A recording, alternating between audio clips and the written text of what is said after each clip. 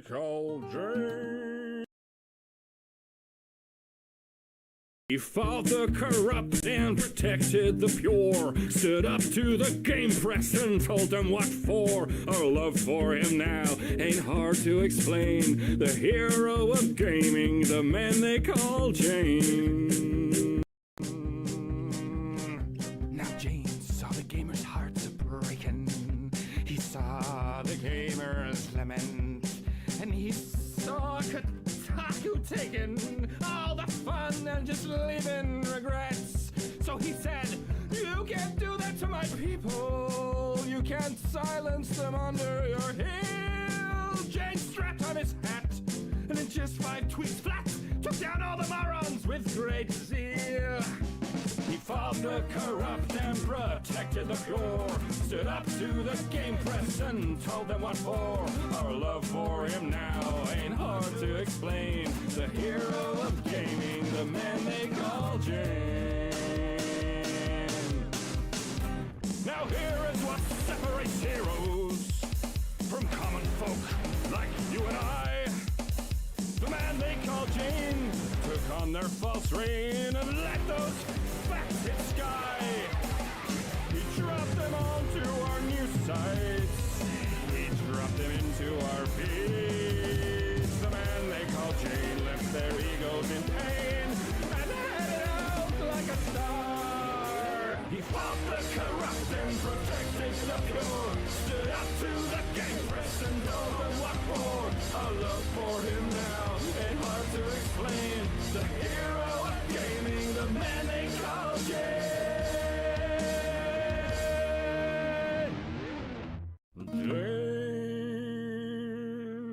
The man they call Jane. He fought the corrupt and protected the pure, stood up to the game press and told them what for. Our love for him now ain't hard to explain. The hero of gaming, the man they call Jane. Now Jane saw the gamers' hearts breaking. He saw the gamers lament, and he saw Kotaku taking all the fun and just leaving regrets. So he said, you can't do that to my people. You can't silence them under your heel. Jane strapped on his hat, and in just 5 tweets flat, took down all the morons with great zeal. He fought the corrupt and protected the pure, stood up to the game press and told them what for. Our love for him now ain't hard to explain. The hero of gaming, the man they call Jane. Now here is what separates heroes from common folk like you and I. The man they call Jane took on their false reign and let those facts hit sky. He dropped them onto our news sites. He dropped them into our feeds. The man they call Jane left their egos in pain and headed out like a star. He fought the corruption, protected the pure, stood up to the game press and he told them what for. Our love for him now ain't hard to explain. The hero of gaming, the man they call Jane. Unbelievable. Unbelievable. We're seeing dudes making videos about nothing. We're seeing dudes complaining about Duskbloods. We're seeing people freak out over the existence of Devin Pitchford. We are seeing a new year for Nintendo fans and gamers. Like, the gloves are off, the coping is done, there are games on this platform, and now the bitches are coming out to do their thing.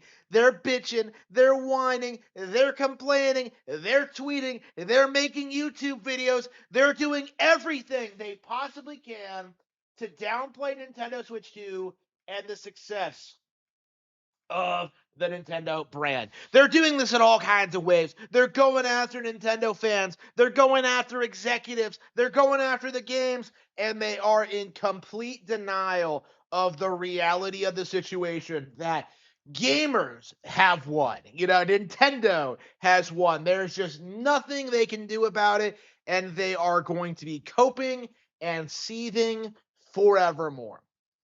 That's what we're seeing here today. So let's see what we have here. Okay, let's begin by talking about Review Tech USA.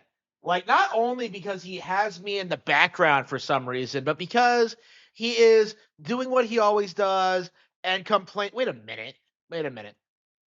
I'm bigger. I'm on the bigger screen compared to Donald Trump, DSP. I'm not sure who this is. I think that's Boogie. I think that's Rich himself. So, like, I think this means that Rich is more obsessed with me than he is with Donald Trump and DSP. That is insane. I mean, he did go on stream and say that he wanted to jack off to one of my videos, but it's like, no. Like, it's just like, am I really living rent free in this man's head that badly? Is this really all he does with his life? Is just look at that video like, oh, Harman, oh, please pay attention to me today, Harman. It's the highlight of my day. Same subscriber got screwed over by Nintendo again. Tell him, gentlemen, the same subscriber got screwed over by Nintendo again. So, like, okay, it's the same subscriber. Okay, someone who probably illegally modded his hardware, someone who did something he wasn't supposed to do, someone who violated TOS. I don't remember, like, the details of this story, but, like, bro, if you're going to, like, your subscribers for, like, Nintendo hate clickbait, it's not working. It's not working, okay? Like, if you have to, like, go in your comment section to find someone who's, like, willing to, like, say something about Nintendo, like, it's not happening. Like, it's just a giant joke. Tell a man about it. Oh, I'm that man. I just wanted some sauce on those zingers. All right, ladies and gentlemen, welcome to the show. A couple shameless plugs first. First and foremost, make sure you subscribe to Review Tech USA. I upload content on a daily. But I thought you ended Review Tech USA. I thought this was Review Tech USA too. So you're not shilling your channel. You're shilling the troll who took the name Review Tech USA. So you're not telling me to go subscribe to Review Tech USA 2. You want Review Tech USA, which is unbelievably cringe. Basis, and I stream on a fairly regular basis as well. And also, not subscribe regular to enough my to play ASMR Bloodborne channel called Tech 25 ASMR. Nope. I have plenty of content Absolutely and not. planned for that channel this year, and there's Absolutely already a ton not. of content up there. I know I haven't uploaded in a bit, but that's going to change. So go check out Tech 25 ASMR. He doesn't even update the ASMR channel. Like, I think the average ASMR channel, like, uploads like at least once a week. Like, this guy can't even upload once a week. Like, all you have to do is, like, whisper into, like, a microphone, like, about, like, I don't know, like, random shit for, like, I don't know how much effort it takes. Like, you do have to edit them, I suppose, but, like, it's not that hard, Rich. It's not that hard to produce an ASMR video. It is, like, the basic bitch e-girl career now. So, like, it can't be that complicated, Rich. I'll have a link to everything I mentioned below in the description and top pinned comment. All right, so shout out to an OG sub of mine named Sean. Great OG. dude. He's been following me for years. And recently, You know his first name? In 2025, I had him on talking about the issue that he had with his Switch 2, where Nintendo said he violated the terms of service. He did. Yeah, so he did. Yeah. So he violated the TOS. They took action, which they have every right to do. And Review Tech USA is sitting there like, oh, man, they can't do this. Like, that the terms of service is just something you scroll past, and it doesn't actually mean anything. No, that's an actually legally binding document. Like, you can't do certain things with Nintendo hardware. And that's what got this guy in trouble, is that he did something that he wasn't supposed to do. And something happened during a multiplayer match that was against their TOS, and they bricked the Switch. If it wasn't for, I kid you not, if it wasn't for Target letting him exchange it, he would have just had a Switch that was a doorstop. I'll also have it on the end screen. Wait, what? So they would ban the Switch too, but not the account that it was tied to. Like this doesn't make any sense. Like, you're telling me that he exchanged a brick Switch at Switch 2 at Target, got another one, and is like still happily enjoying. So that's ban evading, right? Because they terminate the entire account, I think, when they do that. So like, what I understand is that like this guy illegally modded his hardware, was able to do things he wasn't supposed to do in online play. Nintendo cracked down on it, which they do. Like, they do go after you for like abusing the game, breaking the game. Yeah, this isn't unexpected. This isn't unreasonable. There's nothing wrong with this. Screen. It's an Don't mod excellent hardware. video to watch. It gives you the whole story. So if you want to check it out there, but it's absolutely insane. And that in and of itself was unacceptable. Now his account got suspended again. He was on the So violating TOS. So you're telling me that they bricked the Switch but didn't go after the account, and now they're going after the account because like he did something again? Like, how is this Nintendo's fault? Like, this is obviously just like some contrived nonsense situation that like Rich is trying to make out to be something it's not. But anyway. phone with Nintendo for 2 hours, got suspended of itself was unacceptable. Now his account got suspended again. He was on the phone with Nintendo for 2 hours.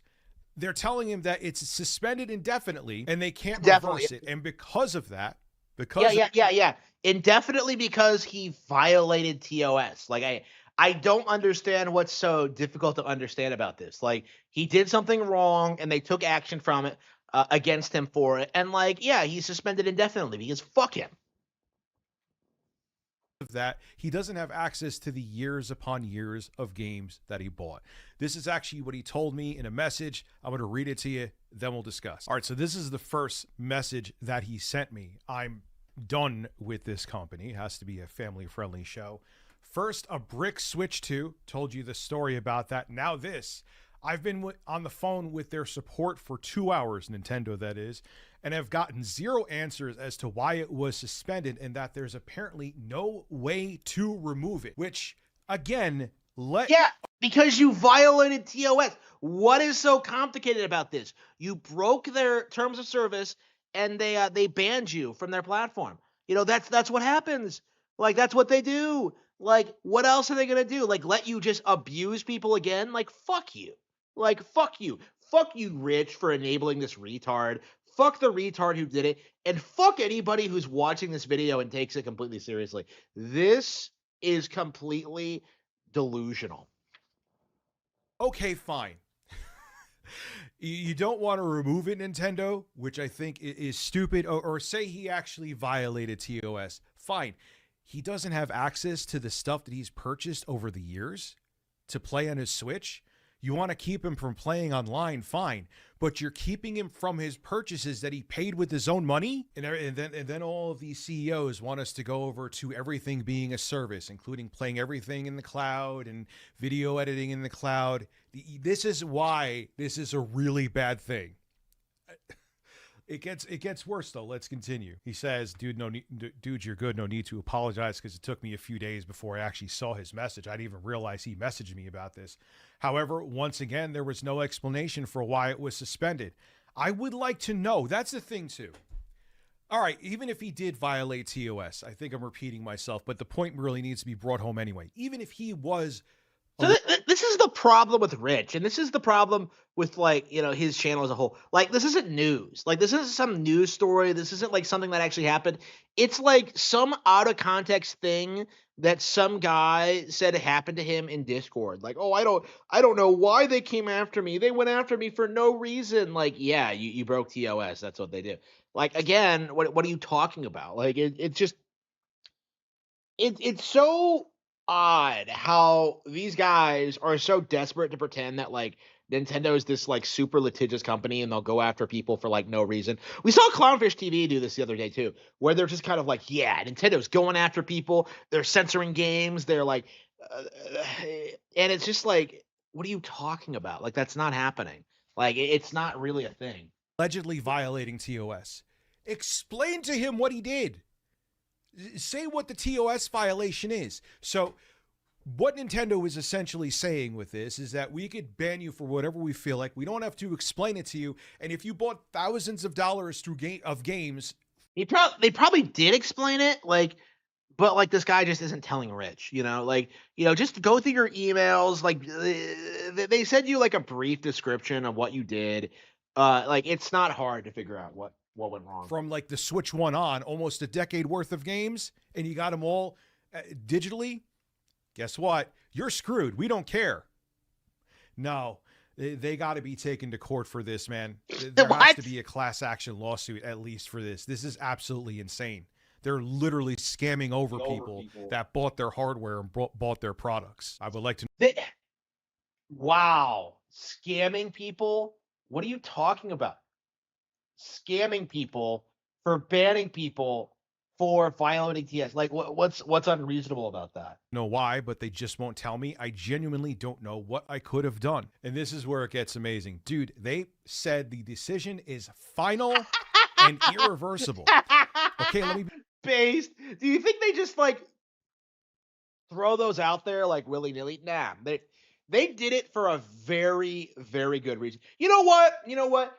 I bet they banned this guy from their Nintendo service because he was subbed to Review Tech USA.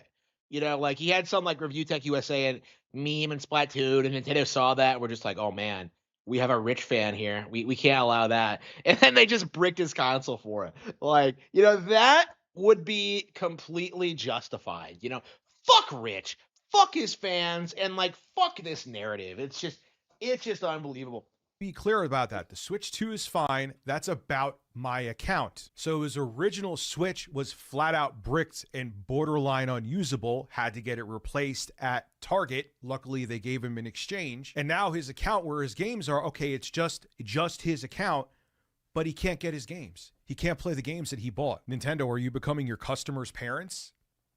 Are you're grounding him? But even when a kid is grounded, the parents tell them what they did. So back in June, my original Switch 2 was bricked over something I still have no clue over, and thankfully I was able to return it. I did end up getting another Switch 2. Now, just a couple of days ago, when I went to go use it, it said I had an issue signing into my account, and when I went to their website, that was the message that I got that I showed you before, that his account was suspended, and essentially that he was screwed and Nintendo didn't care. So he's telling me that the Switch 1 was bricked. Okay, so he went out, got a Switch 2, got another one, signed it into his old account, the one that was assigned with the Switch 1, and so they went ahead and like bricked the Switch 2 as well. Basically, is that basically what he's saying?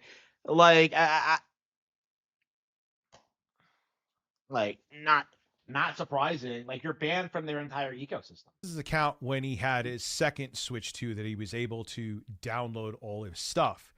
Now this is where it gets worse. However, now that my account has been suspended without any explanation other than that their decision is irreversible, I'm locked out of using any of my digital games I've purchased over the years. I can make a new account and continue to use my Switch 2 because the Switch 2 itself is not bricked like his first one. The one I got after my original was bricked, but I'm super hesitant to ever consider using any of their products or services again. I just wouldn't. If you're telling me that games that I bought digitally for almost a decade could not be used, no way. And I hope that people think twice after this video. And he said here, even if I did anything wrong, which honest to Christ, I don't know what I could have done. And he wrote this is the most insane part. You don't get an email when it happens. No notice. It works one day and then the next it doesn't. So What? there was no email sent to him, no notification. It just, he went to go into his account on a Switch, didn't work. He went to go online and they told him that it was suspended. And now it's irreversible, meaning that even his games that he bought, he can't touch. First and foremost, Nintendo, I wholeheartedly right now, if you're on the fence about buying a Switch 2, no, until they fix this, until they hopefully get buried in court, which who knows if they will. Why would Wow. Don't get a Switch 2, guys. It's the worst gaming platform there is. Get anything else. Like, come on, Richard. This is so transparent. So transparent. you buy this? Buy a Steam Deck. Buy something else. I'm not trying to be an advocate for the Steam Deck. Buy whatever. I'm not trying to be an advocate for the Steam Deck. Bro, you literally said the Steam Deck was going to be the next iPhone. Like, you are completely delusional. Steam-based or Windows-based handheld. Because you have freedom with that. You could even put emulators and play games like Bloodborne on it if you want to. You have Wrong, because piracy is illegal. Like, what are you talking about, Rich? That's illegal. freedom with it. It's your hardware. Actually, hang on. Let's report this video. Let's see. Do reports. Sexual content, misinformation, promotes terrorism. I guess it's legal issue. Copyright issue, counterfeit. Oh fuck.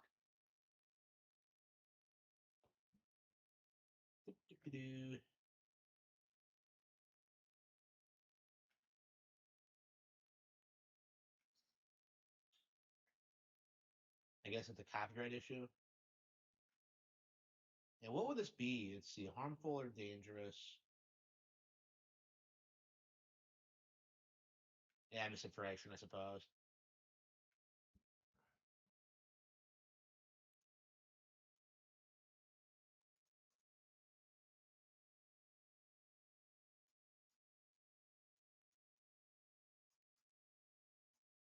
Okay, report. Okay, there we go. You can do with it what you want. Nintendo's like, even though you bought it, even though you bought our accessories, even though you bought games, we could just take that all away from you, no matter how much you spent, and just go, oh, you violated our TOS. We won't explain to you if you did. We don't even know if you did. And even if you did, the games that you bought, which you should still have access to, you can't play. That is the most anti-consumer thing I have ever heard. And yeah. So pirating games is like the solution to that problem. Like, oh, I can't. I'm not allowed to be a consumer, so I have to be a pirate. But like, that's not how this works, Rich. Ties into what I was saying about Jeff Bezos saying having local compute power is antiquated. This is the solution, Jeff. This is what's going to happen all the time. And it's still native hardware in your hands. The computing power is in the Switch too. They want to take that away too. It's going to get worse.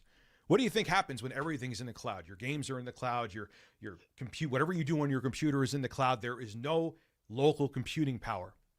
You are beholden to these corporations for anything, and they could cut you off just like that. And what happened to Sean is a perfect example of that. This is the future that they want, and we can't let it happen. Yeah, Jeff Bezos said something, so we should blame Nintendo for it. What a retard. I don't think you understand the gravity of this. And what happened to my buddy and subscriber Sean is proof of it. Wake up. It's going to get worse. You're going to trust a Review Tech USA signing out. Have a good one. You're going to trust some rando like online as you're going to trust some rando like Review Tech USA subscriber to like claiming that like Nintendo's bricking consoles. It's just like you keep seeing these stories from like these YouTubers, and like the narrative never really matches up to reality. Like never, ever, ever. And like every time you see it, it's coming from people like this who just don't know what they're talking about. You know, very obviously he violated TOS and he got fucked for it. You know, that's all that happened. I just don't really I don't understand what's so complicated about that. I don't understand. Like, did you notice he tried to spin like the conversation to be about something it wasn't? You know, it wasn't about Nintendo and like their TOS. He tried to turn it into some conspiracy theory about Jeff Bezos taking away PCs, which is hilarious, by the way.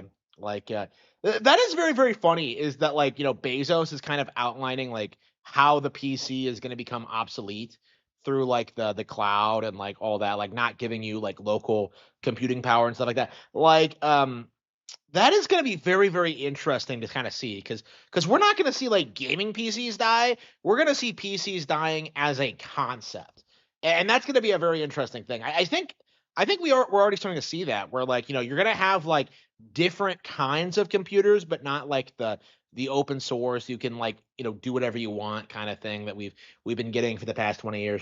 Like, it's going to be a lot more locked down than it used to. And honestly, like, I think it does need to happen because, like, whenever these people like start crying about like this kind of thing, it's because they're getting cracked down on for their criminal behavior. That's the reoccurring thing we see when it comes to this. Raging Golden Eagle does this thing too, where like like, oh no, they're stopping us from consuming child porn. Oh, like you see that a lot, and it's like it is something that does deserve to get cracked down on. Just like how this needs to get deserve to get cracked down on. Like if you violating TOS should be seen as a serious thing. Like it's not some like you can't just buy a piece of Nintendo hardware and just be like, well, I gave them money, so now I can just pirate all my games on it. Like that's not how this works. I paid money for this hardware, so I can mod it, so I always win online. That's not how this works. Okay, like um, I I am not a fan of just seeing like how everyone's like treating the situation. So like Revtech USA is straight up making stuff up at this stage. Like he is just telling us that some guy he knows got a Switch 2 bricked and he's pretending that he doesn't know how it happened. Scam. The benefits it offers pale in comparison to what Nintendo Switch Online is a scam. The benefits Nope. it offers pale in comparison to what PC gaming offers, and You can't play Nintendo games on PC, you fucking idiot. And you can't say emulation because that's piracy. Like it's such a gigantic cope. And I'm so tired of hearing it. Like, well, the PC can play that too. No, it can't. No, it fucking can't. Like, and this is exactly what I'm talking about. You just have these guys screaming into the void that I'm totally playing all these old Nintendo games on PC. And it's like, they're not. First of all, they're not playing these games, and second of all, like that's not legal. So like it doesn't even make any sense. It's just a giant cope to try and downplay Nintendo consoles and increasingly the Nintendo Online service. That's been like a thing ever since Nintendo introduced this, where you just have people screaming about how bad this is. And in actuality, it's like it's a really, really solid service that's been very, very successful. But the narrative has been consistently like negative since its introduction, and it's been like really embarrassing, especially now that like Xbox Game Pass has like kind of collapsed. Because traditionally the narrative was that like Game Pass is way better, and that failed, and like and Nintendo Classics is still here, and like all the initial copes that people had about this. Like remember when they were going to like release the next Nintendo console and then like reset all the classic games, and that we would have to like start from scratch again and then like have everything be drip fed back. Didn't happen. It's like I don't even understand what people are complaining about when it comes to Nintendo Classics anymore. Like it just seems like a gigantic cope. Why is it not playing sound?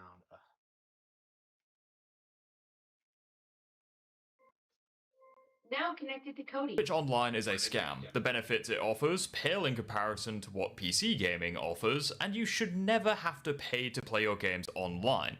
Let's talk about that. Oh yeah, is that why you like pay a subscription fee for WoW, you fucking faggot? Is that why you pay for microtransactions? Is that why you pay for battle passes and all these like oh, you shouldn't have to pay for online? Like, okay, I guess you're just not going to pay your internet bill, you fucking retard. Like, this is such a gigantic cope from the PC community, like such a gigantic cope, and it really is something that we should be calling out more often because, like, Nintendo Switch Online is a far more extensive service than simply allowing you to play games online. It's it lets you play classic games. It gives you like access to game trials. There's all these benefits to it, right? But like the narrative has always been like, no, it's just these classic games and they're not very good and you can play them elsewhere. And like none of that is true, but they keep screaming about it. So Nintendo Switch Online has come Wait. No. No.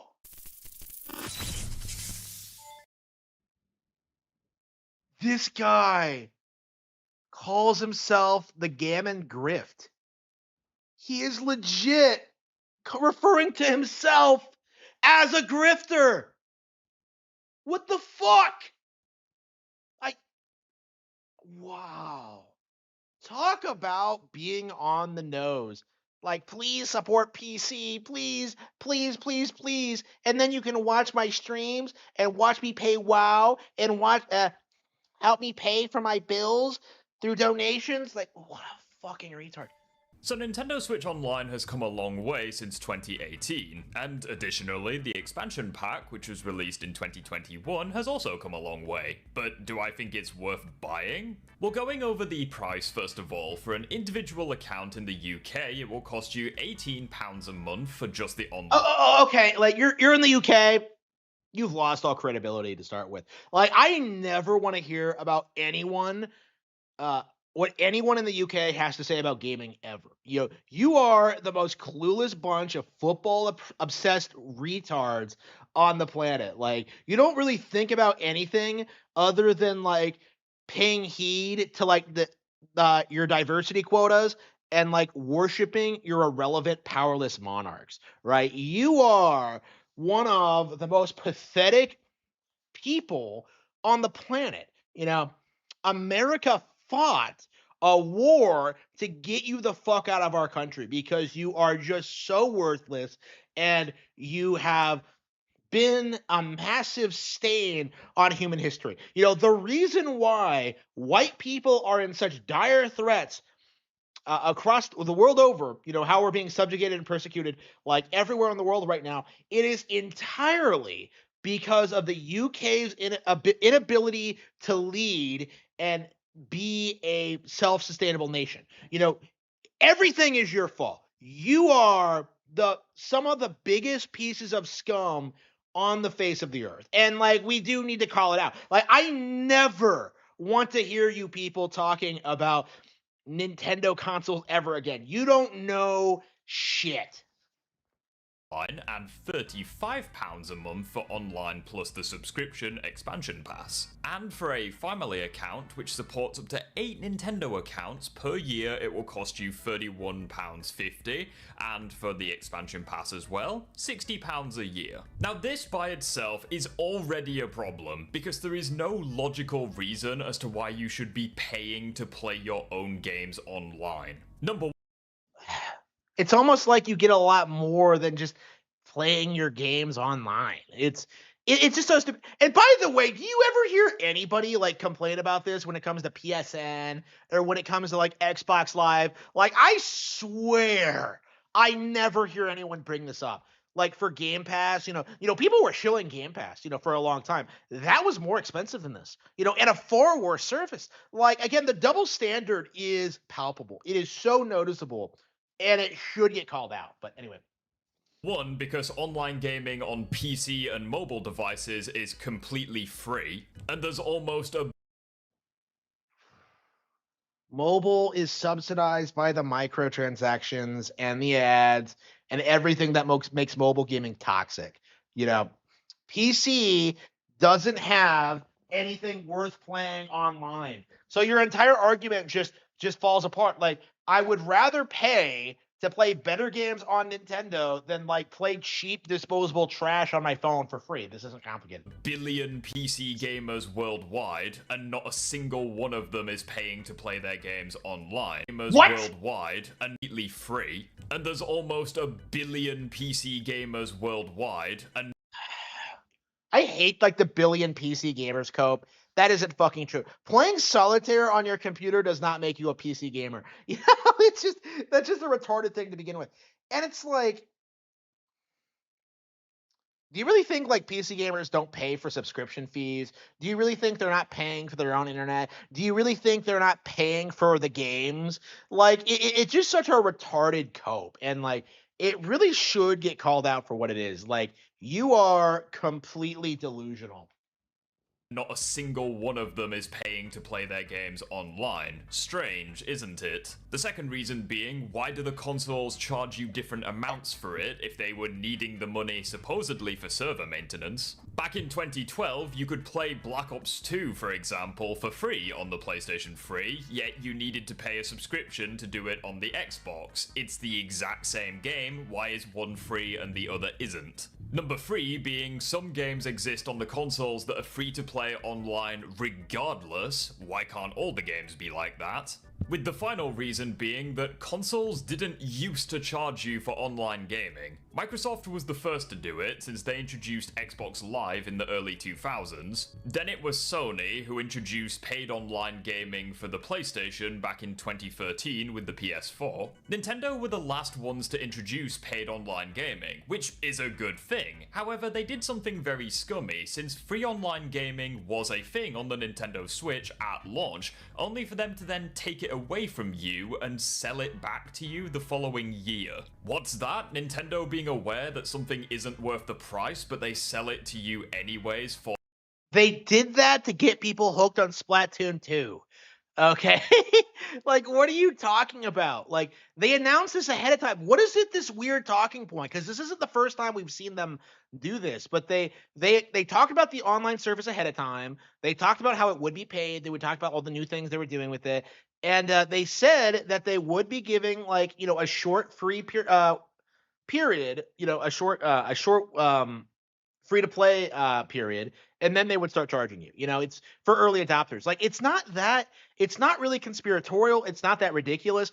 And it, considering how Xbox and PlayStation, how nobody was complaining about like paid online on those services, how like everybody was kind of sneering at Nintendo at the time. Like, you know, it was just money on the table, really. And that's kind of the long and short of it. Like, this is something that Nintendo realized that they could make money off of and be successful with. And they did the best job out of the three by far.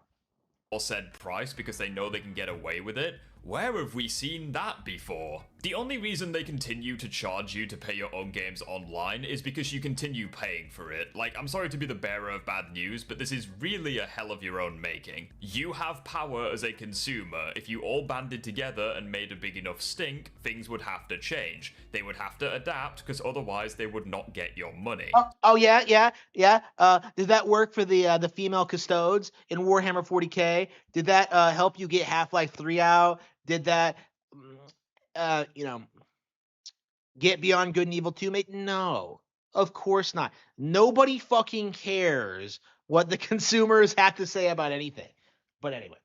So we've gone over how the price is completely unnecessary and how they're taking advantage of you as a consumer, but what do you actually get with Nintendo Switch Online? Enhance your gaming experience with Nintendo Switch Online. Get even more out of Nintendo Switch 2 and the Switch 1 with online play, classic games, exclusive benefits, and more. It's the classic games point I really have issues with. Number one, because, again, this is completely free on the PC, but number two, they are literally... It's not... It's illegal to pirate games on PC. What are you talking about? That isn't some like giant code. Well, I can pirate games, so that means Nintendo can't sell them to me through a subscription service. That's dumb. That's retarded. They own the games. They own the distribution of them, right? Like, they are the legal purveyors of how these games should be distributed and how to make money off of them, right? Like, I can play these on PC. No, you fucking can't. I am so tired of this cope. It is so exhausting. But anyway. Locking backwards compatibility behind a paywall. Obviously the Switch 2 is backwards compatible with the Switch, which is good, but how scummy is it that you need a fucking paid license just to experience classic games? What's that? You paid for these games 10, 15, 20 years ago? Nope, you can't experience them anymore on the Switch 2 unless you give Nintendo more money. You have to pay a license to play the games that you paid for years ago. That doesn't sound like a good thing. See what Nintendo Switch Online has to offer. Online play. Yeah, I love what a cope this is. So he's implying that like everyone's played has bought and owns every single game that's on Nintendo Classics, which is like, over 100 games at this point. So he's implying that the vast majority of consumers have bought and played everything on Nintendo Classics, that you get nothing of value out of like paying for a subscription. Like he's suggesting that like new games aren't added all the time, that there's no real like incentive to like support the subscription service. It's retarded. Okay? Like it doesn't make any sense at all. On Rivals or play with friends online in supported Nintendo Switch 2 and Switch 1 titles. And what's with this like giant cope of like, oh, Nintendo's reselling you things that you bought 10 years ago? I'm just like, I'm looking at like, Tales of Xellia got re-released recently. Re-releases and remasters are very common on like every platform, especially PC. So this idea that like, well, Nintendo is the only one that does it and it's scummy and wrong, like that is completely and totally wrong. Like I am just, again, this is a cope and deserves to get called out for what it is, but Online has to offer online play. Take on Rivals or play with friends online in supported Nintendo Switch 2 and Switch 1 titles, including Mario Kart World, Super Mario Party Jamboree, Splatoon 3, and many more. And again, I'm going to bring you back to the 3 points I made earlier. Communicating with friends online on the PC is free. Discord is free and doesn't require you to pay for it. Number 2, online gaming on the PC is completely free. And the final reason, there are still free-to-play online games on the Switch too. Why can't they all be like that? If you're going to charge us for some of them, you may as well go all in and charge us for all of them. You're being anti-consumer as it is, you may as well go all in. Fuck it. Over 190 plus classic games. Get access to a growing library of over 190 NES, Super NES, and Game Boy titles. 190 games, is that all? The Dolphin emulator alone can play over 90% of Wii and GameCube games, which is funny because the Wii by itself not legally. Again, skating over the actual issue here. What a fucking retard. And like again, this is like kind of another point that I would like to bring up is that like the Dolphin emulator alone, the emulator that is specifically designed to only play GameCube and Wii games. So like it's not even the same thing as what he's talking about.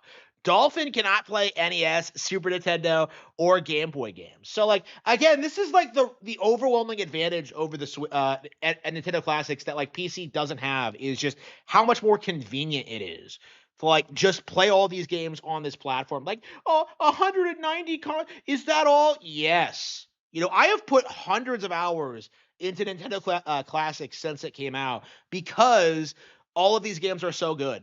Like these guys are lying to you if they're implying that they play all these games all the time on their emulators. They are just completely coping.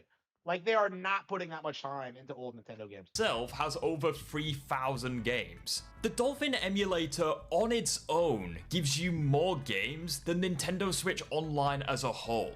This is a joke. I don't think I'd have. Well, the ROMs don't come with Dolphin, you fucking retard.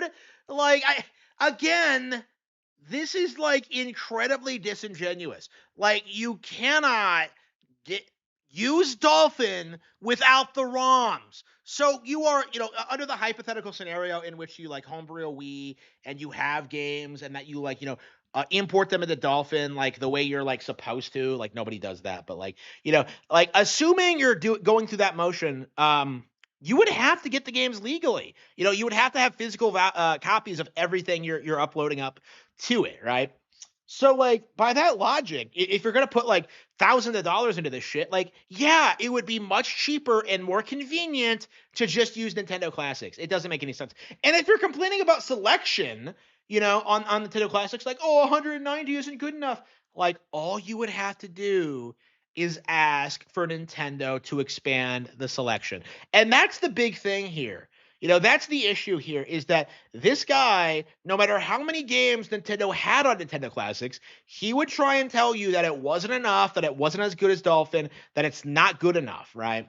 And that's the thing you'll always see with these videos, is that they'll just come to whatever cope conclusion it takes to push the narrative that like emulation good and Nintendo Classics bad, but in actuality, it's just completely retarded. But anyway. as big of a problem with it if it wasn't Nintendo doing it. Like, this is a company that is very vocal about being very anti-consumer regarding emulation. They hate What? emulators, they hate mods, they hate the games being present on the Gee, I wonder why they hate this stuff. I'm sure it's not because you have people like this or Review Tech USA advocating for not supporting the official releases because of this kind of thing. Like, I'm sure that has nothing to do with it at all. PC to such an extent where they're willing to take these people to fucking court. These Yeah, are people and win because what they're doing is illegal. that take the time out of their work day to do this, out of passion for the project and passion for gaming as a whole. Yet when it comes to Nintendo, one of the biggest billion-dollar gaming franchises on the planet, when it comes to their version of emulation, they can't even match individual emulators. Especially since Nintendo Switch Online only gives you access to Nintendo emulators. So if you want to emulate Xbox or PlayStation 2 games, you're shit out of luck. PC's the only option. Oh, and then the last one's pretty funny as well. Enjoy a range of benefits, including Nintendo Music Smart Device app. They're literally charging you for fucking music. This is not Spotify. Listen to Nintendo's music on YouTube. But then the last one. Yeah, Nintendo Music, they're taking down like Nintendo Music on YouTube because now they have their own app for it. You know, like this is why this is retarded. Like he has no idea what's been going on. He has no idea what this is marching to. You know, he keeps saying that like, oh, you can just emulate that. They're taking down the emulators. Like, oh, you can listen to that on YouTube. Like, they're taking down the YouTube videos. Like, this is how the emulation and piracy community gets cracked down on, is that now that Nintendo has their alternative to emulation and piracy, like they're going to slowly just choke it out, like until there's nothing left. And that's kind of what you're seeing.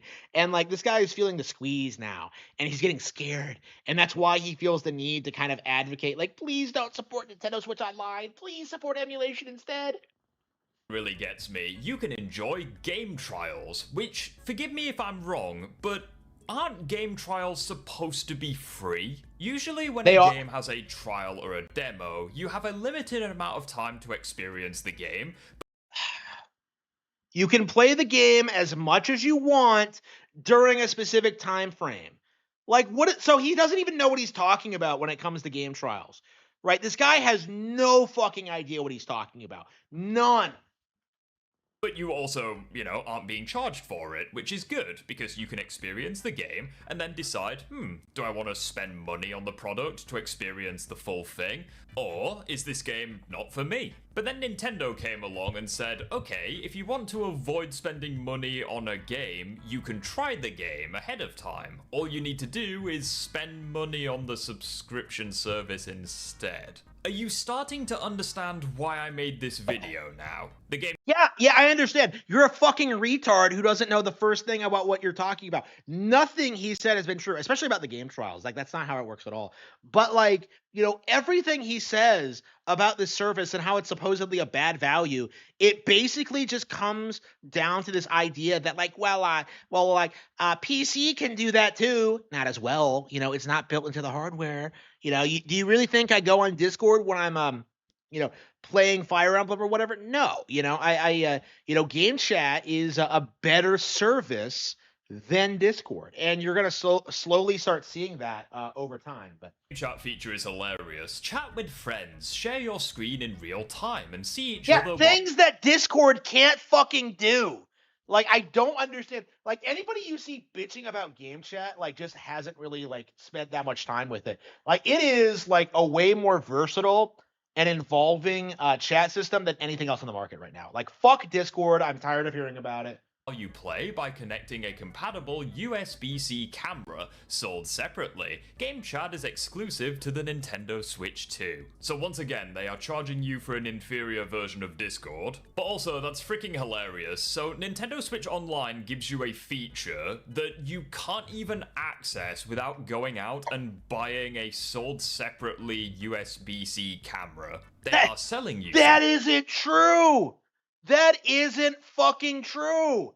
The microphone's built into the Switch too. Like, we've used it. Like, it's like, you just don't show your face on screen if you don't have a camera, right? So again, this guy doesn't have the first clue as to what he's talking about. Thing that is quite literally useless unless you go out and buy a USB-C camera. Hell, even some versions of the Xbox were kind enough to sell you a Kinect. What's next, Nintendo? Are you not gonna sell me the next Animal Crossing game unless I go out and buy an Iron Man suit? No, you're gonna give us free game chat until March 31st of this year, and then afterwards you're going to need us to pay money to access it? Glad to see you're learning. I love how he implies that like all of this are like different subscriptions when they're all part of the same affordable $20 subscription. I don't even think you need like the expansion for let's see. Yeah, you don't need the expansion for Game Chat. Yeah, that's tied to the basic service. So yeah, like $50 a year, right?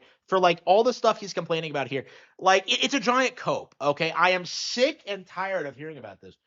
At your usual rate then from the Nintendo Switch 1. I hate to break it to you, but giving us something for free, then taking it away, then selling it back to us in a subscription service doesn't make said subscription service look more appealing. He acts like you couldn't subscribe to the service before the trial period ended. You know, it's like, you know, for me personally, I was already subscribed, so I didn't pay anything until like way later, until like my renewal period. So like this is completely wrong. It doesn't make any sense. He's lying to you. It kind of just makes you look like dicks. So let me get this straight. They're charging us for something that is completely unnecessary. The emulation side of things is a complete joke, and the additional features are also being charged for when they shouldn't be. Is there anything else? Coming soon, you can access a selection of classic Virtual Boy games on your Switch 2 or Switch 1 for Virtual Boy. Yeah, you cannot emulate Virtual Boy games, by the way. So you would never be able to like simulate the VR headset and all that. So this is something that you can't emulate on PC, and actually does have value and kind of debunks his entire point. But anyway. Dedicated accessories required to play are available to pre-order now. So a couple of things here. Not only is Nintendo trying to revive one of their worst devices of all time, unanimously agreed upon as a terrible excuse for VR that caused headaches and migraines, but once again, this feature will be completely inaccessible unless you go out and buy the respective devices to accompany it. I just hate this mindset because if you apply it to other things, you can really highlight just how ridiculous it all sounds. What's that? You want to play Call of Duty? Well, you have to buy the specific Call of Duty controller for an additional £30. You want to play the new Mario game? Well, go fuck yourself. You have to suck Mario's plumber pipe for an entire minute before you can play the game. What's that? You want to play Roblox? Well, you have to be an actual pedophile in real life. Oh, wait. And all of these additional expenses is added on top of the unnecessary expense that Nintendo Switch Online itself provides. And so, as a conclusion, Nintendo Switch Online is a complete rip-off. They are charging you for something that should be free, and the additional features are pathetic. Is he implying that they should like give you like Nintendo Classics for free? Like all these games should just be on your hardware for like nothing? Like that's just dumb. That doesn't make any sense. Like again, this is all a giant cope on his part. He didn't make a single like valid point. This is all a dipshit from some island nation that nobody cares about anymore. Yeah, I hope you like getting taken over by Islamists, you fucking retard. Either because they pale in comparison to the alternatives found on PC, or because the additional features are literally inaccessible without going out and buying other shit. Whilst I applaud Nintendo for at the very least trying to preserve their games on the Nintendo Switch 2, you should really leave it to the PC gamers. We seem to be much better at it than you, and we don't charge people for it. I'm the Gaming Rift. I thank you all for... Yeah, we don't charge people for it, which is why Project 64 begs you for donations every time you boot it up. What a fucking dipshit. Like, what a dipshit. Oh, we do a better job at preserving Nintendo's legacy. Like, no, you don't. Stop it. You're embarrassing yourselves. Like, it is just, it's crazy how desperate these people are to keep up the hoax that, like, that Nintendo Classics is some failure, that like Nintendo Switch Online is a bad situation. Okay, so let's see what we have here. that the last couple of months, I think it's fair to say that the last couple of months hasn't been good for PC gaming. I mean, we've had product stagnation. Wow. So he admits it. Oh man, the past couple of months haven't been good for PC gaming. Hey, bro, the PC gaming has been dead since the introduction of the Xbox. You know, you have no exclusive titles, you don't innovate, you offer nothing of value, you pay thousands of dollars to build a rig that's about on par with like a Nintendo Switch 2. Okay. You are a dying breed of people. You are a tech nerd who doesn't play video games, who's more interested in specs, who can't process the simple fact that like companies aren't making games for the most sophisticated piece of hardware on the market. Okay? Like that's the reality of this guy, is that there is no purpose to a gaming PC. Like none. Like they don't do anything that a console can't do better on a more affordable price. But Price increases, and AI, and more AI, and it's left a lot of us questioning where PC gaming is actually going. I mean, if you wanted to build a brand new gaming PC today, what used to cost $100 now costs well over $300. You can literally buy an Xbox Series S for the same cost as DDR. 3 times the amount. Wow, and not a peep out of the PC Master Race because they haven't had to upgrade their rigs yet. Oh. Memory. And the whole thing is so stupid because nothing has changed. This is the exact same product, it's tiny, it's not the most significant nor interesting bit of your gaming PC, but this is quite literally stopping people getting into the hobby. So what I wanted to explore in this video was what this problem is, whether it does mean that PC gaming is literally off the table, or if actually, despite the fact that there are very much some bad things going on right now, that PC gaming is maybe in a little bit of a brighter spot than you might think. Sounds interesting, right? Stay tuned to learn absolutely everything you need to know right after a short word from this video's sponsor. The best place to start this off then is going to be addressing the elephant in the room. What on earth is going on with pricing? I think it's fair to say that we were all very confused at first, when certain memory kits starting to jump up wildly, and we're currently sitting at RAM costing between $3 and PC parts are expensive. Wow. Who could have possibly told you this? Wow. They tried gaslighting themselves into thinking PC gaming was more affordable for consoles than consoles for so long that they're baffled by these perfectly normal price hikes. It's just embarrassing. £400 of dollars just for a standard 32GB memory kit. The reason for this jump is due to the price of the memory modules themselves. Just as you find with graphics cards, the RAM stick manufacturers buy in the critical components and then assemble them, and if the memory price increases overnight, you have to raise the prices to maintain the margin. And it's worth noting that this process isn't actually anything new. RAM kits you'll usually find would be on sale, and some would be like $10, $15 more than other kits, and this was because this process, as I say, is normal. It happens all of the time. But unfortunately, when this hits the entire industry and everyone has to massively raise their prices, well, you end up in the situation we're in now. So that's the situation, but who do we have to blame for this? Well, we have our good old friend artificial intelligence, or AI, to thank for this increase, as huge companies have bought up allocation of RAM production years in advance on such a scale that there's relatively little memory going spare for consumer modules. This is then compounded by the constant bidding war to buy up that allocation at even higher prices. AI demands masses of RAM, AI companies need results for their investors, and it's a war to the top, with poor old PC gamers fighting over scraps. But hang on a minute, I've got a solution. Why don't we all just band together, start a new factory, produce some memory, sell it at massive prices, and we're all gold. Yeah, who the fuck cares? Like that's kind of my view on the PC gaming thing, is that like, yeah, they are the most toxic in gaming. That's like their most defining characteristic, is like pretending that they're like these incredible people who are doing all these amazing things with technology, but like when you peel back the hood even a little bit, you realize it's just dumb shit like nude mods and turning dragons into Thomas the Tank Engine. Okay, like there's nothing really going on in PC gaming that really justifies the cost or investment, and like I would argue there never has been. Like my opinion is that like the NES mogged PC gaming like immediately. You know, it's kind of crazy when you look at something like Ultima and how niche it is compared to Dragon Quest. And it's not just because like Dragon Quest was the better game. It's also because it was on the more successful hardware. It was more widely available. Like it did a better job at being accessible and like being fun. You know, it was just a better game all around. That's a really good example, I think, of just how like Ultima in theory had this like overwhelming advantage over Dragon Quest, and yet in the end, Dragon Quest raped it and still gets new releases today. You know, like We're all rich. If only it was that simple. Unfortunately, you need a new fab or fabrication plant in order to make these memory modules, and they don't cost thousands, they don't cost tens of thousands, they don't even cost millions. Probably over $10 billion just to start a fab, and it would take 3 to 5 years at least to get this set up, and by then the memory crisis might be over. Maybe we'll have to stick to that lemonade stand.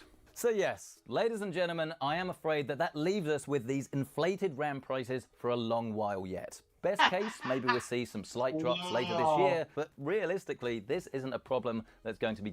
Wow, for years, you're gonna be dealing with this shit, PC gamers.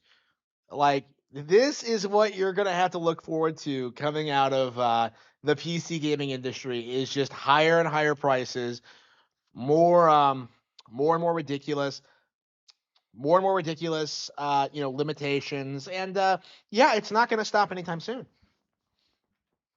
Going away anytime soon, and it could even get worse before it gets better. And speaking of worse, unfortunately, memory isn't just used in sticks of RAM, it's also found in graphics cards as well. Now, at the moment, things are stewing, not at crisis point, but it may well evolve and start to crank up throughout the year if shortages hit the vendors. And you can probably forget about those 50 series Supers for the foreseeable future. Oh, and sorry to be the bearer of yet more bad news, but unfortunately the same thing is starting to happen with SSD storage. Remember when these were cheap, you could buy a terabyte for like £55 or dollars? Not anymore. Every little piece of your PC is going to get 3 times more expensive. You're going to be paying 3 times the price for like PC parts that will jack up your already overpriced rig even further. Unbelievable. I think Critical made a video. Well, I think Critical is a retard, and I don't want to hear from him. Like, I think, like, he should just shut off the stream and go take a shower. Okay? He needs to go get a haircut. He needs to go apply for a real job. Like, Voice Critical says something is expensive, so what? Like, why do I care what this greasy fuck has to say about anything? Fuck Moist Critical. But anyway, Oh, not that the 990 Pro was ever that price, but SSD storage in general is getting very expensive. And this, along with the RAM crisis, is made even worse by the fact that Micron and their Crucial brand is actually exiting the consumer memory game, which leaves even less competition and options available for PC gamers to choose from. But maybe all of this is a good thing. I mean, after all, we've all seen Monty Python. What has AI ever done for us? Is it a long list of things? Well, you can bet your bottom dollar that Jensen Huang would say yes, with AI helping gamers to access higher frame rates with DLSS. Developers can use artificial intelligence to create more detailed and... Yeah, just have actual people do it. Like, you're not going to see, like...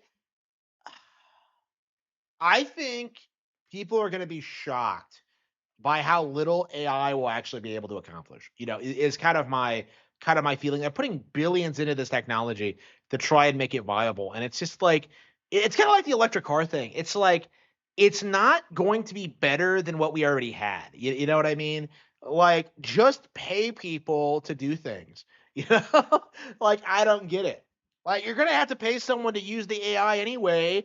Like, you're never gonna automate everything and have a viable product. It's just like, no, you're gonna have to have like real people involved with the process. It's like I don't know, the notion that like AI is gonna replace like working people is like completely ridiculous.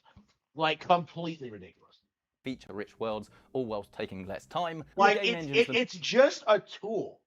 Is my thing. It's just themselves can theoretically become more advanced, potentially self-aware as time goes on. I'll add, by the way, that DLSS has just been updated to version 4.5, with their Transformer model 2.0 once again increasing image quality to potentially better than native, never heard that before, whilst running higher frame rates with lower latency. Fantastic. Yeah. They did the same thing when, like, Google Stadia was becoming a thing and they were trying to get rid of hardware.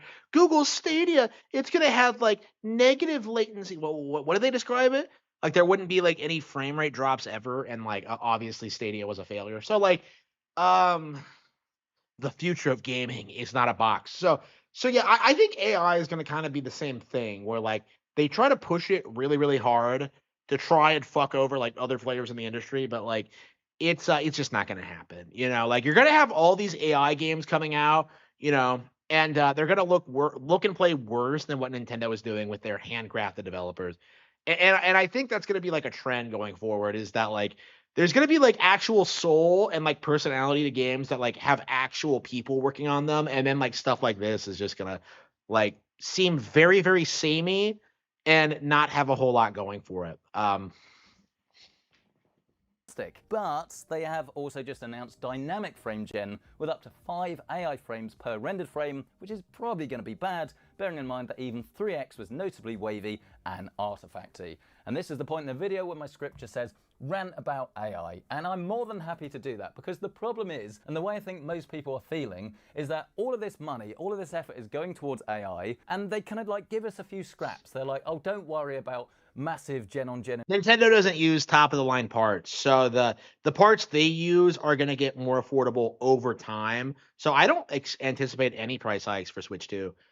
So improvements. Don't worry about pricing, because we can just slap AI and give you a higher frame rate in your fraps. Wow, that was a long time ago. In your frame rate counter, and boom, everyone's happy. There we go, 300 frames a second, done. That's the way I think a lot of us feel, and it's tricky to know, because what would have happened if there was no AI development whatsoever? What if we just had, well, like a modern day GTX 680 or something that was just all about rasterization? Would we actually be in a better spot? I don't know the answer to that, because I'm a big fan of super resolution DLSS, but not really a massive fan of frame generation. And I know that's pretty much what a lot of people feel, but you need to have the development in tandem with the better rasterization performance. So if you're just going to massively increase prices and massively increase like AI, but I don't know, man. I'm kind of bored of listening to Scott DeWaz's brothers, so let's switch out. The line must go up.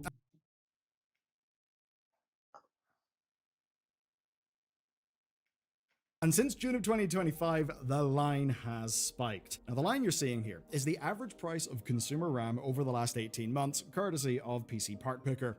What that means to you is basically rip wallet or rip computer upgrade. And all through the PC industry and even beyond that, things are actually looking dire. Manufacturers are abandoning consumer sales. Prices are about to spike across the board, and government-backed schemes are actually ensuring that your interests are not the ones that are driving manufacturing anymore. And that's all because in a world where all the factories are feeding the AI data center boom, well, fundamentally, PC building is fucked, and it looks like it won't get better, at least not for quite a while. In the tech world, the start They're kneeling. They're kneeling. They did not lose to Nintendo, to PlayStation, Xbox, or mobile.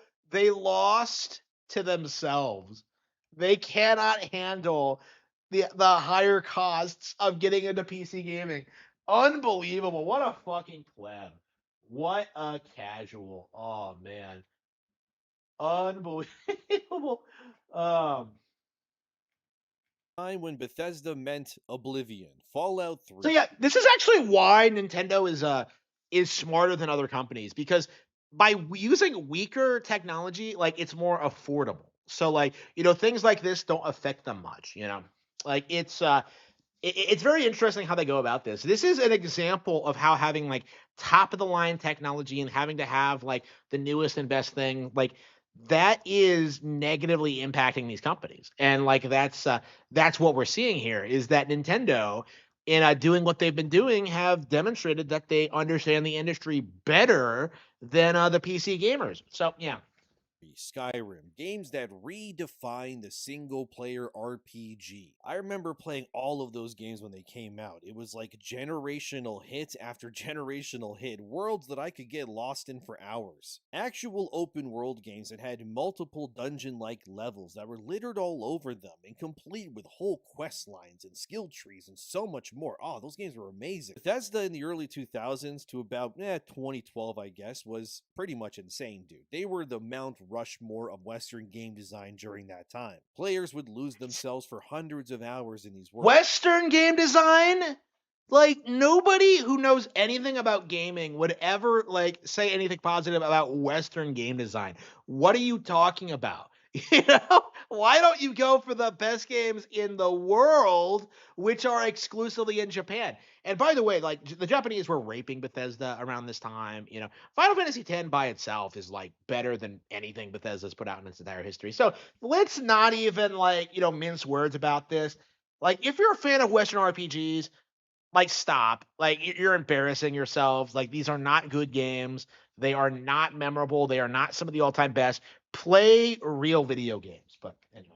I had one friend in high school. He duplicated so many cheese wheels in Skyrim on his PS3 that he could no longer even load his save because it would just crash his game. Yeah, I know, that's terrible. Yeah, that's retarded. That's not interesting. That's not fun. It's just like this is the kind of story Western RPG fans tell you, is that like, I broke the game. Like, yeah, because it sucks.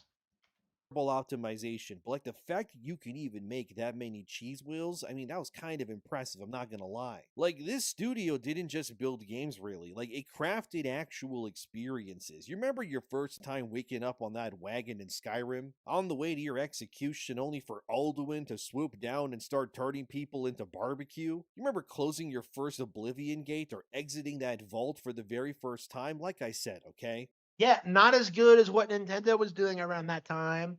Isle Delfino, you have the opening sections to Star Fox Adventures. You have like Resident Evil 4, The Village, which is more iconic than anything he just named. Like, what's he talking about? Like, oh, remember when you woke up on the wagon? Yeah, I do remember being bored. Like, it's not a very good game.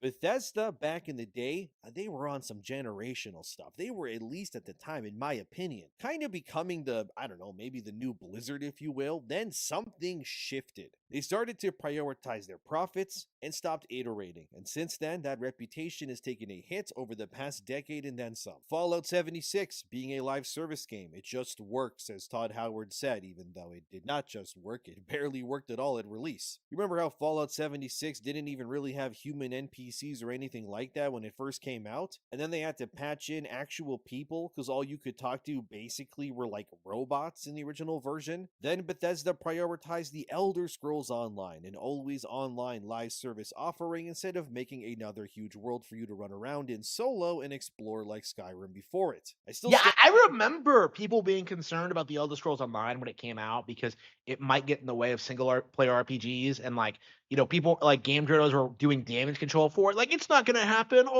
And like, look where we are now. No Elder Scrolls 6. It's been like 15 years. 15 years since Skyrim. Fucking insane.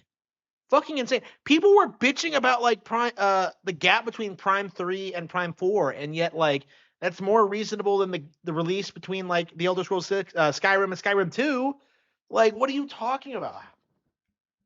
Stand by this, and you can disagree, that's fine, but I think Skyrim is still the pinnacle of Western game design, and I mean it. Like, nobody has really surpassed that still, that game is timeless. I mean, The Witcher 3, that's another one that comes close too, but Skyrim was just like, my god, that game was generational. But things were awry when even Todd Howard, as seen here from Games Radar in 2019, admitted that, yeah, the backlash to Fallout 76 was well-deserved. Not exactly something we should even have happen, Todd, but it is what it is. But it's as I said, Like I said, this is what happens whenever you put like a Western studio on a pedestal, right? They hyped up Bethesda as like the GOAT in gaming, like they did with Blizzard. And what happens is that like they completely collapse. They don't put out anything, and like inevitably you have these fanboys just never learning their lesson and just moving on to the next Western property to leech off of. Like, it happens all the time. Like I didn't even bother like playing Skyrim when it came out because I knew how this was going to end, and it's just it's so crazy to see that it's finally happening, that more people are just acknowledging that like this company is just fucking garbage. Okay, let's see here. Devin Pritchard makes her first appearance as Nintendo America. Okay, okay. Hi, everyone. It is great to be here. My name is Devin, and before anything else, I want to Not like celebrate girls' the New name. York Game Awards. 15 years of supporting the games industry, and in doing so, lifting up the voices, stories, and dreams of so many. This show connects Japanese people who people. are united by a shared belief that every dream matters and that everyone deserves a chance to do meaningful and creative work in games and storytelling. Everyone except white men, The I Playing with guess. Purpose program supports the creators, the coders, the writers, and anyone Not else the dreaming writers. big Ah, to join this community and bring all that makes. there is not a group of people you should disrespect more in gaming than like writers. Like they don't do shit. Okay, like the writers are garbage. Like fuck Amy Hennig, fuck like any of these people. Like I have never met a good gaming writer in my life. Like they're all shit. Them unique. I'm excited to meet you, to hear those stories, and to learn from your journeys. And remember, like any good video game character, you're on an adventure, and every step you take matters. There are some gnarly bosses, sure, but also many good friends along the way who will support you, and powerful rewards for those who persevere. So keep believing, keep playing, and know that you truly belong in this game. Yeah, I don't like her. I didn't think I would, but like yeah, she's obviously some woke Karen bitch. Like I think the question now is like how much influence is she gonna have over the games really? Because I think being a woke Karen bitch, that might be a good thing when it comes to like schmoozing with like American game devs and like publishers and stuff like that, like smoothing things over and preventing controversies and stuff like that. I think that might work as long as she doesn't have like control over anything in the actual games. It's kind of my take on it. That's kind of my mindset. It's just like I don't want Nintendo of America to have any power whatsoever. You know, I don't want women in management positions. I don't want them directing games. I don't like the idea of like you know, they have women on the board now. It's we are in the beginning of the end. I feel like of like the glory age of Nintendo, and like all the old talent is retiring now, so like that was that was gonna happen anyway. But like, it is a problem, honestly, that like we are starting to see women take these kind of like leadership roles. It's not a good thing. Okay, you know, like Japan's prime minister, she's gonna cuck when it really matters. I would argue she already has cucked, but like again, like it's very very important for us to like express the fact that like women should never ever be in leadership roles. Like it doesn't work. And like it does need to be condemned by everyone. But anyway. Okay. Okay, let's see what DSP suffers hyper meltdown and rage quits Pokemon ZA after a disastrous stream. Okay. And you know, it's that stuff's positive, and there's other stuff that's positive behind the scenes, but the fact that I might lose my fucking house over something that I have nothing whatsoever control over or to do with, that's the worst feeling.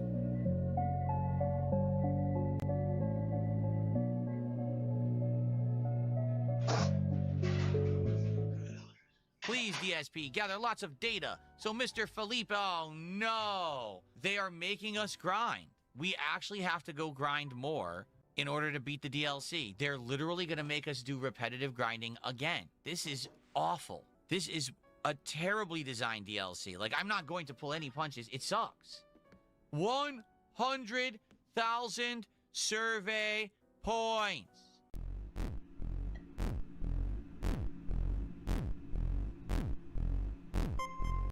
Are they out of their minds?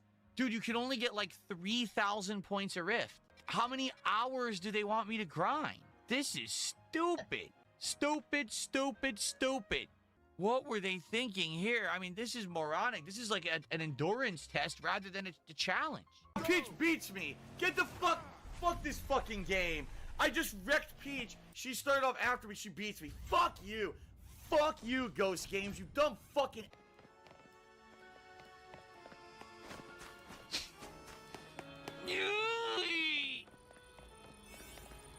But yeah, I don't know. We spent all this time playing Pokemon. Now it seems like we're at the very end, and the people who were coming by for Pokemon aren't, like, we have one today. That's it. Like, we don't have any of the other people who were here to support the playthrough or name Pokemon or nothing. They didn't show up. So, I don't know what else to say. We're at the end, and it sucks. It's a huge grind now. I don't know if we're going to be able to do it. Still looking for the golden ball. That's not... Where is the golden ball? Look, do you see it anywhere? This is bullshit because I need it to make the donuts. Dude, it's nowhere. There's no golden ball. It says it's there. It's not anywhere. Look. Where did they put it?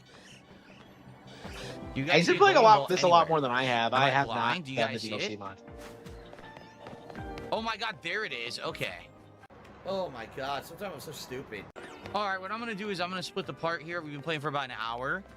I don't know. I've heard this from fans. The DLC is really grindy. I myself, like, I haven't played it because I'm just not like really in the mood for it. Like, I put like 50 hours into the base game. I'm perfectly happy with it. I don't know. I just don't feel as if like I'm really that fired up about the DLC. I felt that way about Scarlet and Violet too, but like I eventually got back into that and loved it. So eventually I think I'll do it. But like going through like an entire base game and then a DLC in like a couple of months, like I think that was a little bit too much to ask, honestly. Like it was exhausting. I put 50 hours into the base game. Like I just didn't want to keep playing after that.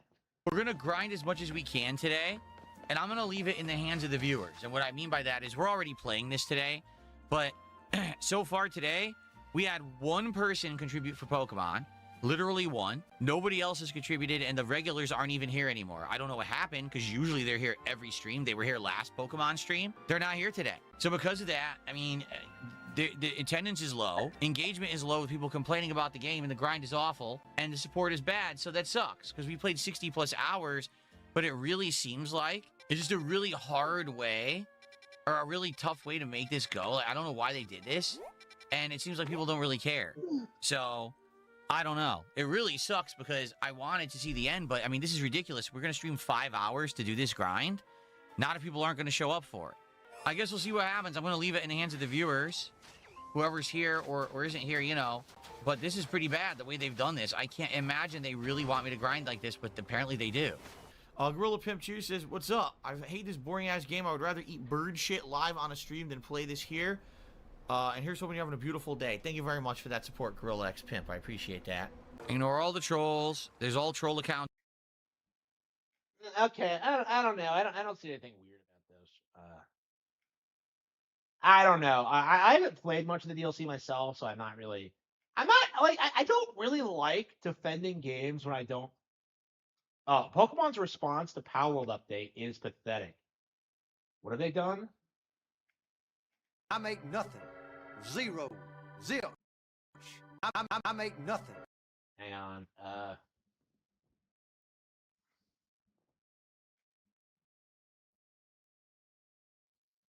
Okay. Zero. Zilch. By the time I pay all my scientists, all my people in my research department lab coats, it's a wash. Well, why you do it then, baby Billy? Well, 'cause I'm selfless. For China!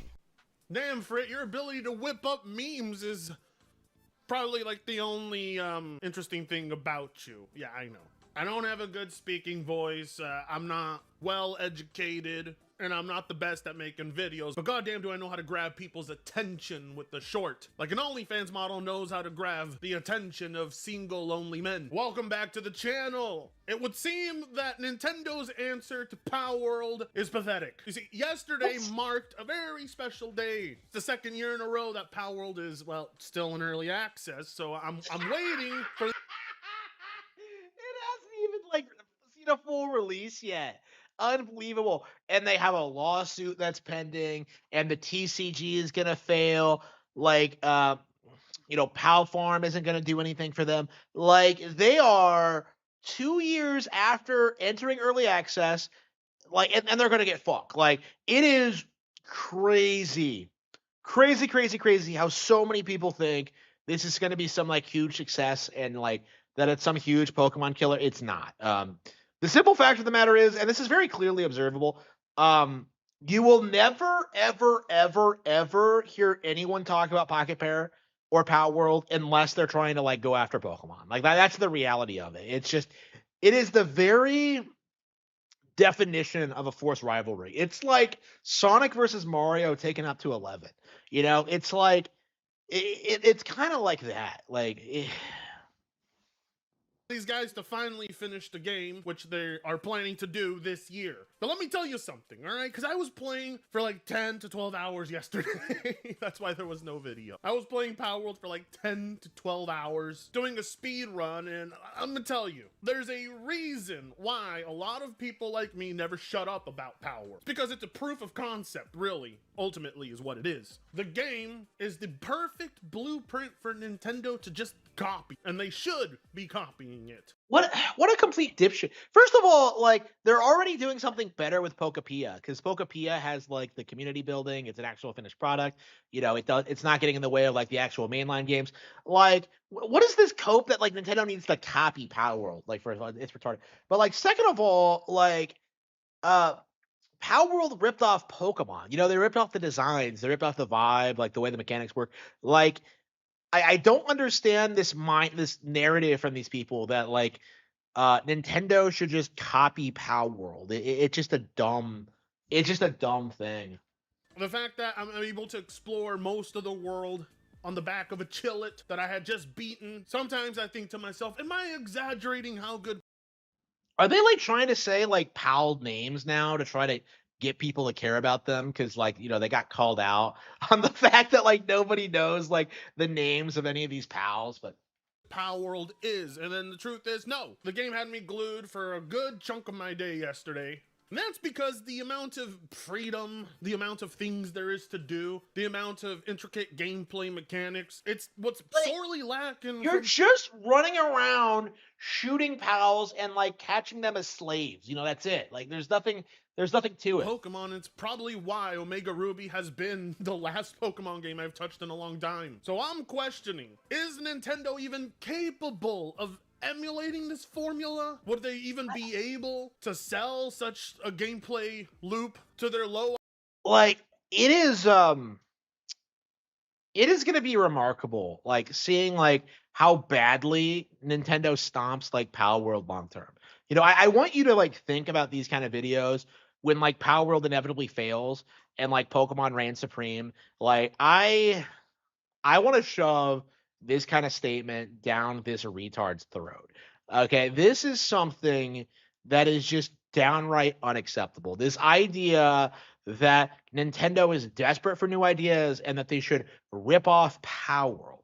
You know, any real Pokemon fan is aware of just how much Nintendo has done over the past decade. And like, you know, with Pokapia coming up, it is very, very shocking how these people are just so adamant that Power World is some like major cultural phenomenon and some huge thing when it's really, really not. But IQ fan base? Truthfully, no.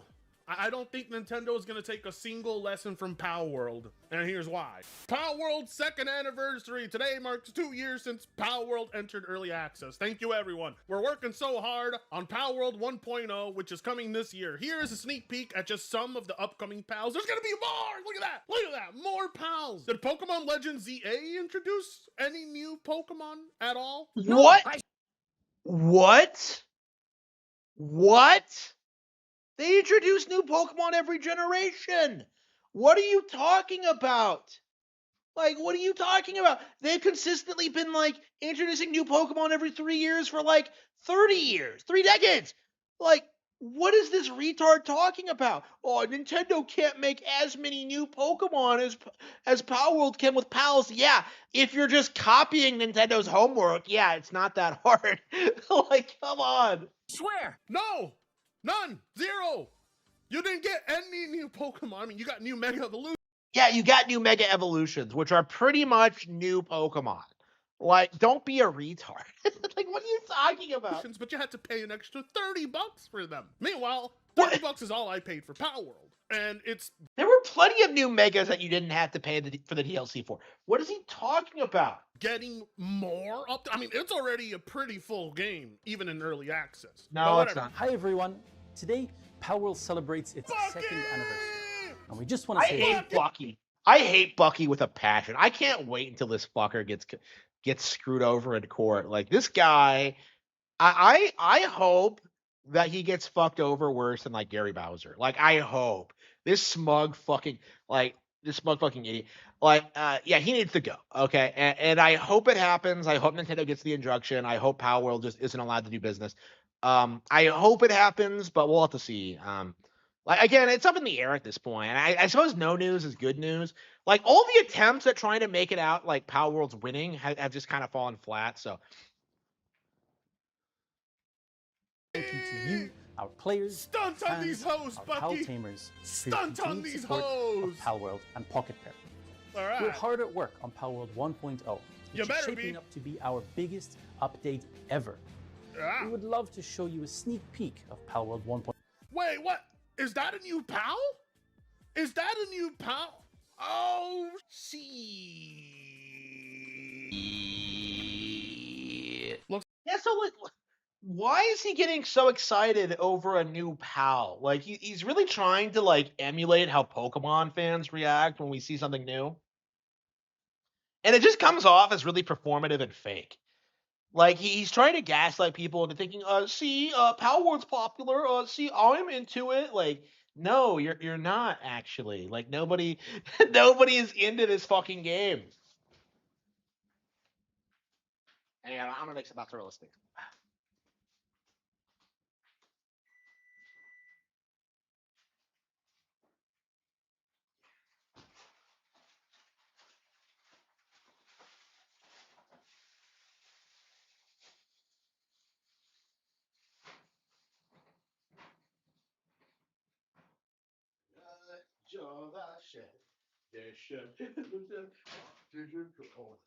Long live Corrales.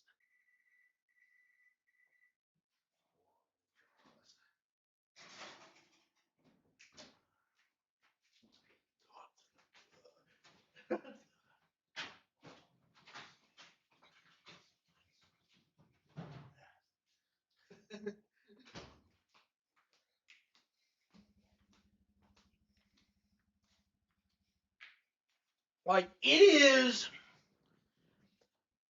insane to me how much like the community is trying to sell you on the idea that like the pals have had like themselves have had this major impact and that they're popular characters, and it's just like, bro, nobody cares. Nobody fucking cares.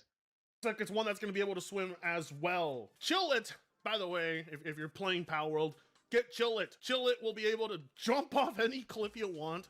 Chill It can swim, and Chill It is a fast swimmer, honestly. Swimming and flying pals are a necessity in this game. The map is ginormous, but anyway, sorry for interrupting. Continue. 0.0, but it's still in development. So instead, look at that. What is this? This is another new pal as well. It's adorable. I like what I'm seeing so far. This one, I'm definitely going to butcher and eat in the game. we'd like to show you some concept art for some of the upcoming pals you can meet in Pal World. Oh, look at that concept art. Wait, hold on. Concept art? Didn't Pokemon fans accuse these developers of using AI to make these pals? Or that they directly took the exact models? Yeah, they did take the exact models. That's very observable. So like again, what's with this cope? Like, oh, we're seeing concept art, so that proves that they didn't plagiarize Pokemon. Like, what? What are you talking about? From Nintendo and just copy and paste it? Because this looks original to me. Hell of a lot more original than what Pokemon's doing with its Mega Evolutions. World 1.0. What? There are many new pals, new places to explore, and many surprises waiting for you in Pal World 1.0. I want that vending machine. Give me that vending machine. I want that. Oh. But before that, there's someone else who wants to say thank you. 皆さんこんにちは。こんにちは。ポケットペアの代表の溝部です。 Oh, that's the CEO of Pocket Pair. That does not He's look the like a man. Japanese He's guy. The one responsible. That does not look like a Japanese guy. He looks more Chinese. I haven't actually looked into this guy's background, but like that does not look like a Japanese.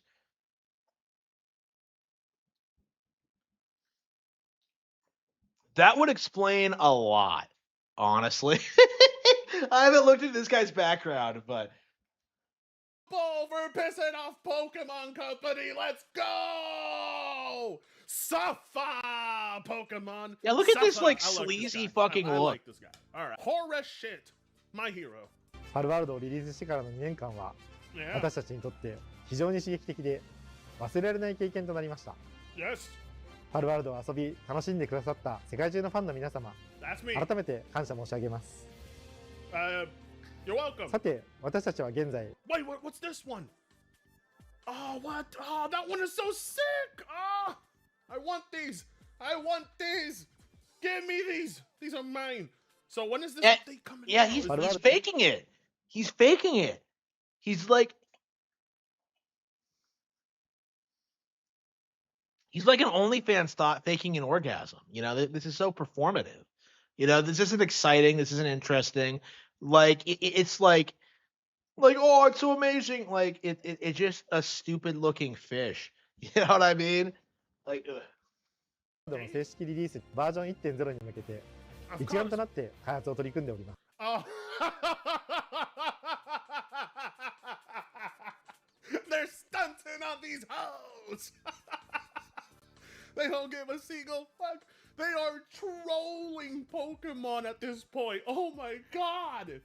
They have to be doing this on at this. パルワールドの正式リリースバージョン 1.0 に向けて一丸となって開発を取り組んでおります。 Oh.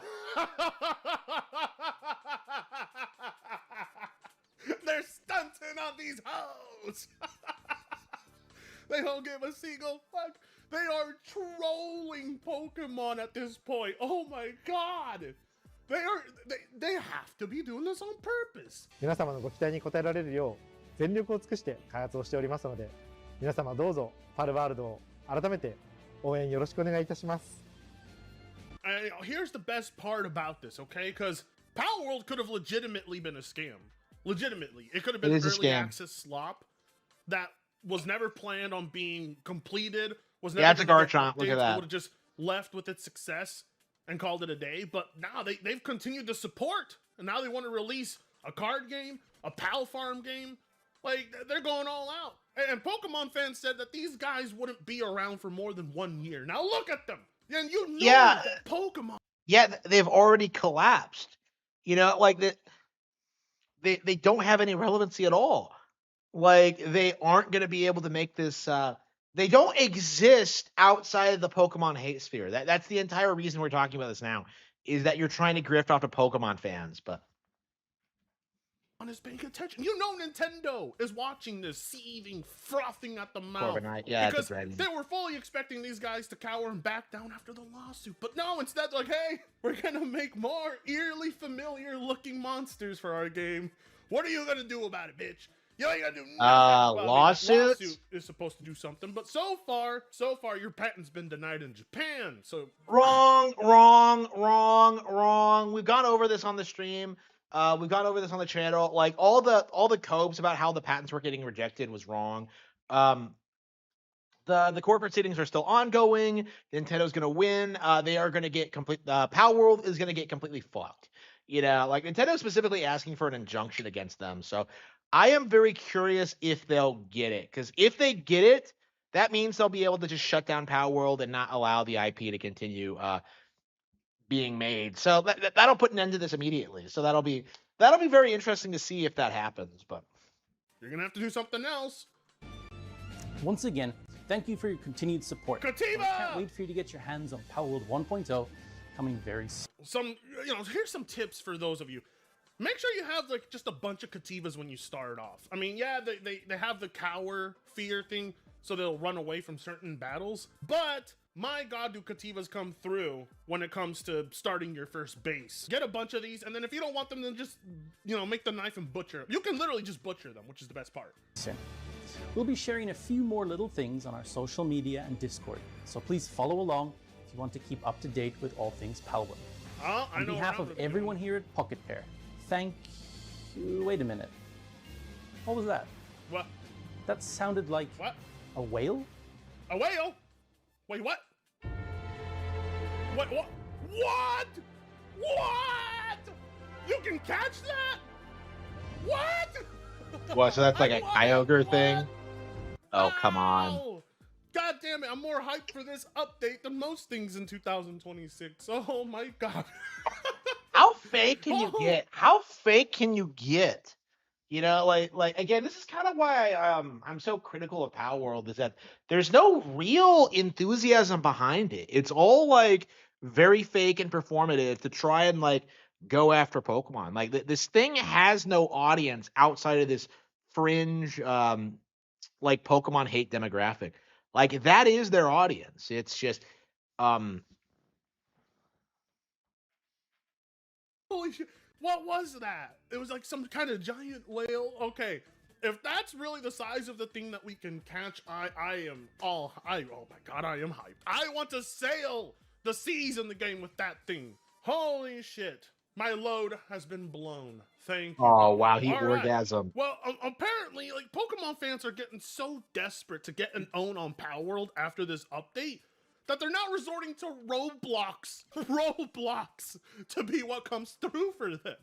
These look far more unique and interesting than whatever the hell Power World was doing, lol. And this is Yeah. on Roblox. Yeah, we're not playing Roblox, buddy. I don't know what to tell you, but we're not. What the hell is this crap? Is Roblox a monster collecting game? I have no idea what it is. Is it a monster collector? Like I had no idea. Are they supposed to be creatures? Yeah, no, I'm good. Pass. This thing looks like a sexual organ. No, thank you. These guys are looking at everything else besides Pokemon because Pokemon is dead in the fucking water. So Yeah. So dead. Like it's dominating the world right now. Okay.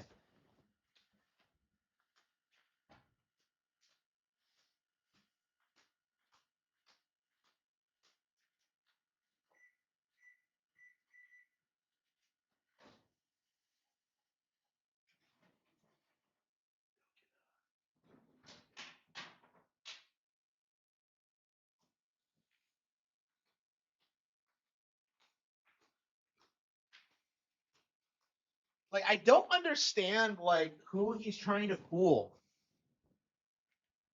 you may be wondering, what are Pokemon fans doing while Power World fans are celebrating this new coming update? What is Game Freak doing to keep their Okay. Pokemon fans? If this is anything like what happened like 2 years ago when Power World first came on the scene, all that's going to happen is that Pokemon Day is going to come about and there's going to be dozens of like way more exciting announcements coming from the Pokemon company. You know, Pokemon cards, Pokepia, doubtless a Pokemon Gen 1 re-release. We're going to see like, you know, new news on like Gen 10.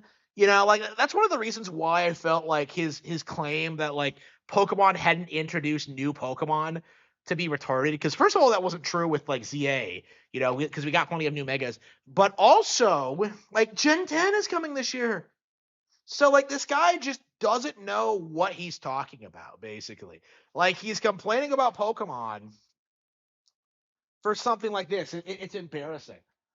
Fan base busy. Well, apparently this. Bucks. Now stealing the collectible cards that sell for big bucks. Now, the most brazen one Scalpers. yet. Bad guys bursting into a store, smashing glass cases, and holding guns up to customers' heads.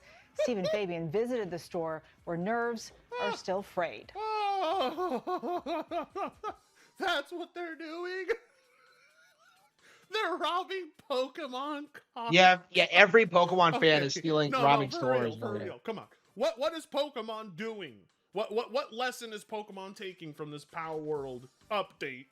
Well, they're they're bringing back the fat Pikachu plushie. That thing is awesome. To celebrate the 30-year anniversary. That thing is awesome. What are you talking about? That's all this company does. They do nothing for their fans.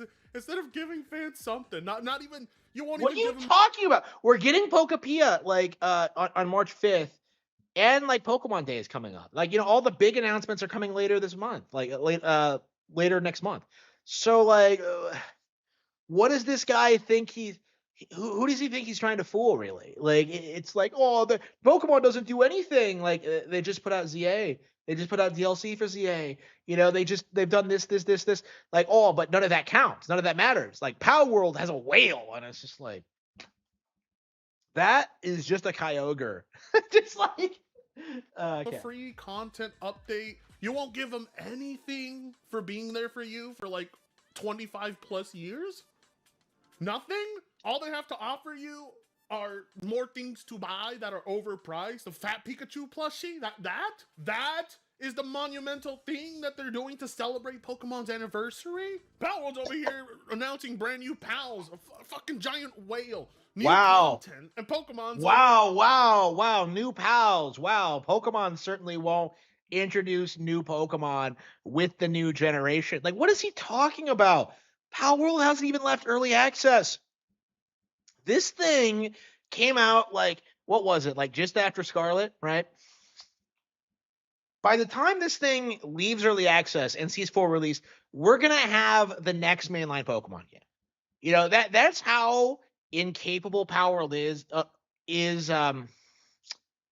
how incapable they are of competing with Nintendo, like with Pokemon. Like, they just cannot get games out quick enough to be competitive. Like, and that's been a problem. Hey, buy our overpriced Chinese plushie. Come on, there's gotta be something. 30th anniversary whiskey glass?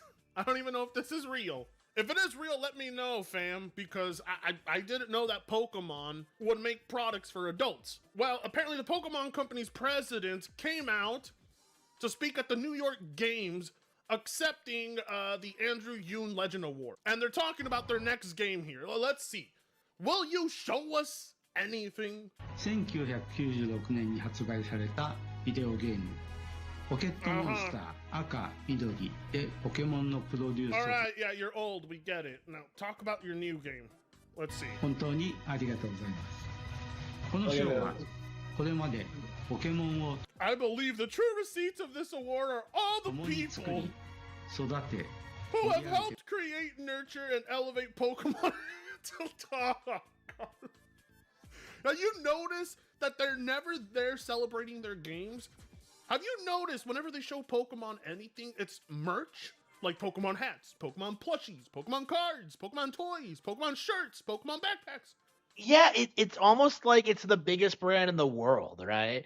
Like, the video games are huge. What is with this cope, right? Like, oh, Pokemon, it's only a video game series. Like, no, it's not. It's never been that. Like, it's just like it's always been a multimedia brand. Like, I don't understand this cope. Like, they don't celebrate the video games. Like, what are you talking about? Yes, they do.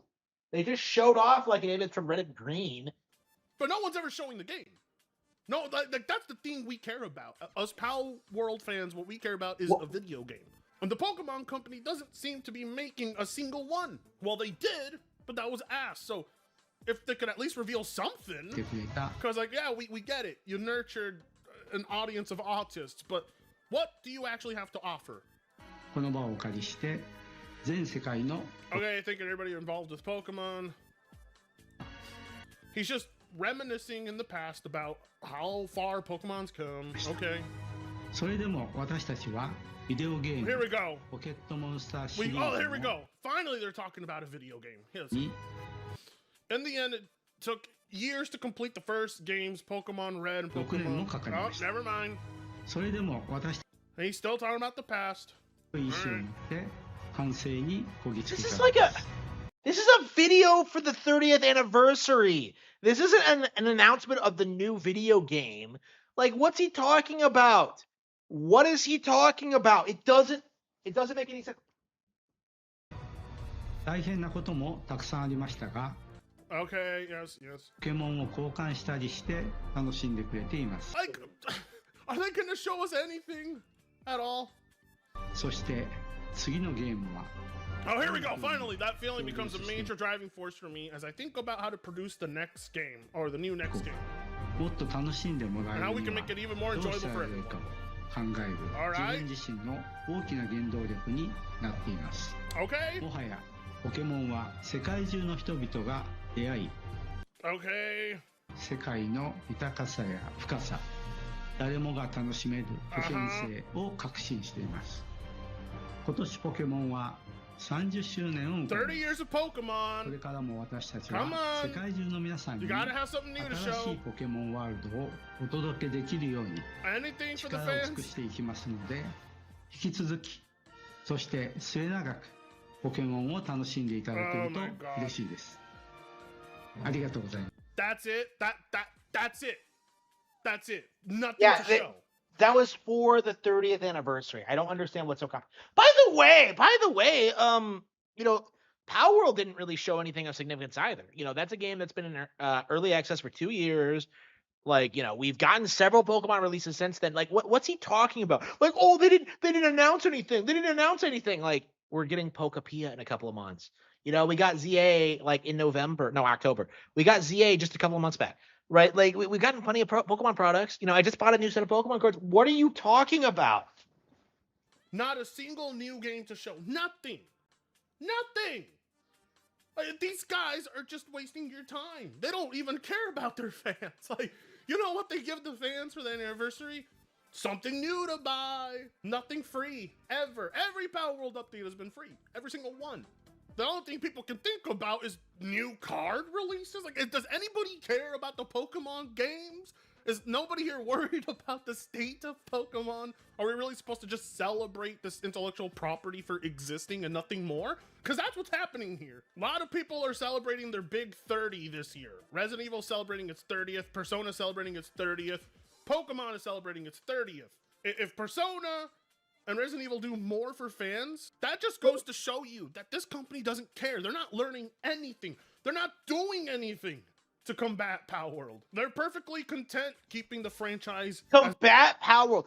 Power World is completely irrelevant to them.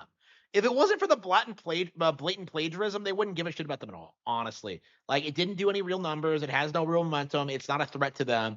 It's only because of the plagiarism and, like, the marketing tactics. That's basically what it amounts to. Like, combat Power World. They don't need to. It's nothing more than slop. The most you have is, like, Magikarp as on the logo of the 30th anniversary. Let's see. Not only does this Pokemon 30th anniversary merch make me nostalgic, it also makes me so excited. Crazy to think that there's a new starter trio that already exists right now, and they're just waiting to be added to this group of wonderful little monsters. You know what's funny? Nobody ever thinks about these other gens. You ever see anybody talking about Gen 4, 5, 6, 7, 8, or 9? Yes.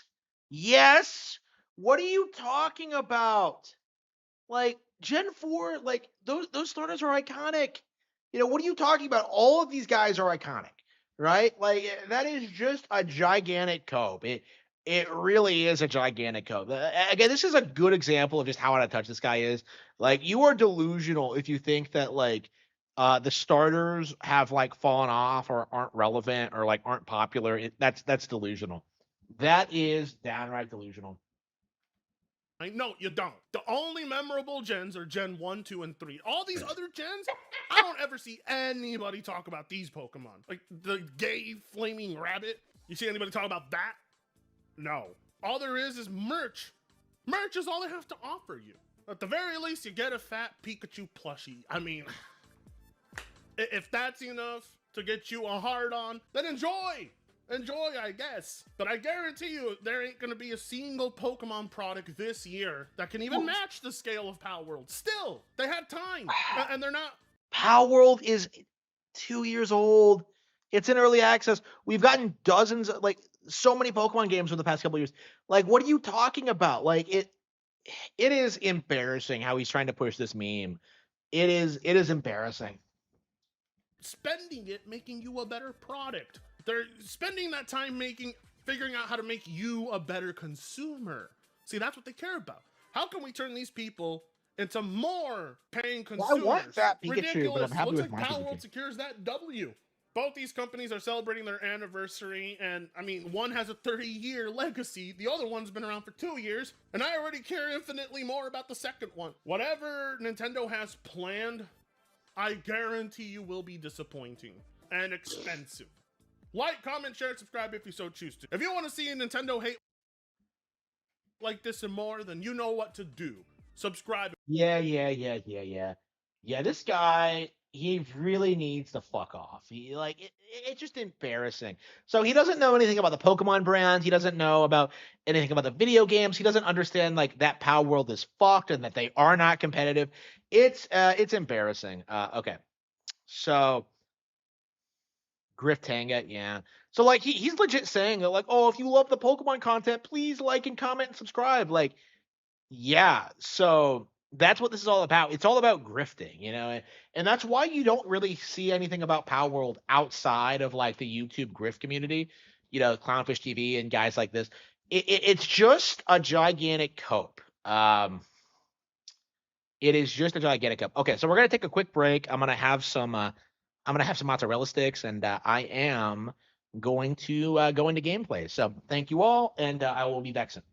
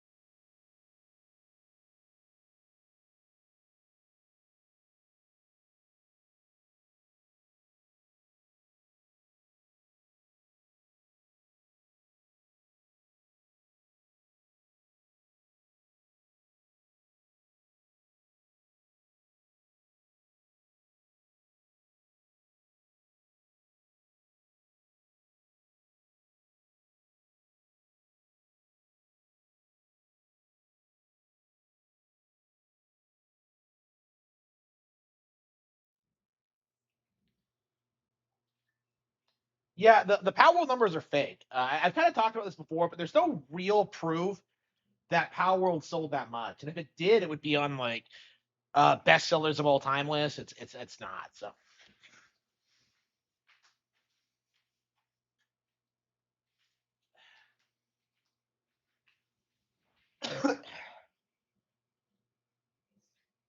yeah, I think that figure came from like Jeff Keighley, and that it just seems like a load of crap to me. Like I've seen no evidence that like the 32 million units sold figure is real. But anyway, and honestly, we need to move past the idea that like units sold is like a measure of success because that's obviously not true when talking about Power World. What should we play now?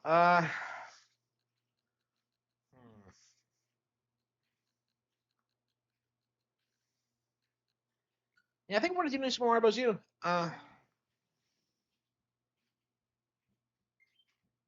didn't get to watch Raw tonight because I had to stream. So like,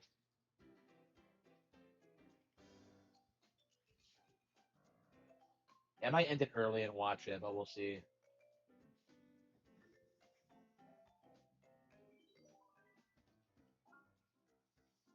Yeah, imagine if they make you if they charge you another $30 for 1.0.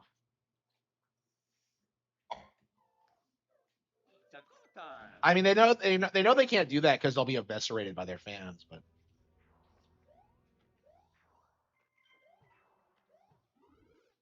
yeah, it's crazy how I'm playing this of all things. This really is one of the most underrated platformers ever right now.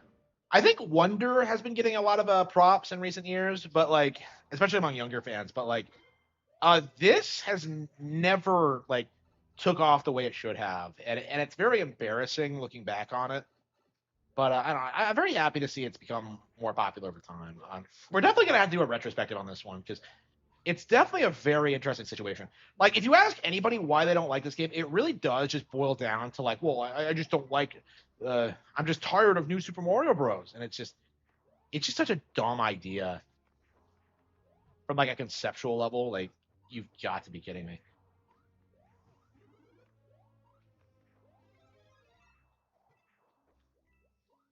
Man, I'm so pissed I didn't get to watch Raw. Like, it's like I think it was like Becky Lynch versus Maxine Dupre again. So I really wanted to see that. I don't know who else is going out there.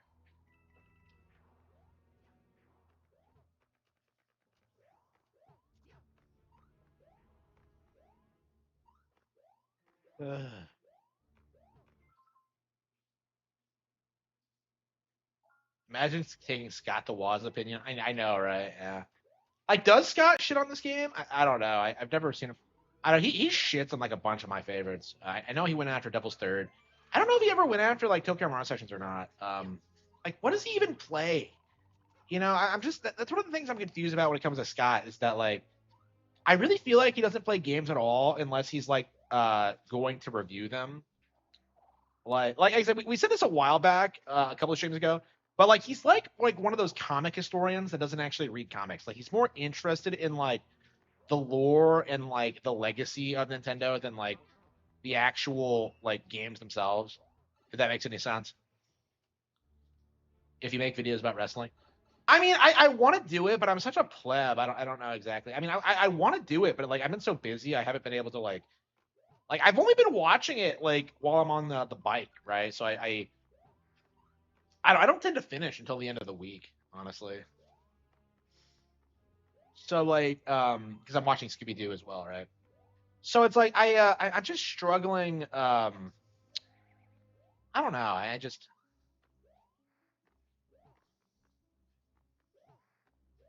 I know, right? I'm pissed about that as well. I mean, Suda says it's gonna happen, and I hope it does. But like, man, it took us forever to get a lollipop chainsaw and a Shadows of the Damn Nintendo port. So I don't know. Like, I don't know. He really needs to stop like not supporting Nintendo hardware. I don't like how he keeps trying to like take off on PlayStation and Xbox because like that's what he should have done is just been like that guy who produced like edgy mature shit for Nintendo consoles. Like that should have been his niche, right? He had that like he was like known for that by the time No More Heroes came out. And like, you know, he like the instant it became popular, it was like, okay, time to develop for the real consoles.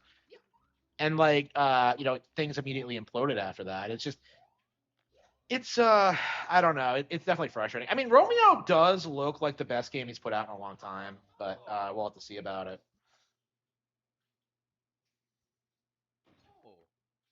Like, I don't know. Like, I feel like in this day and age, like Suda is just he's just been forgotten. You know what I mean? And I think it is because like he didn't like build himself up as like a Nintendo partner. Like, I don't know. He didn't fuck them over like Platinum did. Like I wouldn't say that, but it's like uh at the same time, like, why even bother with PlayStation and Xbox? Like, I would say, like, just develop for Nintendo first and then port it to like Xbox and PlayStation later. That's my advice to all these third-party devs. Actually, is that like, well, we can't put games on Nintendo because like the games are too intensive, and I'm just like, just develop it for Nintendo consoles first. That's all you would have to do. It's the primary platform anyway, so it's just like, what are you waiting for? I mean, that's always been my kind of view on it. But DMC fans never gave Suda a chance. Yeah, people like spurred out when like Travis Strikes Again came out, but it's wait a minute, did we not? I swear we did this already. I swear we did this already. Yeah, I'll have to come back later with the squirrel. Yeah, like it's very frustrating whenever one of these games comes out and you have like DMC fans come in and say it's not as good as DMC3. Like, you know, they've been doing that for like 20 years, and it's just it got old like when DMC3 came out. First on Nintendo consoles. Yeah, I would say so. Yeah. Like the other platforms need to be treated like the second rate platforms they are. Like they should be primarily developing for Nintendo consoles. They should be taking advantage of the technology. They should be trying to impress Nintendo fans because we are the industry standard, right? Um, the idea that like PC is like relevant or important is laughable.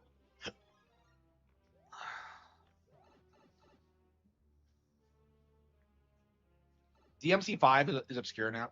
It is, yeah. I haven't heard about it in a long time. It's 6 years old now, and like we're never getting a DMC6. So, um, I mean, like the frustrating thing about DMC6 is that it's going to get a lot of hype and popularity because like they're going to get rid of Nero and they're going to bring Dante back. Like 100%, they're going to do that because like Nero was like Itsuno's like OC Do Not Steal, right? He's like DMC's Zero basically, where like he was kind of shoved in there when he didn't really have a place in it. And so instead of like making it about Mega Man X, it became about Zero basically.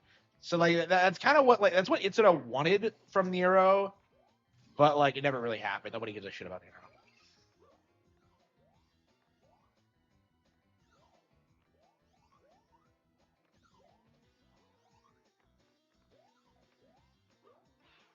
I swear this game has like better variety of boss fights than Mario Wonder.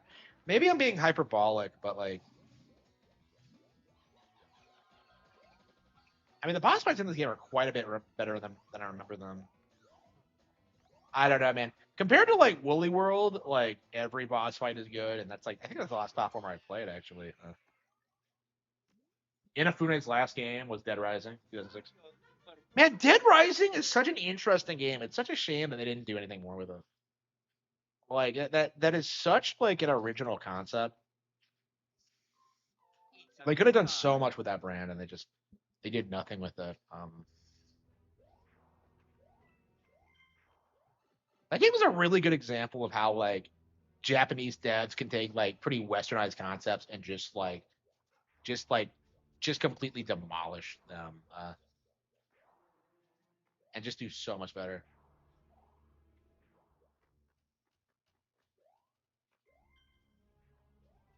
Yeah, I really like Dead Rising when I played it. I do own it, but I never did beat it. And like honestly, I think only the original is probably is the only one anyone cares about. I know a couple of people who like try and stand by two, but to me it seems like a cope. And of course, like 3 and 4 are garbage. I don't understand why they handed it over to like Canadians.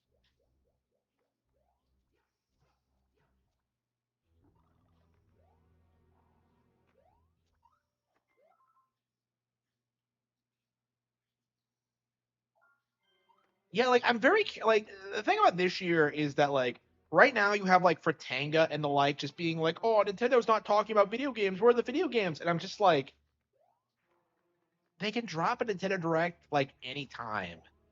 And in the meanwhile, we have like all sorts of crazy shit coming out. Like Dragon Quest 7 alone is gonna take me like months and months to get through. You know, I don't see myself blowing through that like that quickly. I mean, I haven't even played the demo. I don't know. Yeah, I haven't even finished the demo yet, honestly. Canadians need to stop voicing anime. It like are they Canadian? Like modern voice actors? Like I don't know. I don't know. I don't know, man. I was thinking I kind of want to go to Canada. I feel like I vibe with the culture more. Like I don't know. I just really have grown to detest American culture. That's kind of like my mindset when I look at like our problems and stuff like that. Like, you know, all the people that have fucked me over. It is entirely because of like of just like the culture, really. Like that's what it boils down to at its core.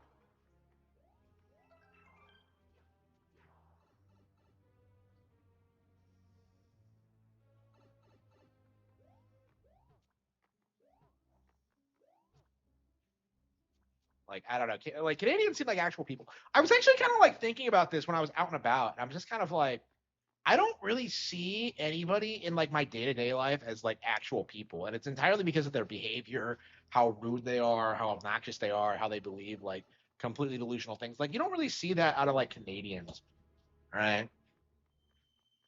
Like I don't think like I don't know, man. I went to go get like my library card today.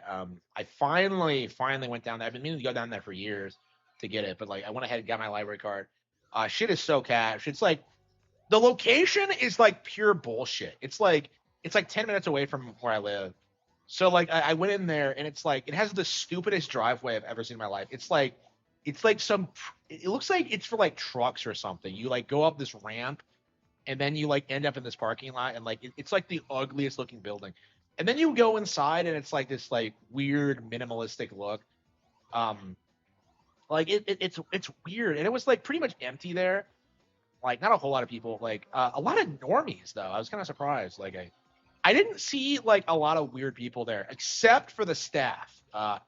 Like I was just kind of like I interact with the staff a little bit. And I'm just like, yeah, this chick is soulless.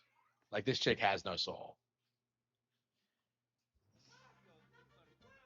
I was just like, I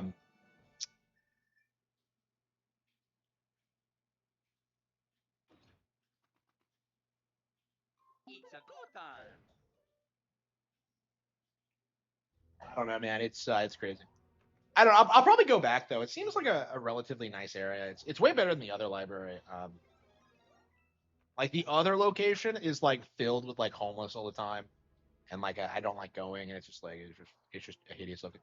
Like I don't know. This one seems a lot more normy, so I'm just like, I don't know. This might be exactly what I needed. I mean, I stopped going like purely because of like homeless. So yeah, I don't like going to town. So that's kind of what I've been thinking about is that like yeah, I need to find like cool locations with cool people with like no degenerates. Like so like no fucking homeless. Like I actually was like when I went out to the movie theater last week, like some guy like asked me for money and I just like walked past him and then he made fun of my jacket. And I'm just kind of like, bro, I could turn around and kick your ass if it was like worth my time. But no. It's like, what the fuck? Why don't you get a job, you bum? Like here you are making fun of someone's jacket. I'm just like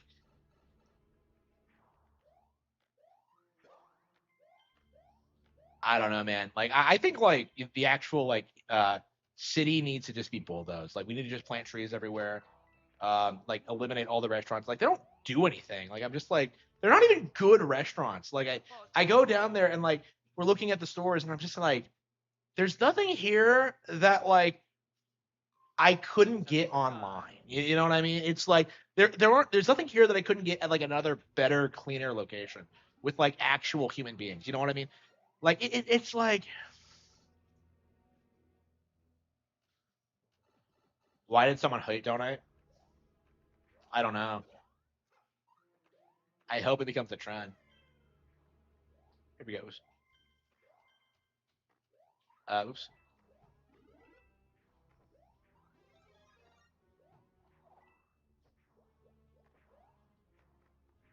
Yeah, I don't. It's just obnoxious, you know, like, um, how like normies behave. Like, I'm at the point now where I don't want to interact with them ever. It's actually a major reason why I haven't been like accepting any job offers. Is that like, well, how much am I going to be in proximity to like normies? Like, if I'm going to be working with them, it's not going to happen. If I have to talk to them, it's not going to happen. Like, I want to be around like actual fucking people. Is like my like, that's my prerequisite now.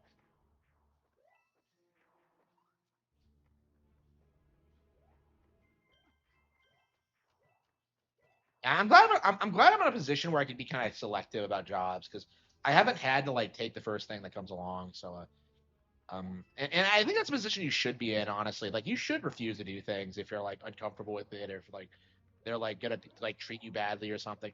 Like, that's what my parents try to do, is that like, you have to take whatever comes along, no matter how bad it is. And it's just like, why? Like, why would I do that?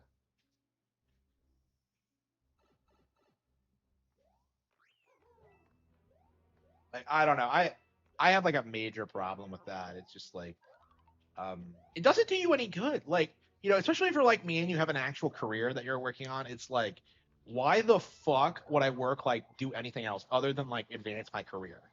Like, oh, but there are no jobs open. Like, yeah, that's why I'm in training. It just doesn't make any sense.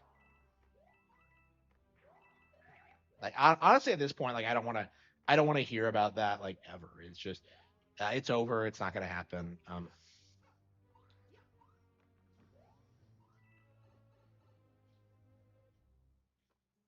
Phil denies he ever said that. Said what?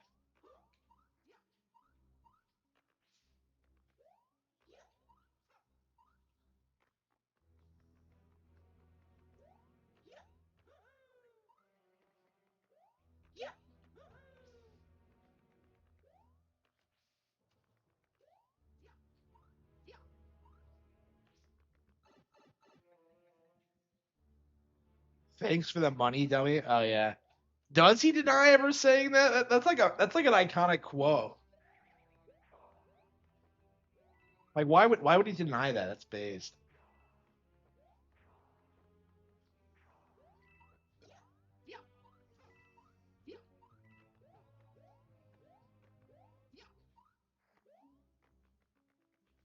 Like, why does he deny like not having said that?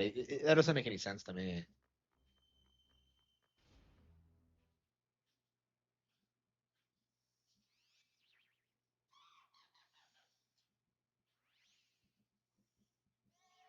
I'd argue that's like one of the most iconic like DSP quotes there is, outside of like nothing I could do. Like, I just, yeah, yeah, he's fine with like nothing I can do, right? Like, I've seen him like sell shirts with it.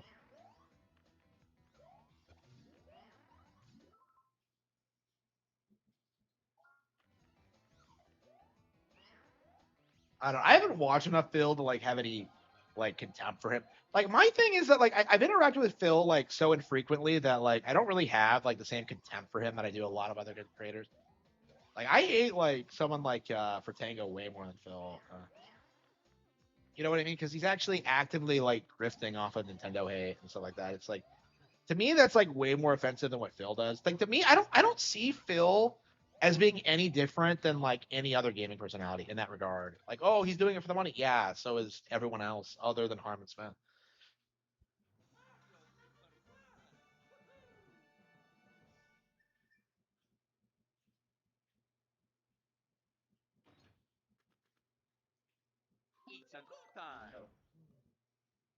Is my phone charged enough so I can like put on some ASMR videos? Yeah, like my phone and my iWatch died while I was out tonight, and I'm just kind of like, wow, I got to be more careful about this. I'm just like, really, really.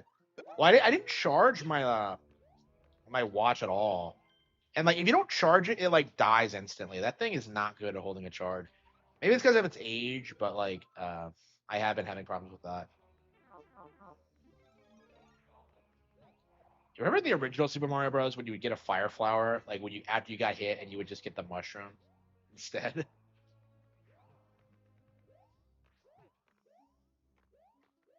And one of the cool things about my library, they do have Nintendo Switch 2 games. I was kind of surprised. They had like Yakuza 0. I saw it while I was there, so I might be like doing a review of like the Switch 2 version of Yakuza 0 without actually paying for it. So that could be pretty based if that happens.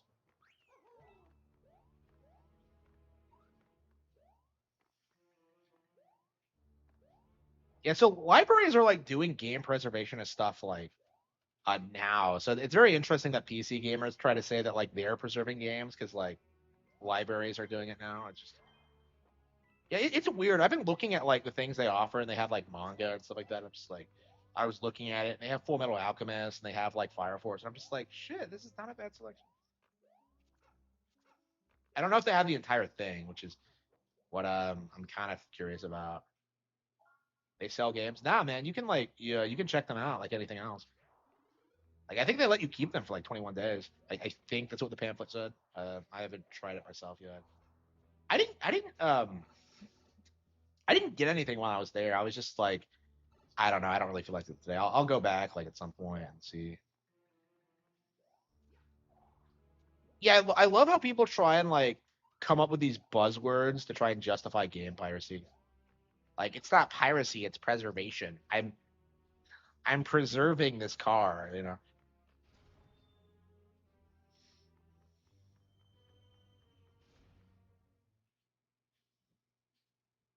GTA 6. Yeah, 5 is actually, yeah. Yeah, Expedition 33 was there. I was just like, I could legit like buy a buy an Xbox Series X, like check out Expedition 33, and then like play it, review it, like shit on it, and like all without having paid for it. So that might actually be really good. I'm surprised you don't see more people like talking about libraries having games. I mean, I think there's like downsides, like you have to wait for them. Like they have a pretty limited selection, and they don't have a ton of copies. So I think things like that are interesting. But like mine had like some pretty good games on there. Like I saw like Battle Network and like Yakuza 0, and I'm just kind of like kind of surprised by it. Like a ton of Nintendo games, like Splatoon 2 and 3. I saw Pikmin 1 and 2. It was a pretty good selection. So like obviously I have all these games already, but it's like I was thinking about this that like kids with like Switch 2s, they can just go to the library for games, honestly.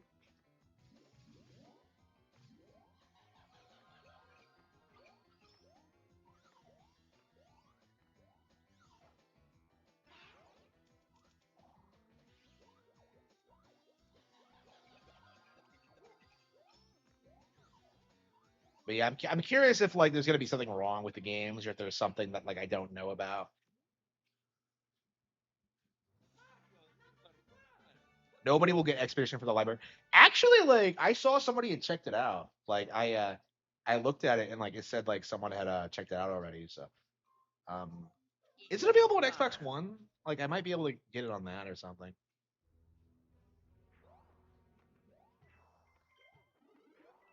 Yeah, that might be the way to do it. Is just get it on Xbox One and then just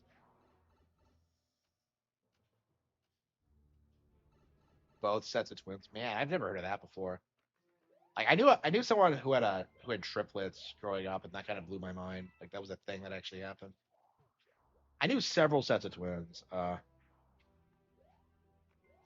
Like my first high school girlfriend had like uh twin sisters. Like she had younger sisters who were twins, who were like also nothing alike. It was, I don't know. Well, I would say they were nothing alike, but like, I don't know. I think they would disagree with that.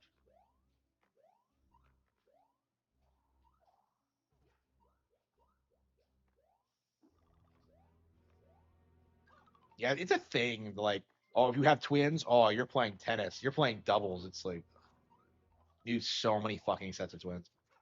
Uh, I'm pissed. Like I told this story before, but like I was at this tennis tournament once, and there was this like really like gorgeous chick there, right? And like I'm going to go over to talk to her, and like something happened or whatever, and then I kind of realized she has a twin sister. So like I don't know, I didn't know which one of them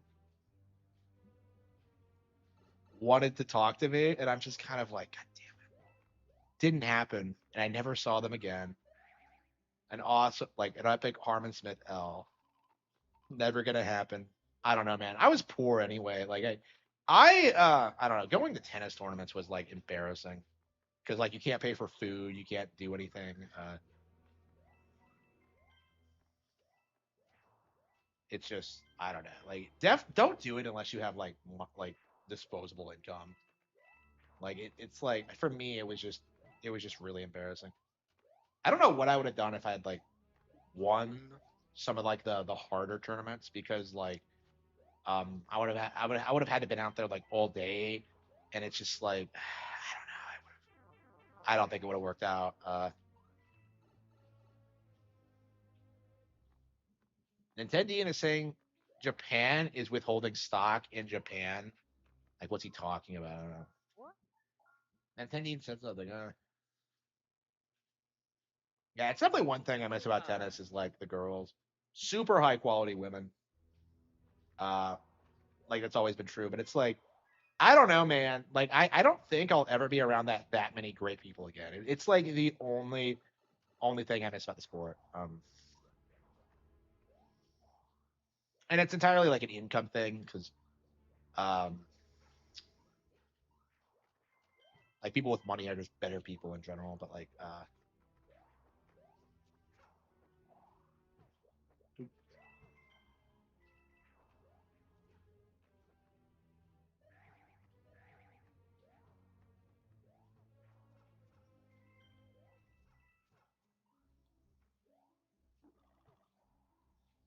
sex with okay, here we go.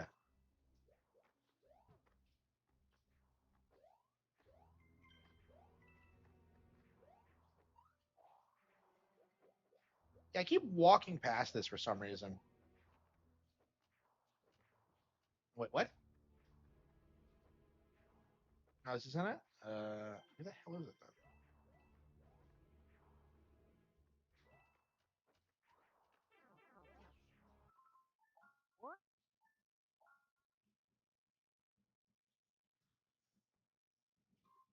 It's a good time.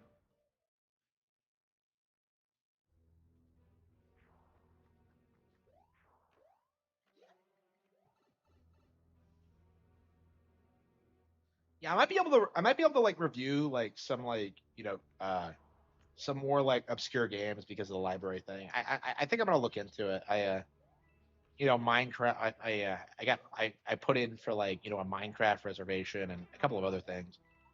So we'll see. We might be able to play some other things. I don't know. Like I'm really happy I don't have to spend money on Yakuza Zero. Is kind of my mindset because I knew going into it that I would hate that game because I played it already. So I didn't really want to buy it again on Switch 2. So yeah, like getting the library version and then just like playing that will be great. Keep playing the same level. I'm trying to get the coin.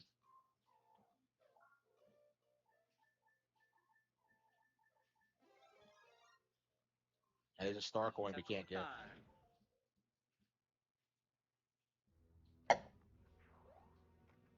Yeah, Scooby Doo Mystery Incorporated, like, it gets really good around like episode 16 or something when they start like breaking the formula. Like, I don't know, like they were like good episodes before that, but like they were kind of bogged down with like the stupid romance shit and like establishing how autistic all of the characters are.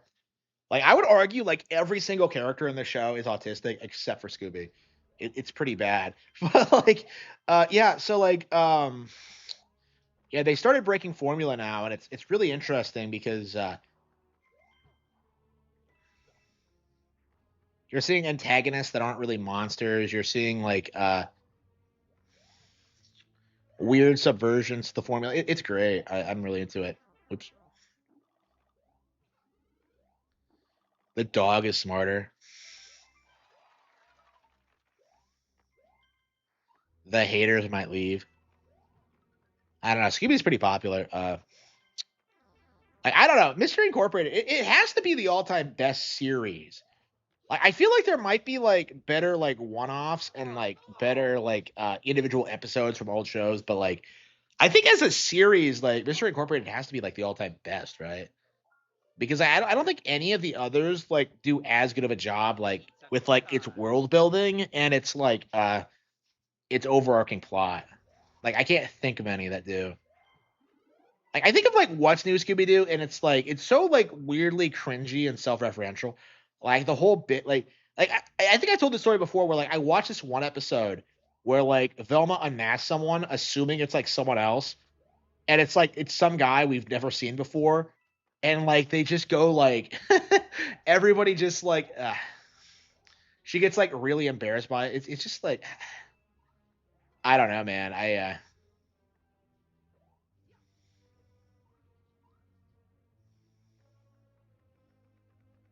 The new one, it's like 15 years old. It's a 2010 one, yeah. Yeah, what even is the newest one? Like, I don't know if they've done anything good. Like, I've been looking at their series on like Amazon, and there's like so much bullshit. Like, I can't even keep track of it. You have like the new Scooby Doo movies, you have like the Red Shirt Shaggy films, you have like the Scooby Doo show. Like, I was looking at that, I'm just like, is that the one with Scooby Dum? Because I think Scooby Dum came first, and then they introduced Scrappy. Like, why was Scooby Dum even a thing? I'm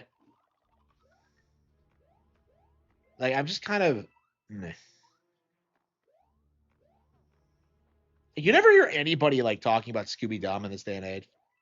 Like Scrappy is like such like a cultural phenomenon that like everybody knows who he is, even though he's like barely in it these days. But like, I don't know. Like, I don't think we've seen Scrappy since like the Red Shirt Shaggy movies. You know, like he's in like my all time favorite Ghoul School.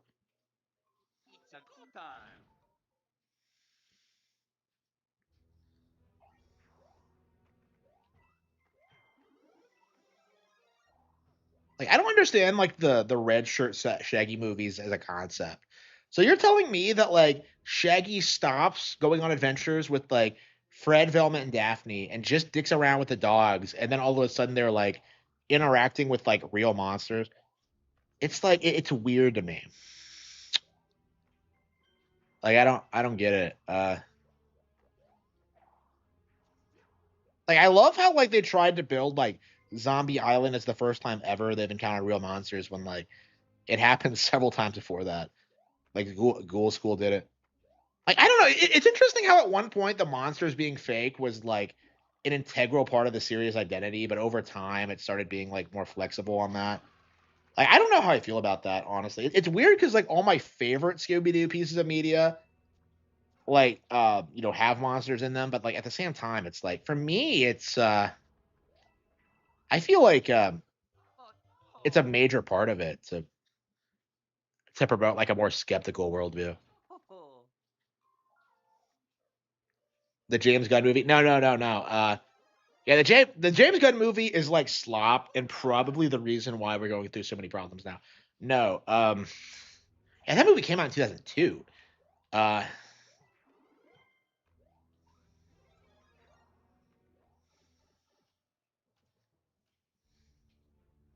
Batman, yeah, and they've had Batman several times over the years. They did do an episode with like Kevin Conroy and Mark Hamill, which is kind of shocking. Like it's weird how like Kevin Conroy near the end was like doing more comedy roles, where he straight up like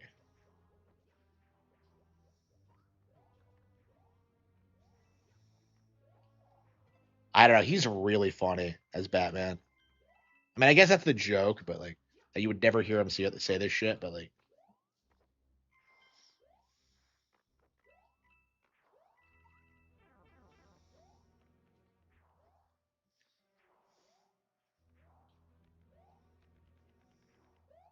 Zombie Island. I like Zombie Island a lot. I wouldn't say it's the best.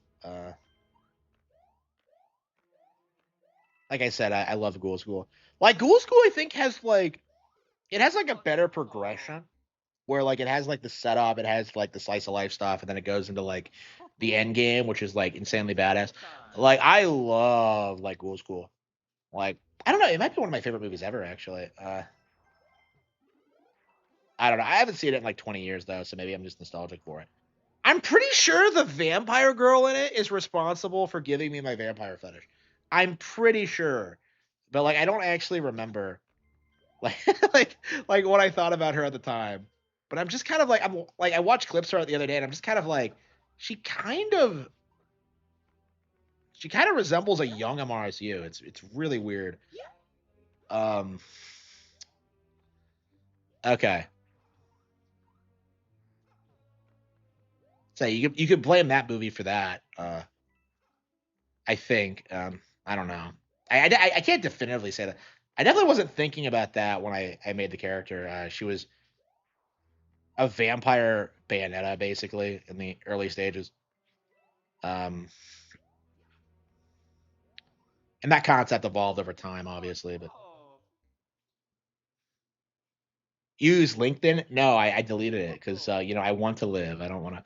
I don't want to like posting on LinkedIn is like you have no life. You're like a robot. You have no you don't exist outside your job in my mind. And like I don't respect you if you're like that, honestly. And like I do think we need to have that attitude more. It's just like your life is not defined by your fucking job. Like you do not spend your entire time life worried about your job. That's definitely something I'm noticing. Like interacting with other people is that we have people in the family who are dying now, who are struggling, and like want us to be there for them. And it's like I feel like I'm the only one doing that because like everyone else is like my job. I have to do this, and I'm just like no, you fucking don't. No, you fucking don't. Like, I don't know. I'm kind of upset about that. Honestly, it's just like I can't visit my dying relative. Like, I have to go to a meeting in the morning. Like, what?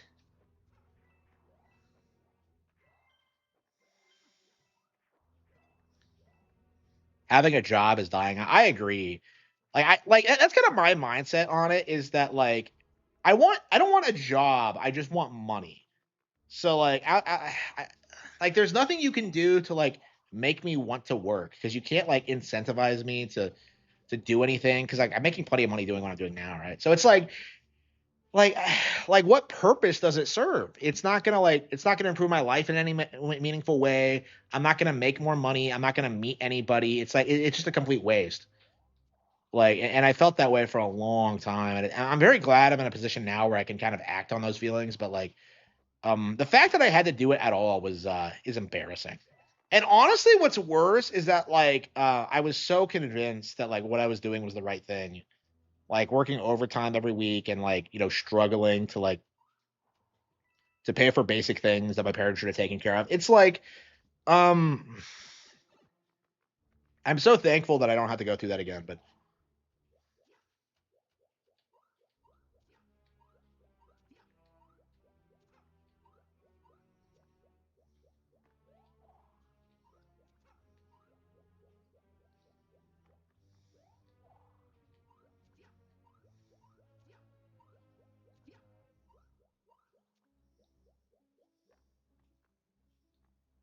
Atlas, I have no idea what that is.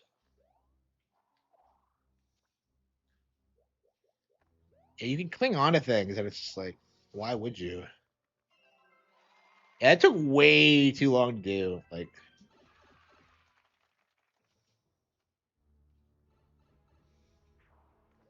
you really don't though, right? So what happened to me, right? Like I had to work a job to pay for basic bills while I was still living with my parents, right? So I was paying for all these things that my parents should have taken care of. What did that do? That took away my disposable income. That took away my opportunity to like pursue other interests. It took away like my ability to find better work. It took like it just completely destroyed me because they made me do that. Honestly, and like I don't like acting as if like that's not true. because I've always known it was true. I've always felt that way, and it's just yeah, I'm embarrassed that I ever had to have a job. Um, it was just a complete waste of my time.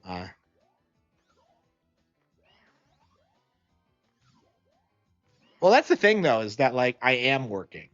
I am working on my own business. I am working on my own books. I am putting out like all this cool stuff. It's way more fulfilling than any job could ever be. Like it's exactly what I want to do. So it's like even like the whole like, well, you're lazy thing that doesn't fly. You know what I mean? Because I work more than most CEOs. Okay, like I work more than most attorneys. I work more than politicians. I work more than like doctors. It's just that's just the reality of it. Is just like what I do more than most people in society.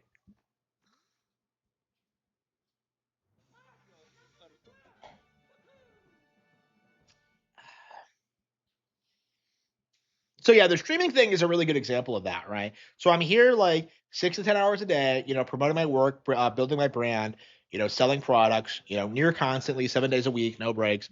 Um, and then like when I'm off stream, I'm working on my books and like focusing on my next like major thing and like my strategy for the future and like how I'm gonna promote myself on stream and like I'm learning like new skills. 3D printing is like my big thing now, but eventually I'm gonna branch out into like more things. So it's um like I work more than like pretty much anybody um other than maybe like billionaire CEOs, right? Like unless you're like working like around the clock like all the time for businesses you own, uh you're not working more than me.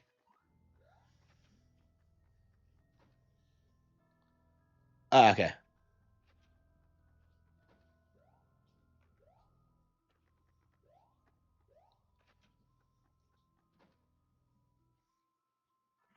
Okay.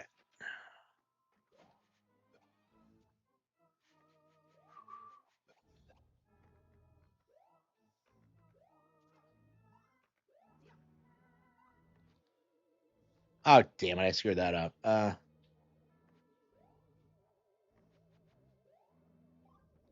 Elon Musk doesn't do. Yeah, I think so too. Yeah. So I mean like billionaires who actually like built their business and didn't like inherit it. People like that. Elon Musk Elon is definitely not one of them. Like I don't know. We really need to like go through a tier list of billionaires and see who actually deserves their money and who doesn't. Like Elon definitely doesn't. Like Bill Gates doesn't.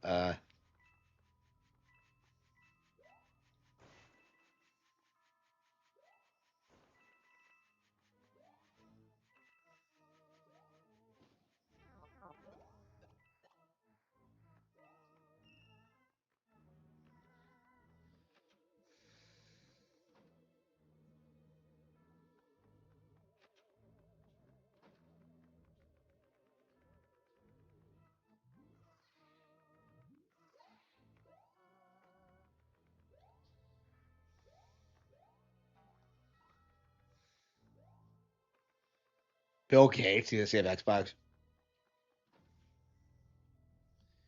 If they did actual videos, nobody. Yeah, you can see that with like Angry Vigilante Gamer or like Guard the Rage. Like whenever they're not talking about Nintendo, like their views just tank. Like nobody gives a fuck about what these people have to say if they're not shit talking Nintendo, and that's why it's such a prevalent thing in the community. Is that like it's purely for the views. Taylor Swift constantly makes music. Yeah. Taylor Swift definitely works hard. Yeah, Taylor Swift is a good example of someone who actually like earned her money. I'd say Jackie Chan's another example. Definitely Taylor Swift, definitely. Um,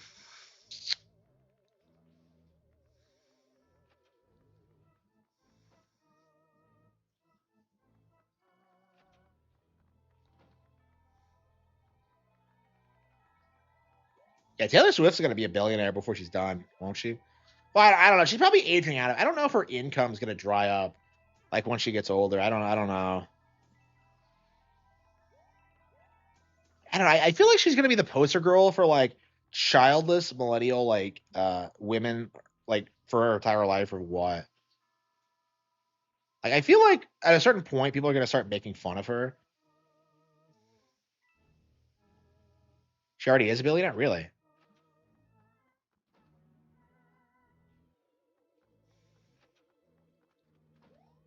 Yeah, I don't keep track of how much he makes. Yeah, Jackie Chan only has like 500 million, I think, which kind of shocks me because, like, he's not a decade of producing like the best films ever. But I don't know. I guess it's just Taylor Swift had like all the opportunity in the world. She definitely worked hard, but she definitely had like parents who were super supportive too. Which is like the main thing I don't have. I think that's what I've been struggling with in recent years. Is just not having I mean, my entire life is just not having any kind of family support.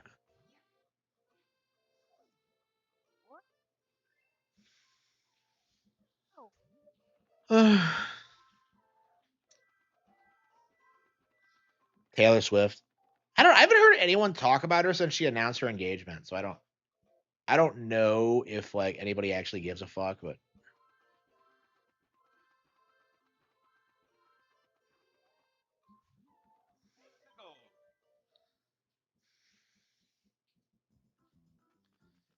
like I don't know, man. I definitely don't get the Taylor obsession. Like, it's very interesting how like girls find these people and just kind of like want to be them. It's just I feel like it's a really toxic thing, honestly.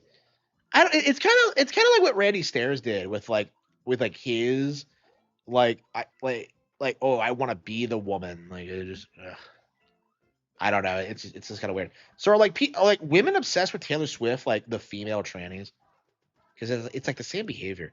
Yeah. By the way, I actually went on a deep dive going into like the Randy Stairs thing. Very specifically, his belief that like women don't have buttholes, right? So like what he like specifically believed is that his female ghost characters did not have buttholes because they were like perfect and didn't have like any human like imperfections or something. It was meant to like represent their purity or something.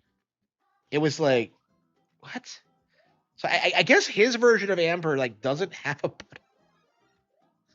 Like I don't get it. It's like the goofiest fucking thing. I'm just like I haven't like gone like deep like I haven't like watched any YouTube videos about this specific topic, but like I'm just kind of fascinated by like the idea of it is that like what? Like he has to be the goofiest mass killer ever. Like I can't think of anybody who had like so many like weird like dangerous beliefs like that.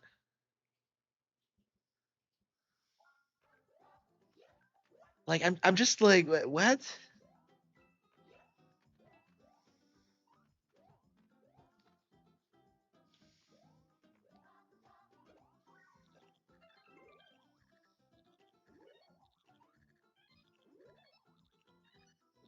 For Tenga. Okay.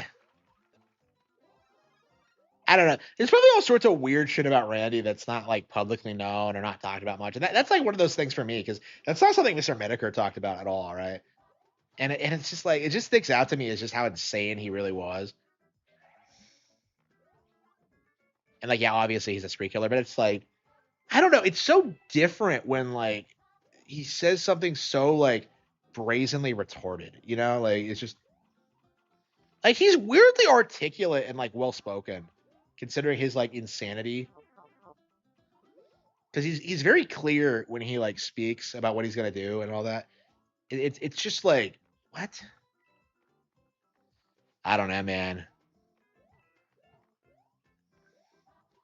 Like I keep wanting to work this into a book, and I don't know if it's ever gonna happen. Like I want like a school shooter to like fail a school shooting, and then a bunch of like pretty girls just stop and make fun of him. Like that's what I want to do, but like I've never been able to work it in. Um, like I don't know. I do want to do something like making fun of school shooters, and I think Randy is going to be a template for that.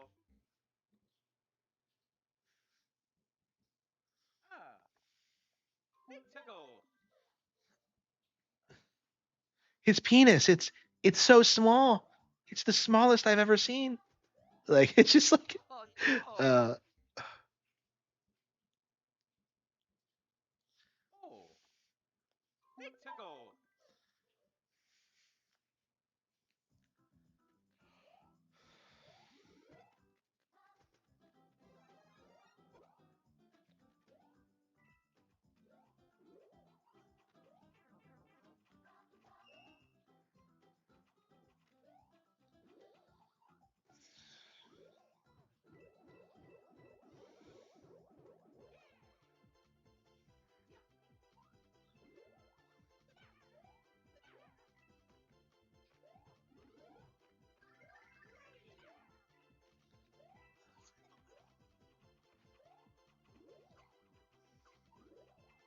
Charisma. Yeah, I agree. I agree. It's not hard at all. Yeah. The fact that I make like this much, like doing what I'm doing, is crazy.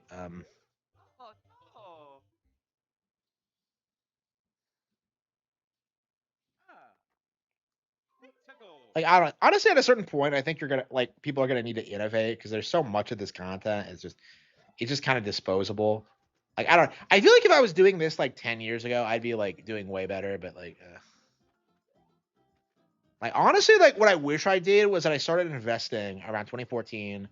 I started like talking up the the Wii U and talking about how Nintendo was going to dominate. And like, I wish I was there during that transition when like the Switch came out. And like, I was there in the background doing stuff, but I wasn't a full content creator like I am now. So it's like I didn't do like what I wish I had done.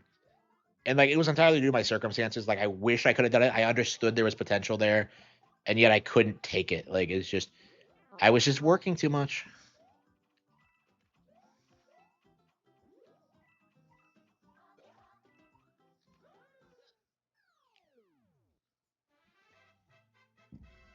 I had a channel, but I wasn't like regularly outfitting content.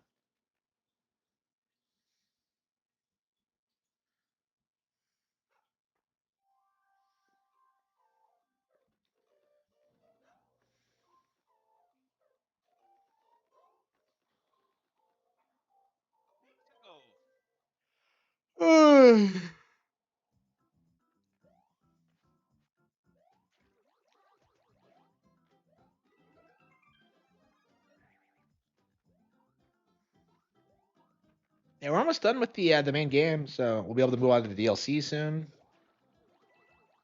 Yeah, that's gonna be exciting to finally see the end of this.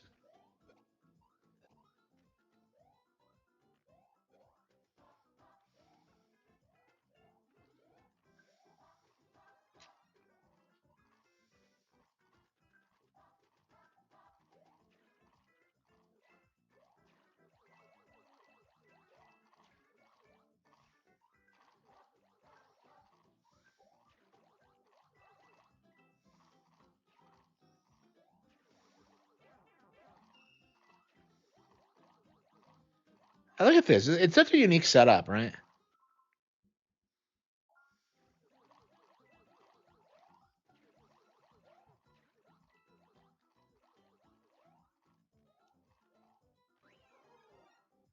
Ooh.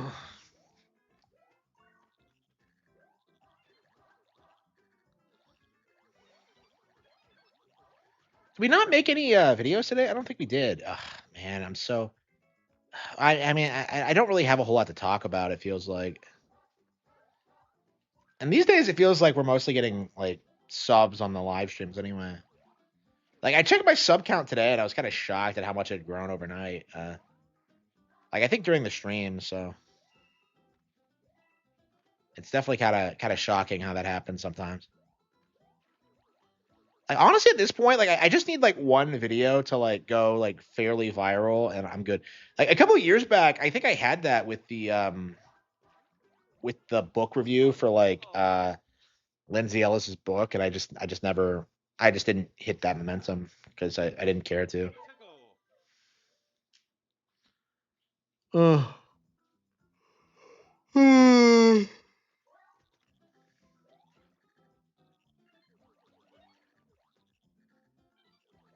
Yeah, same with the Arcana content. I was on that before anybody else was, and I just couldn't stick with it. I'm in a position now where I can do it, so like I think next time something like this happens, I'll be all over it. But it's just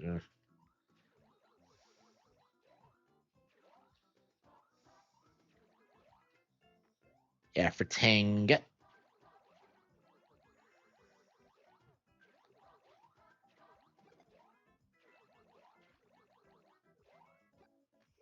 Oh. Yeah, the main thing is like making sure like the Cattle Have Fangs comes out and like hits becomes my best selling book ever. I'm taking like more time with it than I have with like the past several releases, so it's very important for this one to do well. I don't know, I guess it doesn't matter, but like uh,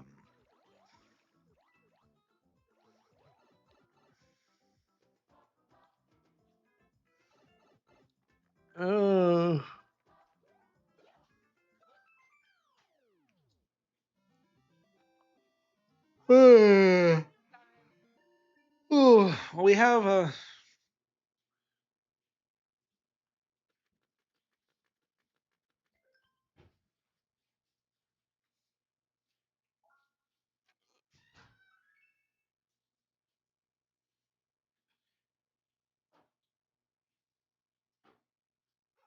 oh come on, it wasn't charging. It was on the.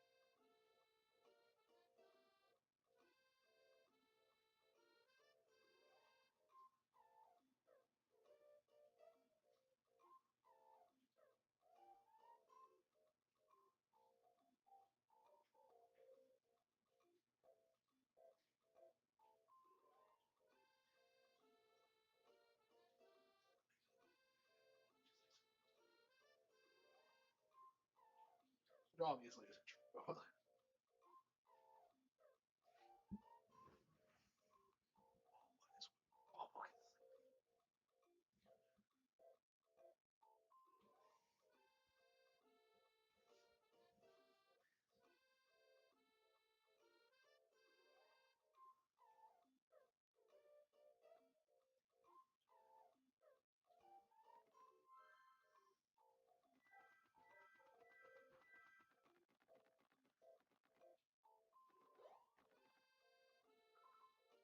Yeah, where are we at? Let's see.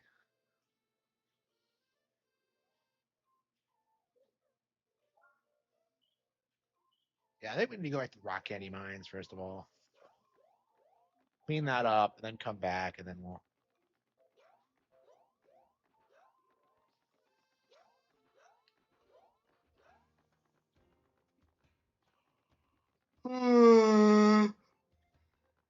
Ooh.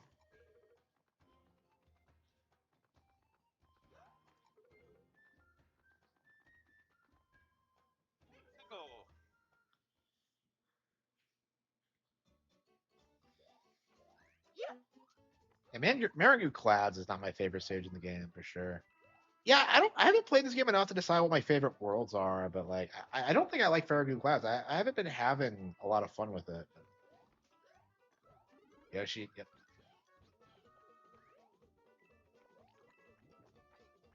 Touch Fuzzy, get distant. Okay, I don't understand. Why are there two different like creatures called Fuzzies? There's like the Mario Fuzzies, and then there's like the Yoshi Fuzzies, where you get like fucking like cracked out of your mind.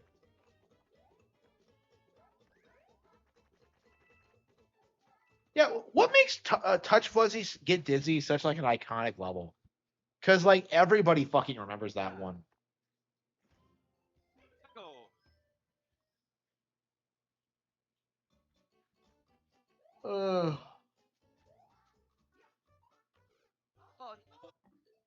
Yeah, did Expedition 33 come out on Xbox One? Let's see. Expedition 33, Xbox One. Okay, it's not for Xbox One. Okay. But you can play it through Game Pass, so yeah, that's not gonna happen.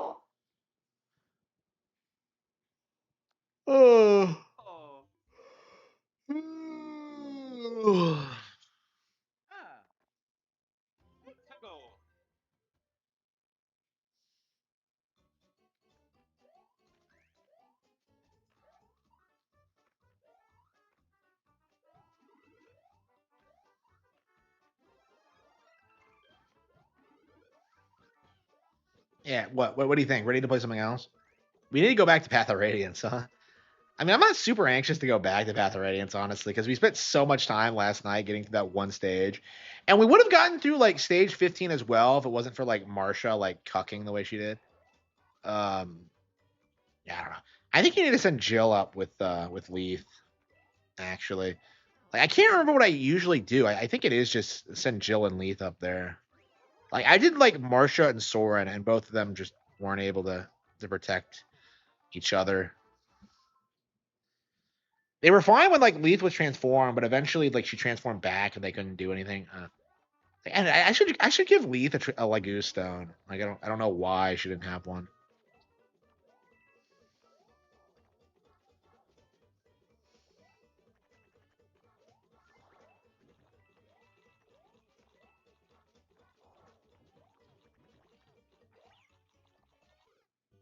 Ooh. Game Pass Ultimate only 360 a year. Are you serious? They really made it 360? You're joking, right? That has to be a joke. That can't be real. What does Chris Chan have to say about that? Kristen Weston Chandler. Okay.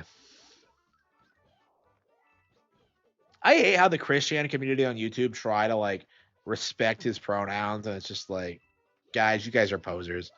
You guys are fucking posers. Like people have this like mindset that like, Chris is like a unique case when it comes to his like transgenderism, but like no. I think like most of them are like him. Honestly, like I feel like they're pretty typical. He's pretty typical in that regard. Way.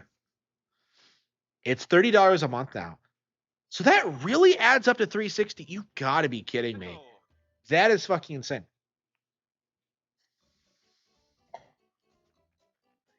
I was watching a Big Bang Theory clip on YouTube, and he's like talking about PlayStation and Xbox names, and I'm just kind of like, the writers really, they really had their finger on the pulse with this one. Like, what's with all like the media at the time, like talking about PlayStation and Xbox, but not Wii U? It's just weird. Like the South Park episode was like that. Like they just pretended the Wii U didn't exist.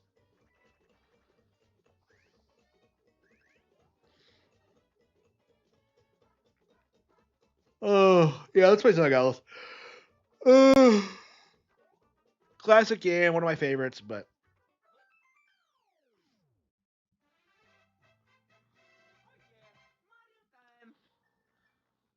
yeah, I kind of want to go back to Tales of Zillia, honestly.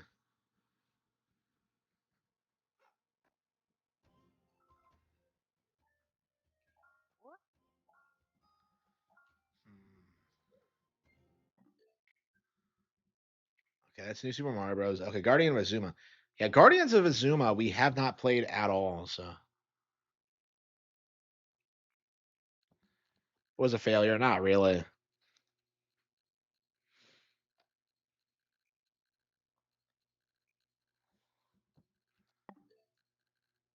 see.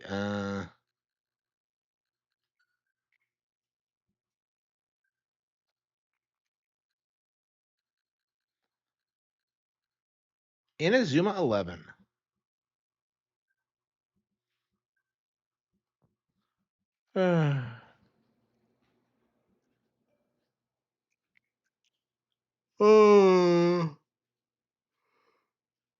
Ooh.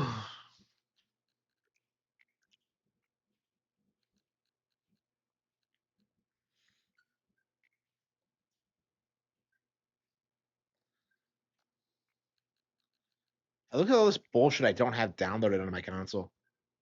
Do I have Age of Imprisonment? No, I don't. No, that's Calamity. Okay.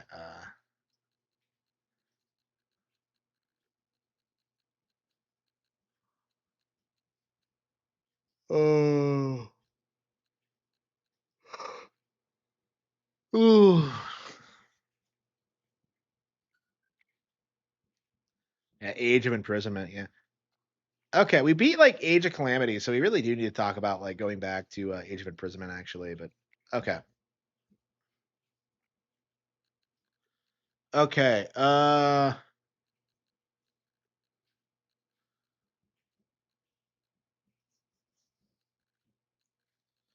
I think we're gonna play some more Guardians of Azuma, and then we're gonna go back to Fire Emblem. Yeah, I haven't played like Mario World in forever. I mean, I'm actually taking a break from playing like Super Nintendo games because like so many of them I've played like to death over the past 5 years or so. So I'm taking a pretty lengthy break. I think I went back and did like DKC for like the 30th, but like other th- other than that, I've been kind of staying away from them. Like I love those games, but like I had so many RPGs I wasn't playing because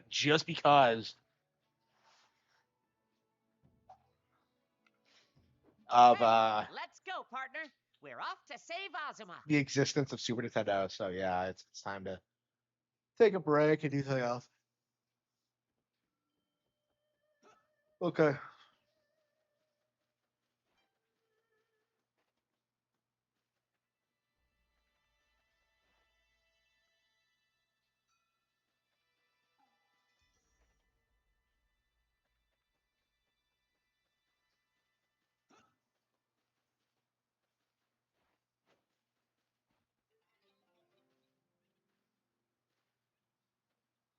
Yeah, so this is what we were doing.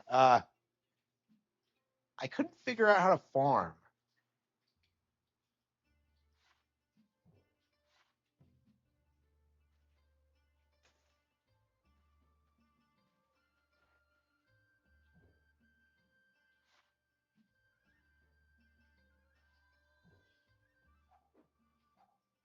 I have the hoe.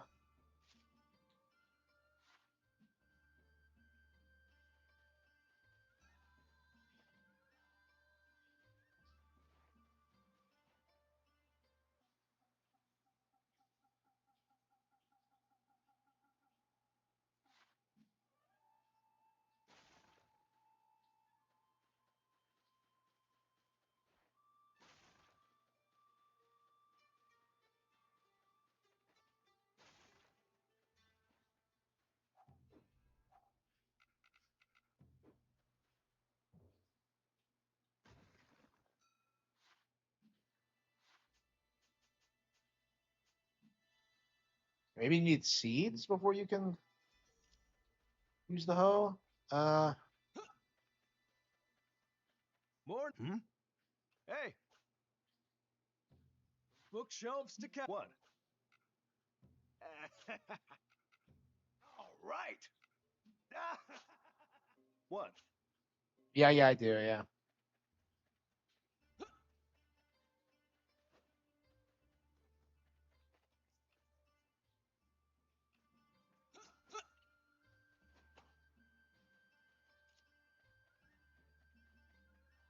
And living in Japan feels like it would have been comfy back in the day. I doubt it was anything like this.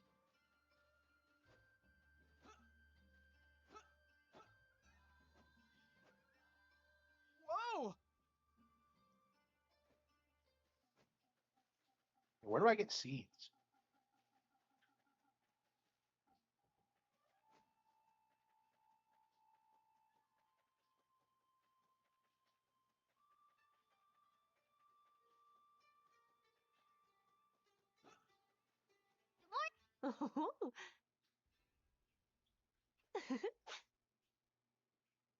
Yes. Yes? I'm Suzu, the shy. I'm still practicing singing and dancing and stuff. Hey. Oh. Yeah?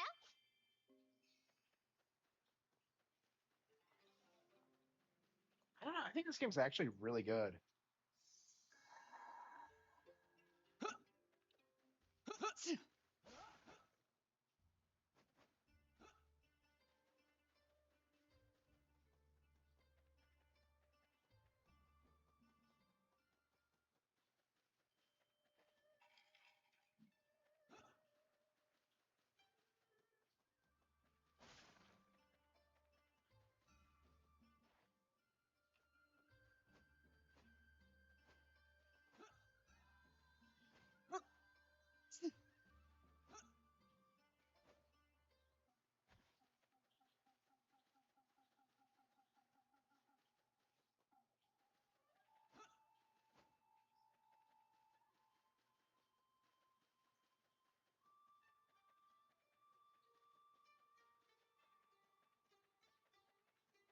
Splendiferous!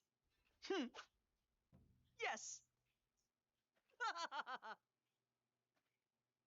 Yes?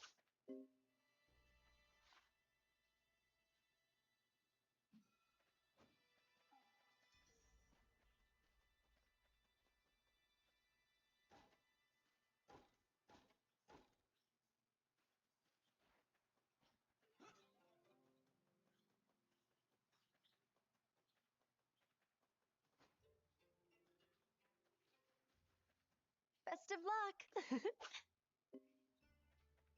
Well. Hey. Hey there. What can There I we get go. you? Okay.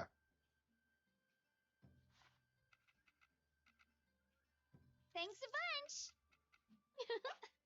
What is it?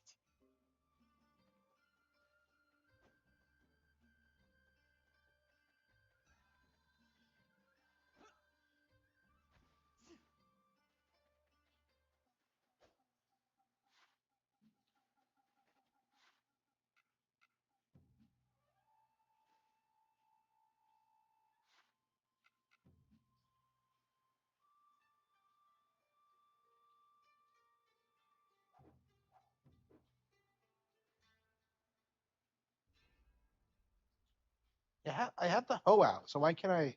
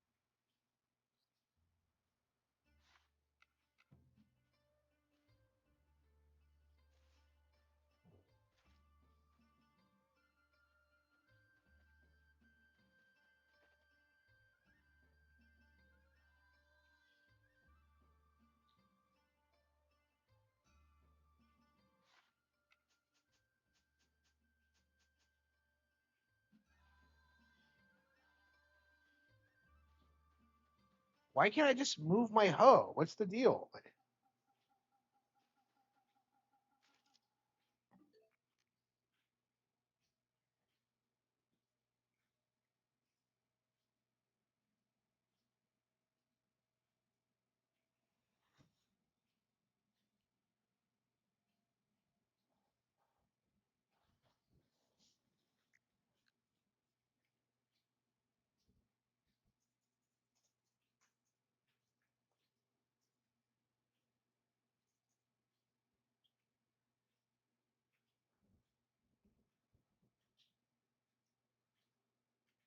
Wait, you have to aim it at the ground in this one? Why can't I just press a button? Whatever. Okay.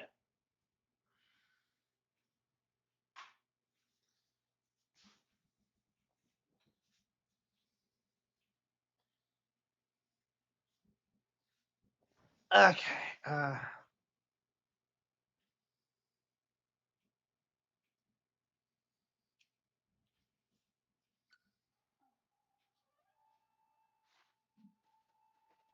No, it's not right.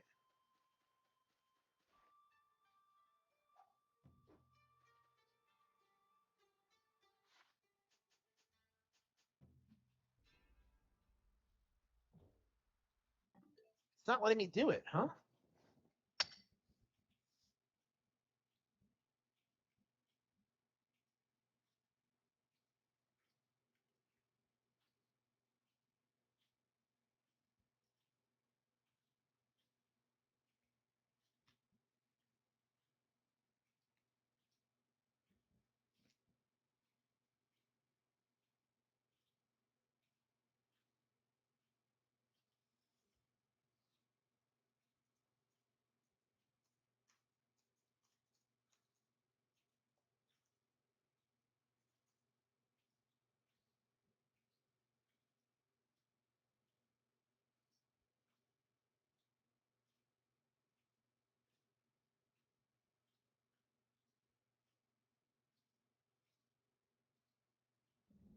Terratiller? Wait, what?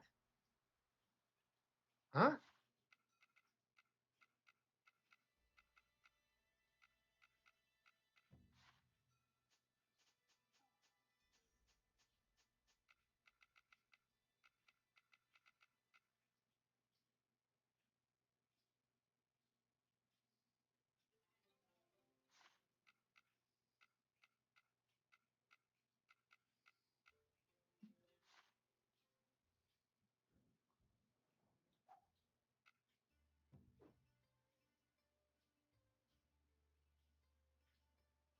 Place field tiles. Okay. Where do you get field tiles, though?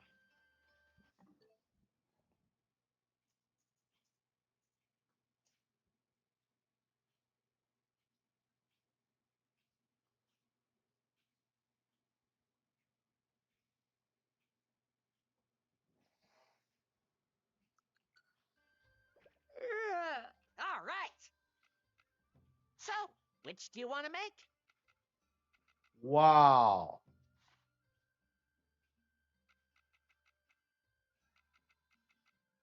Okay, leave the next bit to me. You can't just use the hoe. You have to working do the this, fields at a like, steady pace. autistic bullshit. No wonder I couldn't figure this out. Okay, there we go.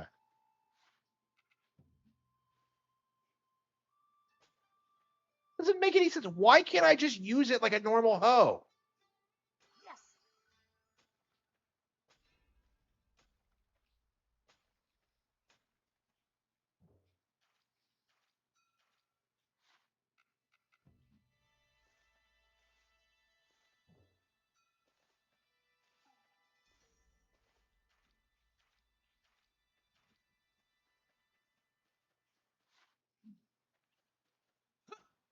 This feels way more complicated than it needs to be.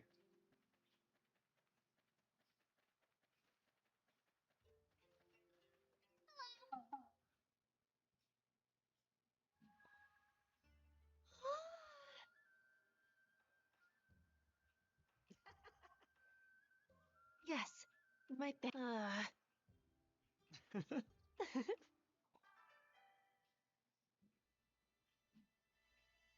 Oh.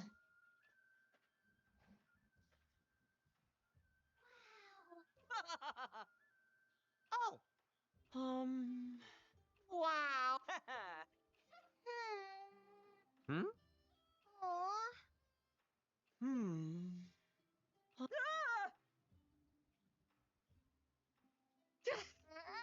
Mi dispiace. Hey. All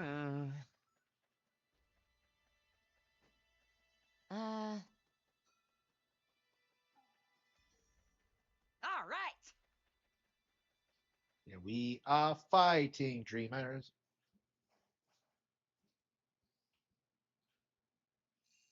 I'm obsessed with samurai shit lately, so like this is a really great game for me personally. With your Earth Dancer powers, even withered trees burst into full bloom.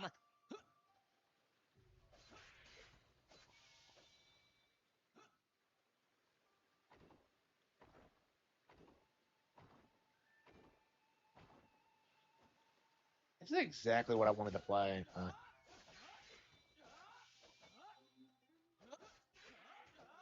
Yeah, it's low key might be one of the better games released last year. Actually, I kind of regretted not like playing this last year because this is probably would be in the short list of games that like I wish I'd played last year.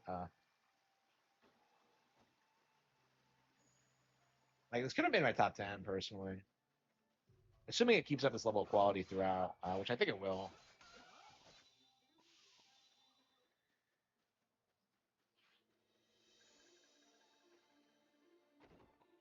Ooh, what'd you find, huh?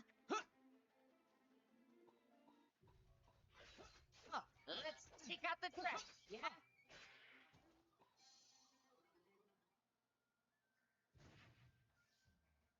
Oh, Hey! I thought it was gonna be a boss fight. Oh.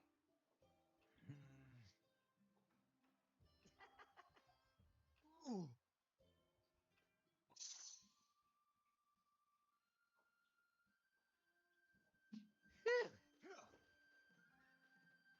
Thanks. Okay.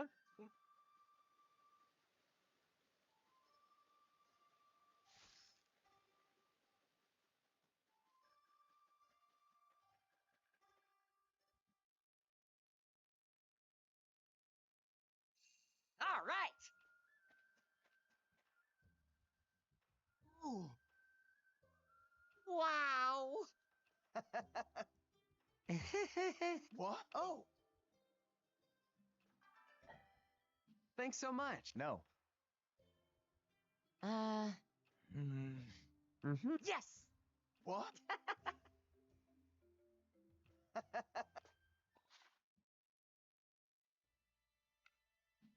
Right. Oh.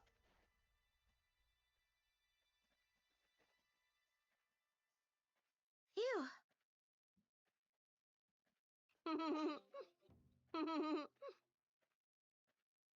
What? Ciao. Hi there.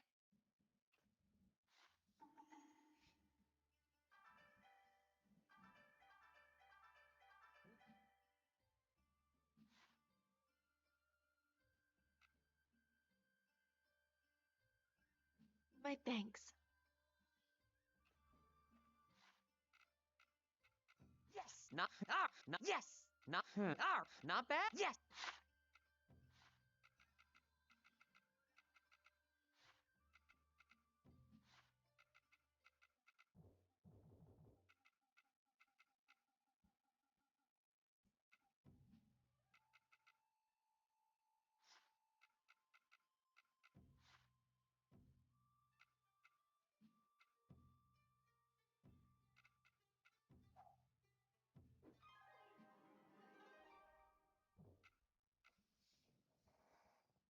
You should engage with chat. Well, you're not saying anything interesting. Maybe if you splice in your messages with $20 donations, I'd be more incentivized to pay attention to you. Okay. Okay.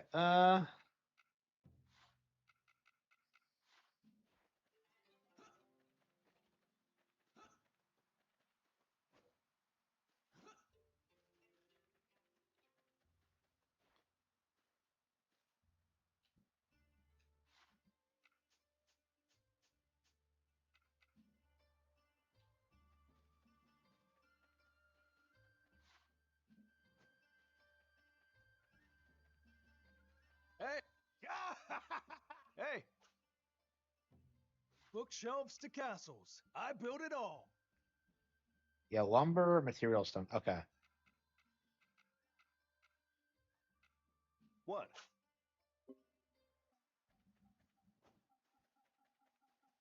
of online modes. Probably because to just give it unlimited like replay value, really. Like once you beat a FromSoft game once, you never can go back to it again.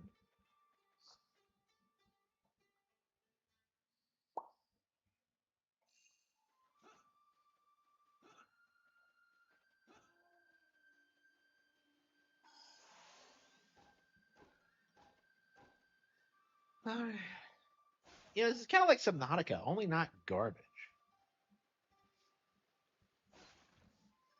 Yeah, I'm surprised nobody talked about this game.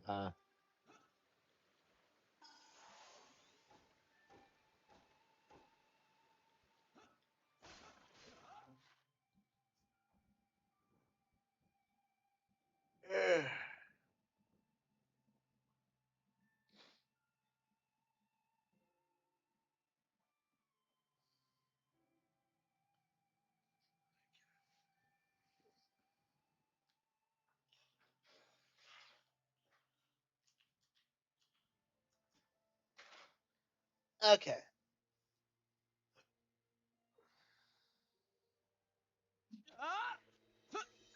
Yeah, I don't know when we're gonna finish this. I feel like this is gonna be one of those that like it takes us forever to get through.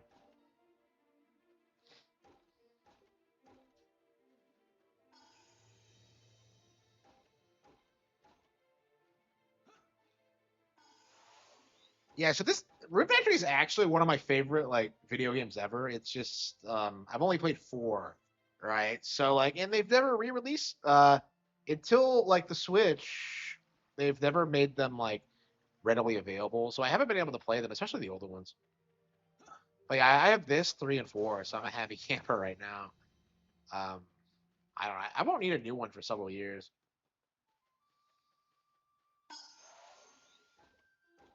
Room Factory is obscure now. It is, unfortunately.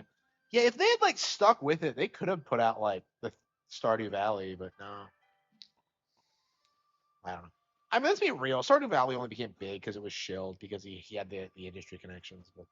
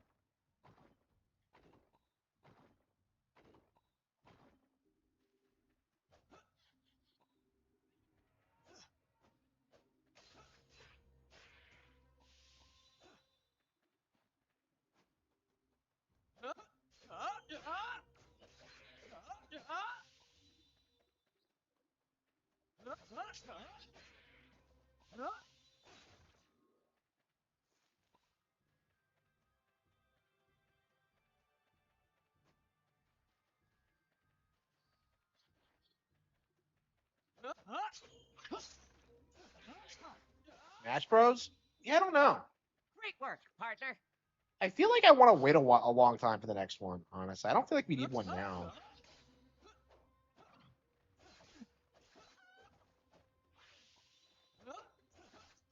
I still feel like I've barely played Smash Ultimate or Smash 4 for that matter. So I don't know. I'm just not really fired up for one. I definitely don't want to be the person who just hypes up like Smash as like the What'd big you find, next game. It'll come when it comes.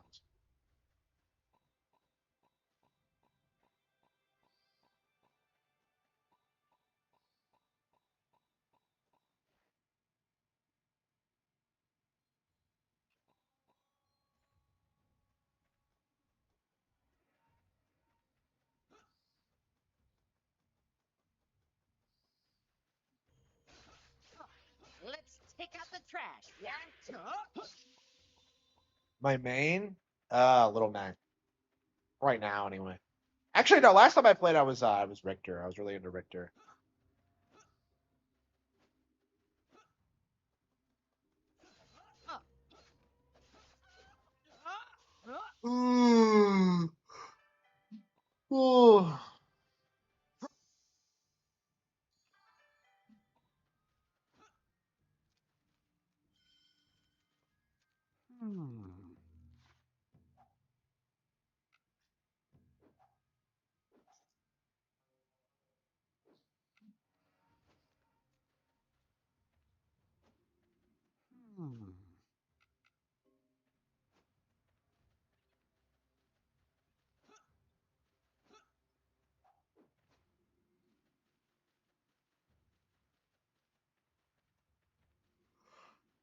Ooh.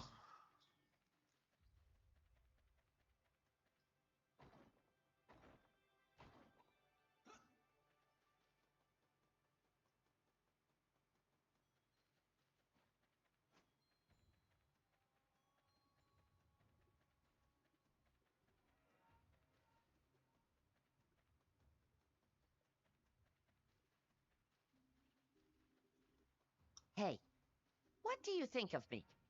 Be honest.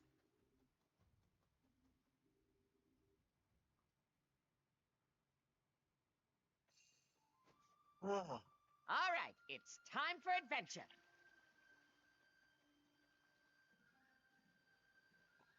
Ooh.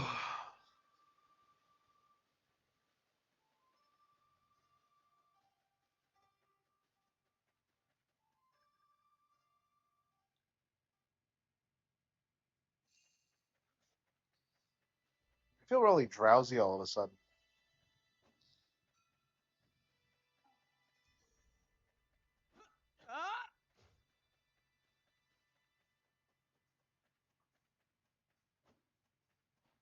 All right. Hey. Bookshelves to castles. I built it all.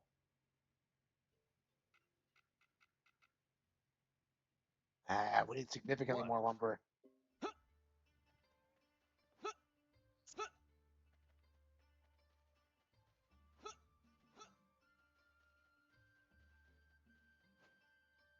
I've done that a couple of times now.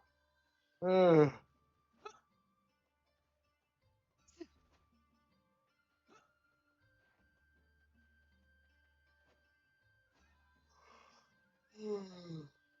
Ooh.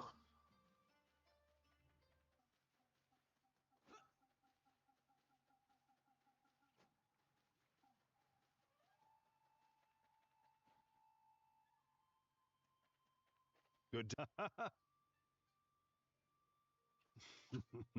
Oh. Yes? Whew.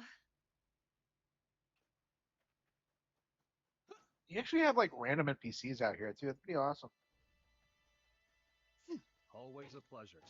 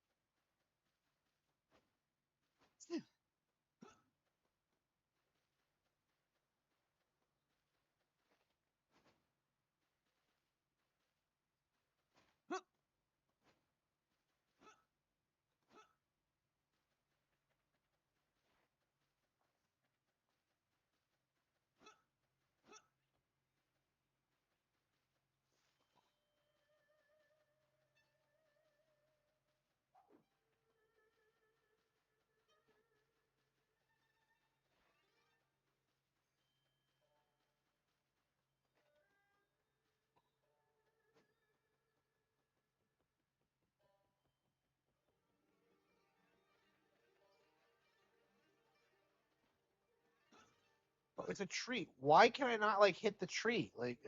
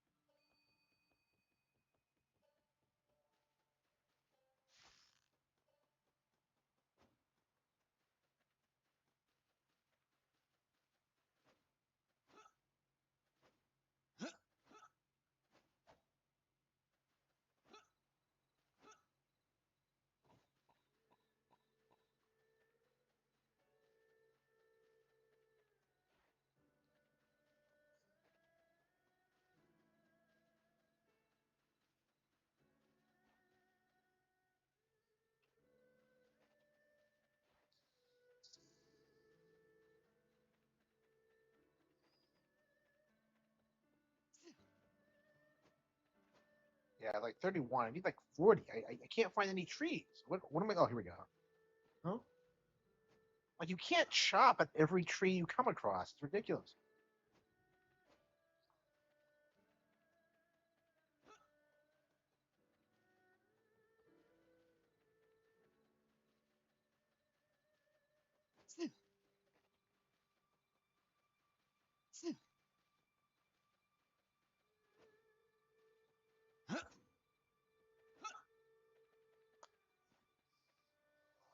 get eliminated in the university system because it's just like I'm just like, what have you done? I could just,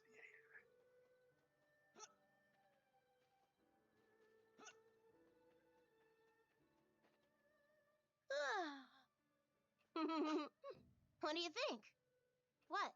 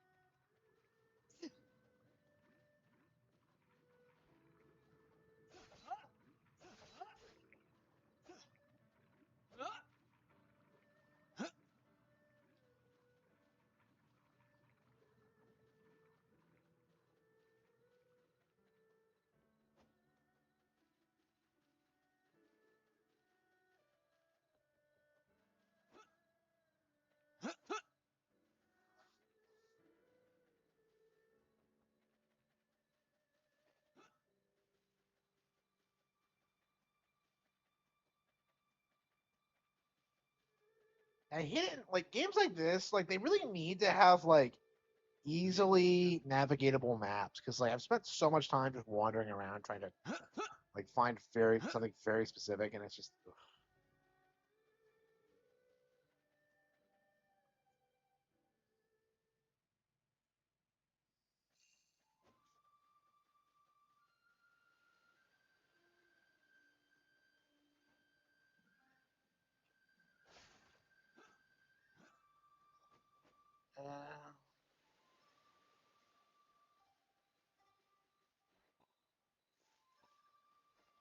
Ooh, what'd you find, huh? come on.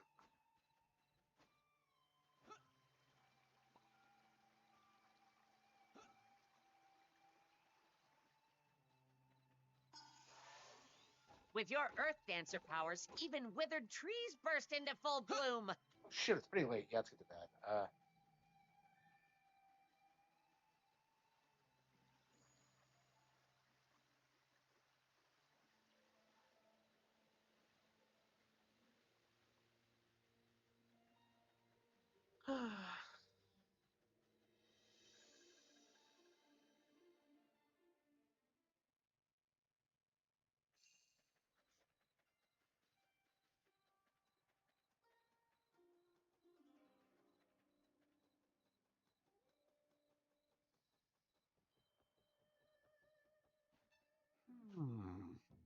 Night.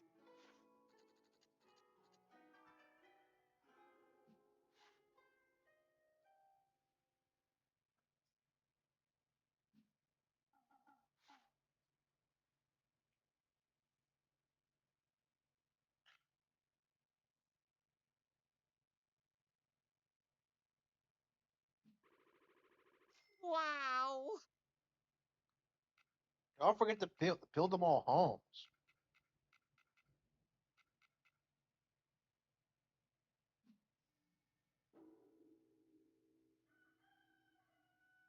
Morning. My favorite Sleep Pokemon, probably Umbreon right now, actually. Wow. Up and at 'em, partner.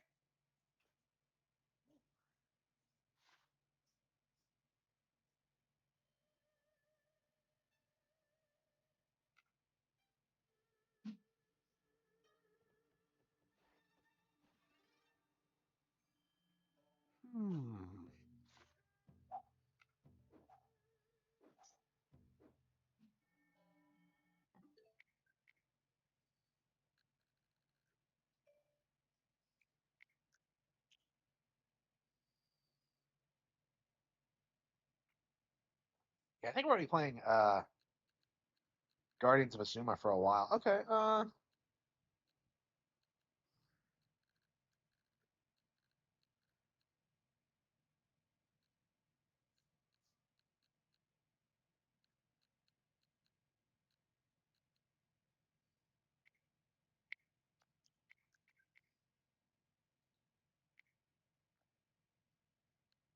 I removed the app. Oops.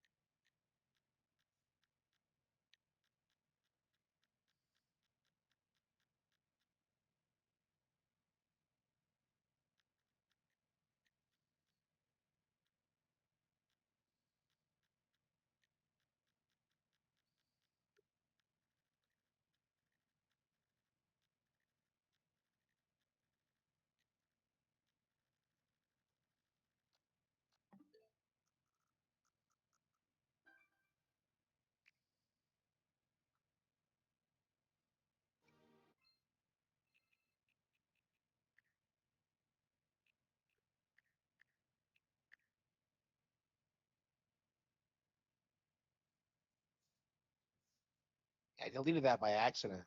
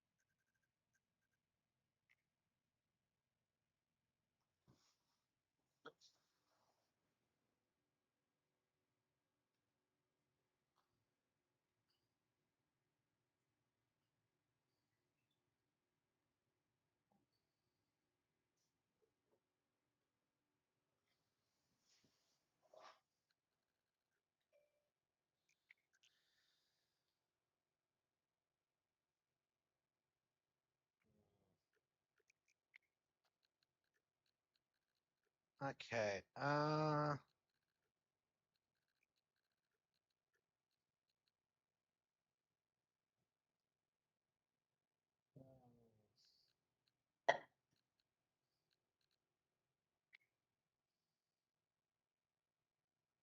Yeah, I don't think we're gonna play N64 for a while.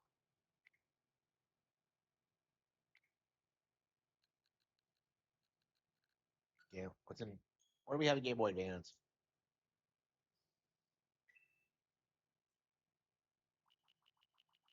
Manoa.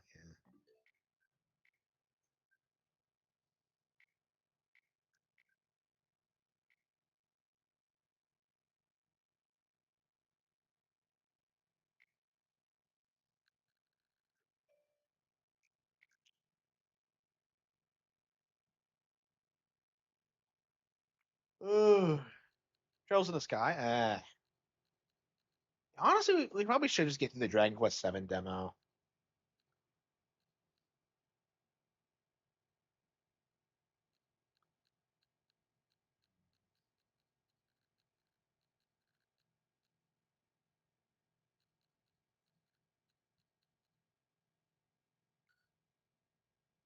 Yeah, let's get through like.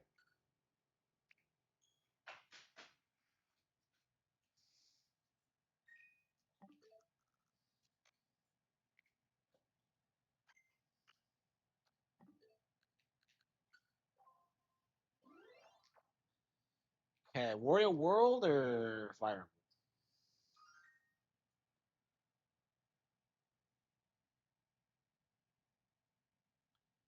it's demonic art stuff. I mean, Aisha is hot as fuck. She looks better than she did in the original one, I think. Aisha might be my Dragon Quest waifu now. She's gorgeous. Harman doesn't like me or my game choices. Ever since I like Sonic 2.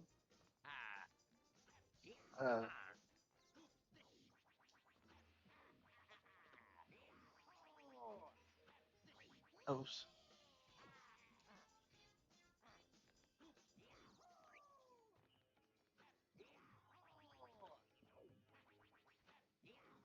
Yeah, like Pokemon Coliseum hasn't come out yet. Oh, they might talk about that on Pokemon Day actually. When Sonic 2, the last time Sonic was big, it wasn't even as big as Mario World. It was never big. Yeah, it's weird how the narrative is that like Sonic was like a big IP at one point, and it just isn't. I can't get over how like the boss we fought last night was some gay bull. Like I will never get over that. It was like Nick Rekida's fantasy come to life.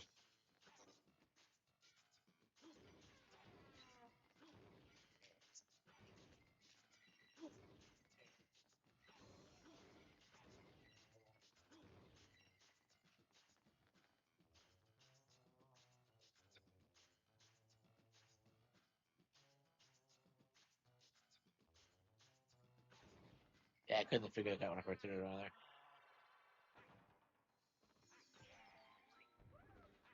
Yeah, when we played this last night, I couldn't figure out like how this works exactly. Yeah, I don't know. I don't like this game. I've played it enough now where I'm just like I'm not keen on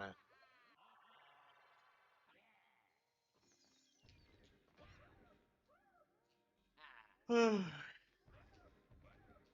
Yeah, Wario Land 3 and 4 are way better than this.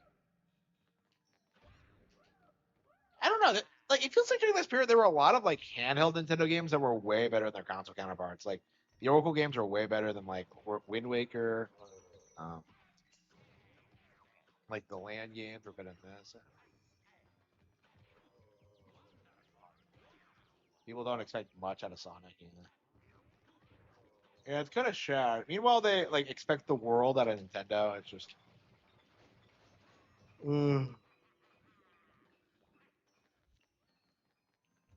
It's very frustrating how people worship the Sonic games.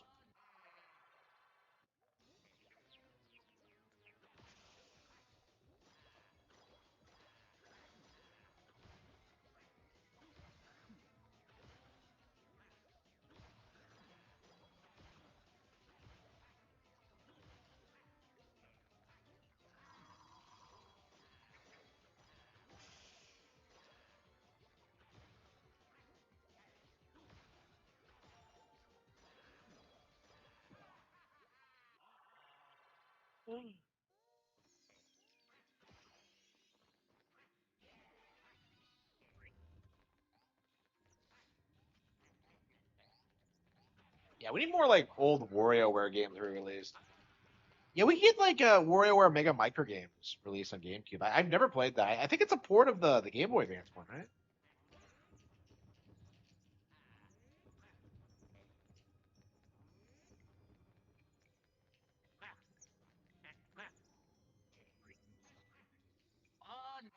Yeah, I don't know because there weren't that many on game. There was only the one on the Game Boy Advance, and then like lots on the DS. The DS like killed it, like DIY and stuff like that. Uh, no, Twisted. Yeah, that was a Game Boy Advance one, wasn't it?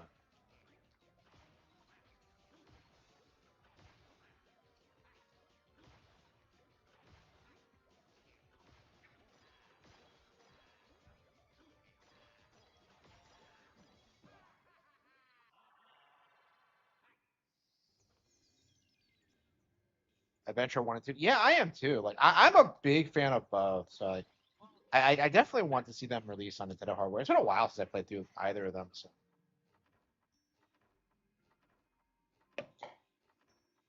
Well, I'm a big fan of the first one.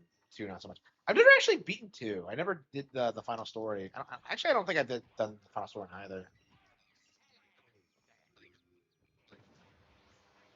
Like, I don't know. Sonic Adventure, I think, is the only time Sonic was ever good.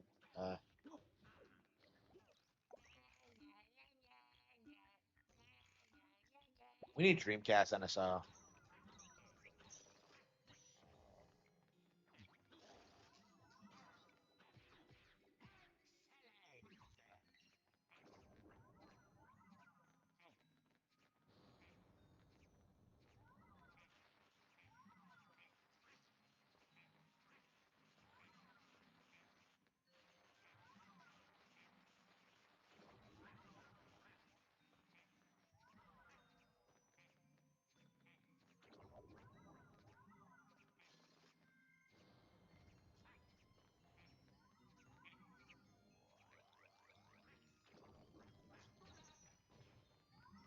Nothing happens.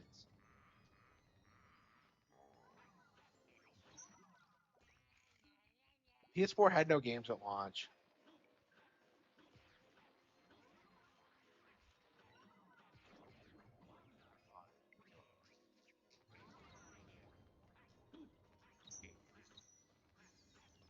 And there's so many times like this in this game where like I run into something and I don't know what I'm doing.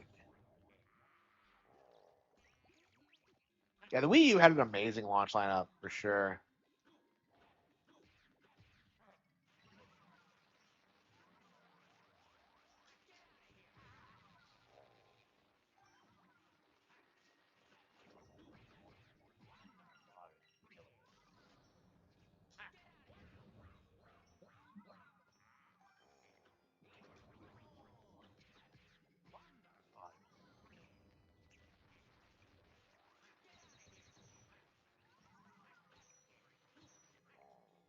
Well, what else can I do with this guy?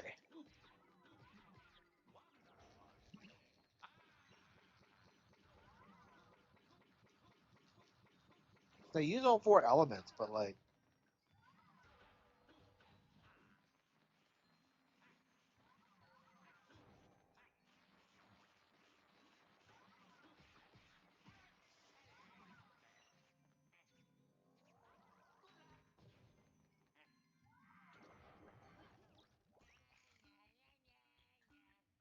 the way station.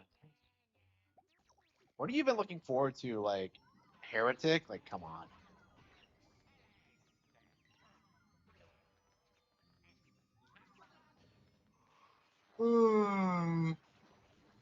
Oh.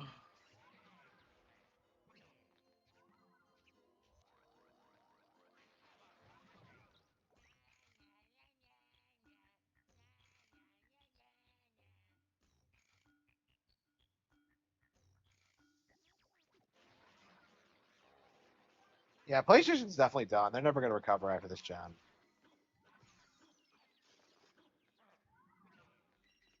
Are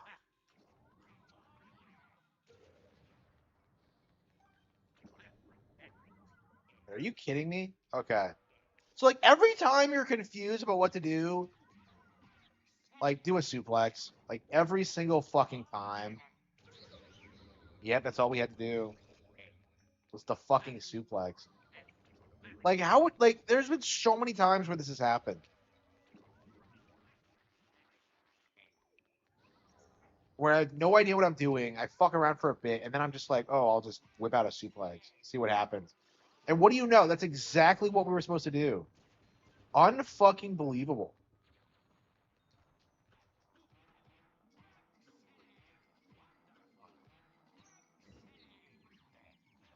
MGS6 is coming out. Yeah, sure. Ugh. Yeah, and Quiet's gonna spend the entire game sucking on my dick.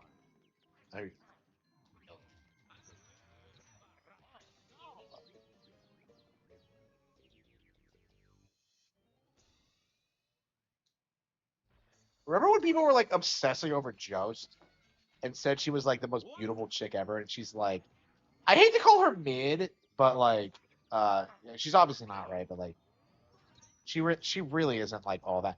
And like, I think the chick who's playing Zelda is way more beautiful. I would say.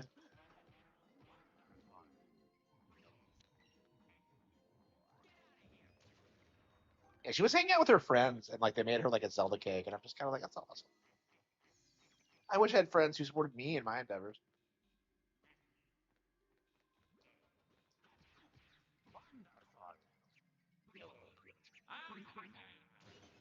I don't know. She might be like the most Disney-ish like princess we've seen like in years, honestly. Like she's gonna mog the shit out of Zendaya and like uh that Ziegler chick, by not being brown.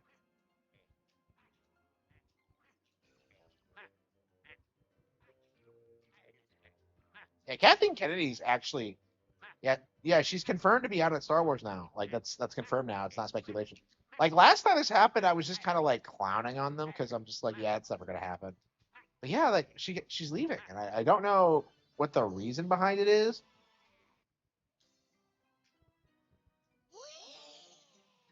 Like I haven't seen anything, but like yeah, I don't know. I don't see Star Wars making a recovery exactly, but at least like the bitch responsible for like killing it is like out. So I don't know. Maybe long term we'll see something, but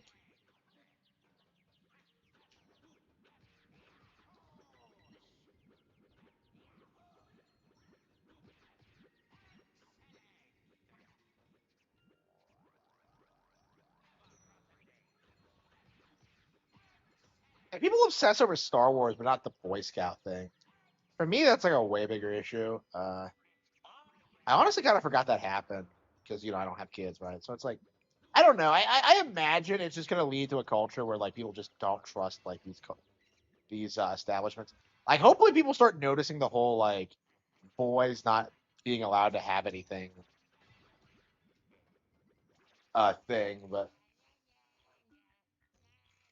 Rachel Ziegler is super ugly. What are you talking about? She's hideous.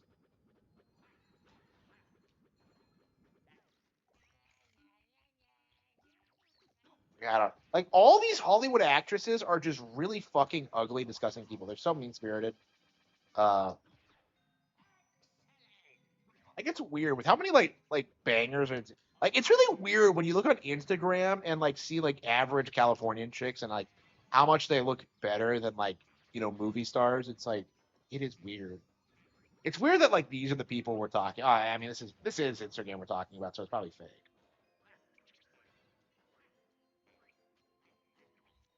I don't know. I mean, that's the impression I got. Uh, what is with this gimmick of the mirrors, Medea? Yeah, I never want to see like Zendaya Coleman anything ever. She like fucking sucks. Like it's so weird how they keep trying to like shill these like former Disney Channel stars as like actual celebrities. Because that's what they did with like Sabrina Carpenter. I had no idea she was like a Disney Channel kid, but now that I do, it's like kind of makes sense like why they're trying to do that. Like it feels like they kind of peak with Miley. They never had anyone like as successful as her. It feels like, and I really wonder like why that is. Like, did she just establish the formula or what? Because like Zendaya, like they've given her all these roles and like tried to make her huge, and it's just like she's nowhere near as successful as like as she probably should be, considering the pedigree of material she's worked with. Like she's Mary Jane and fucking like Shawnee, and it's just like no, she's not. Yeah, Shawnee. It's like she should be like this iconic actress, but she's just not. Nobody fucking likes her. She was in a Christopher Nolan movie. Her aunt voices Barcelona, does she? Wow. I know a lot of these guys have connections. Yeah. Her aunt, like, I don't know, man. It's like everything feels super nepotistic these days. Like I just got done watching this YouTube video about black people, like the NBA and how it works now, and how like it's tailor made for uh, like you're seeing like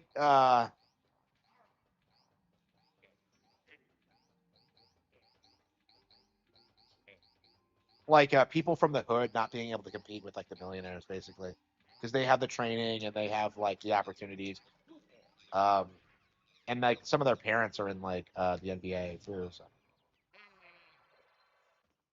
the NBA is done, yeah. It'll be really interesting to see if the NBA ever falls off because people are like clowning on the WNBA right now, and rightfully so. Fuck Caitlin Clark, by the way. Like they tried to make her into a star, and it's just like nobody fucking cares. I don't know, man. I was just like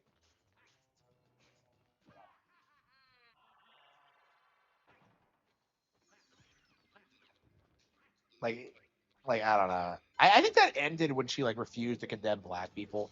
Because like I think the reason a lot of people like went to bat for her was that she was getting like victimized by like black lesbians on the court, and people wanted like stick up for her, but like she wouldn't like condemn like the obvious like toxic culture.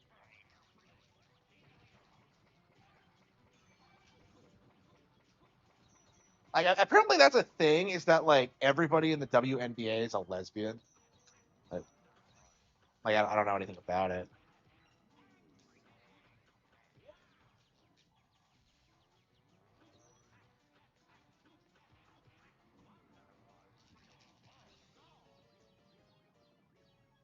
I'm glad we don't have to see that that soccer like bitch again.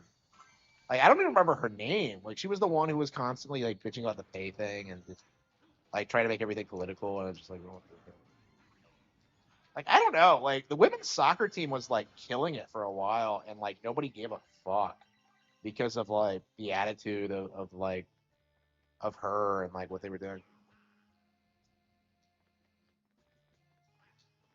Larry Bird.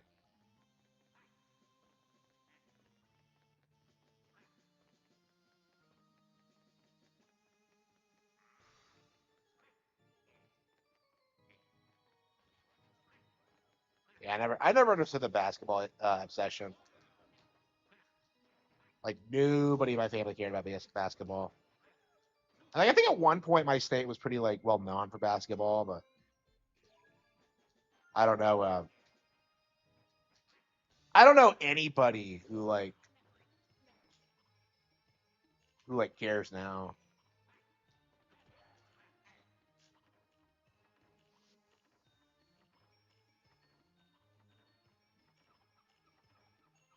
Yeah, I haven't been like around people who like care about sports for. Like if someone starts talking about sports, I kind of just instantly just leave. Like I just lose respect for you.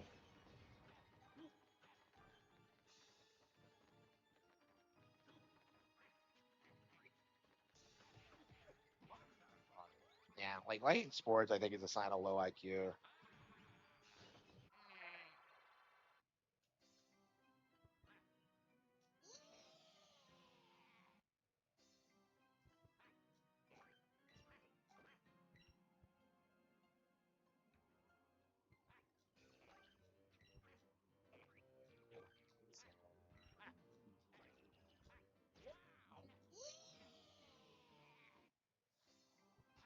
Yeah, I mean, like honestly, like dealing with like the sports ball obsession is probably like the first major step to like fix America because like so many people accept lax like just because of sports. Like if you take the sports thing out, like you realize they don't really do a lot or accomplish anything. Uh, so yeah, the sports ball has to go. FIFA or Mass Effect? I'd say Mass Effect.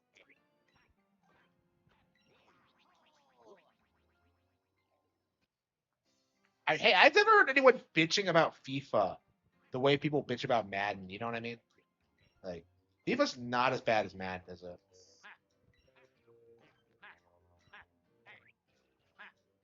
EA Sports. It's in the card game.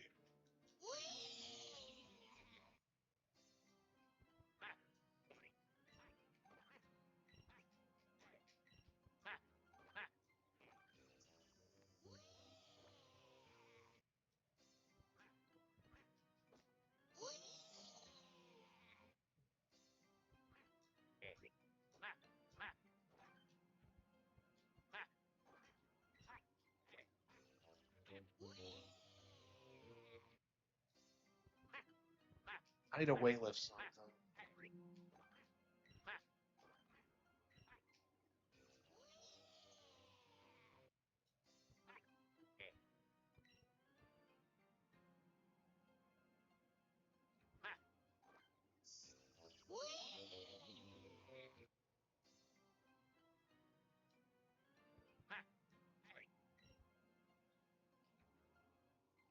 I mean, the Western video game industry was never good exactly.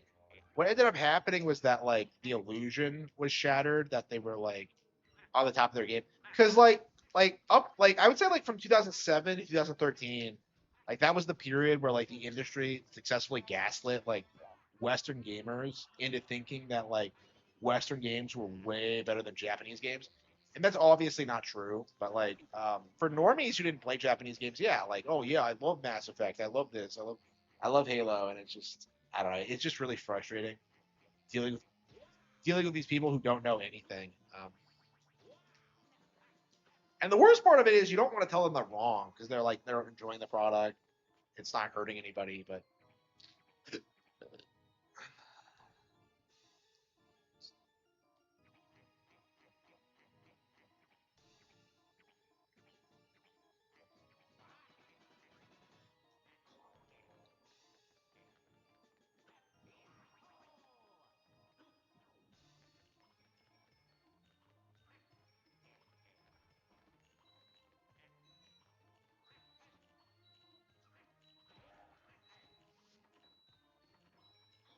these levels are way too long. I don't understand like the structure or like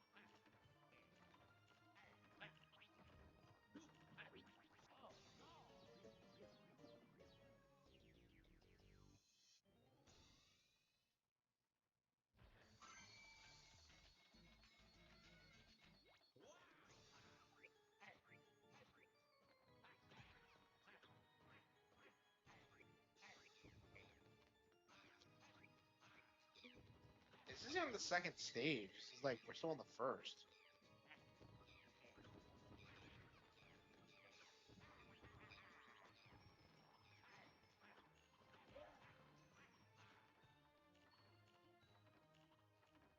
COD and GTA destroyed Mario. Yeah.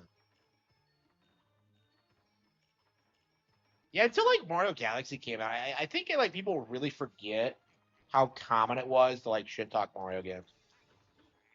Like people would like hate you for playing Mario Party or for owning a GameCube. It's like it was very noticeable.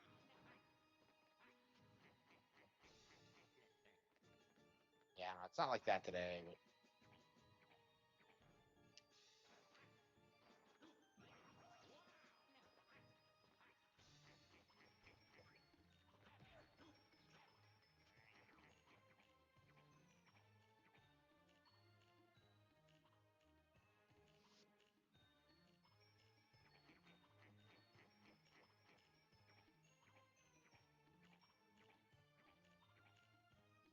there's nowhere to go from here.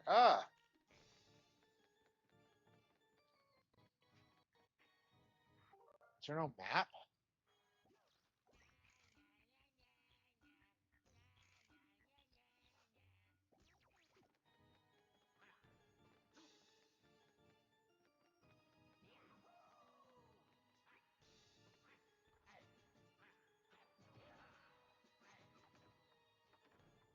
RDR wonderful at New Vegas. RDR seems like I don't know. I think it's gonna be a while before it's better remembered than those. I think after the movie comes out, yeah. Once we have like a generation of people who grew up on the movie, yeah, I think it'll be bigger than those games. But like that's gonna be like a while. And it's really difficult to gauge the popularity of this stuff because it feels like a lot of times that people look at the sales numbers or like try and do the whole like nobody's talking about it thing, and it's just a go.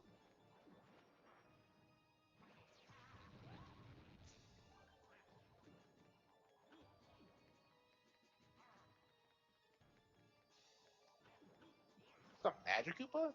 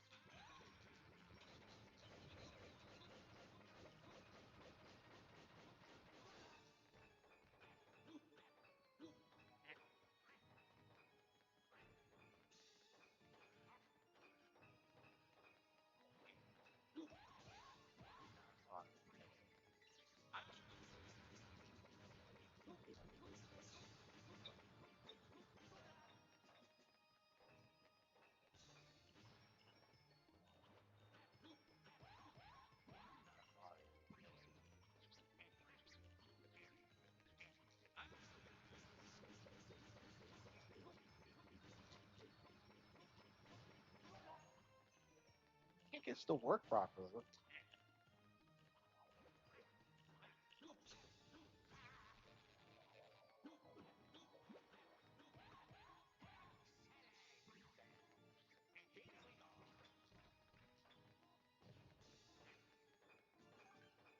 Greatness? Oh, come on. I I can't think of any GameCube game that I dislike more than this. I don't think I'll play this again after I beat it, honestly. Yeah, it's weird because like Wario Land 3 and 4 are all-time classics. Like I would say both of those are like some of the best games with our platforms, but like this, yeah, man. I mean, this wasn't made by like the Wario Land team. It was made by Treasure, and I think it kind of shows. It feels like they didn't have much of an idea of like what they wanted to do with the character. Like, why is it a beat 'em up? Like, what's with this like? I don't know. I don't understand. Like, I don't know. I've never heard anyone say this game is good. And I love Treasure. I love Wario. So I just don't.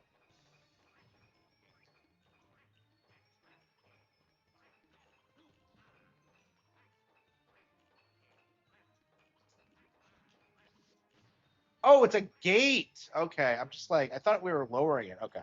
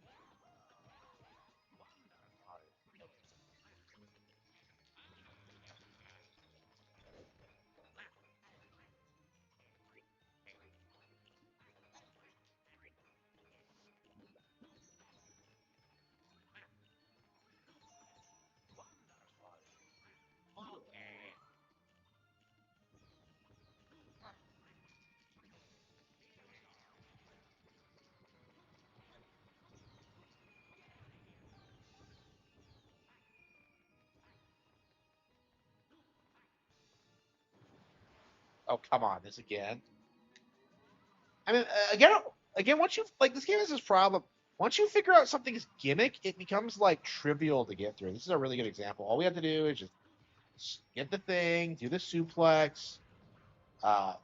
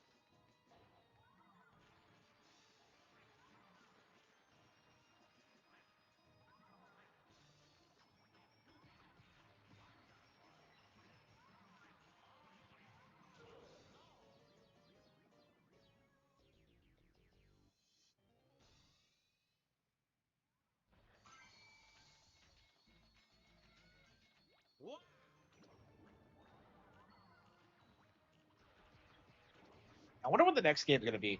I imagine it's going to be like Pokemon Coliseum NXT. I imagine that's what's going to happen.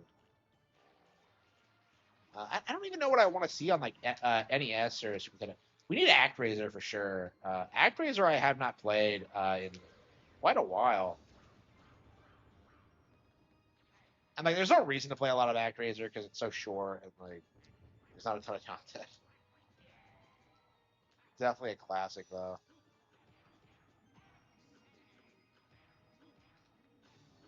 I know, right?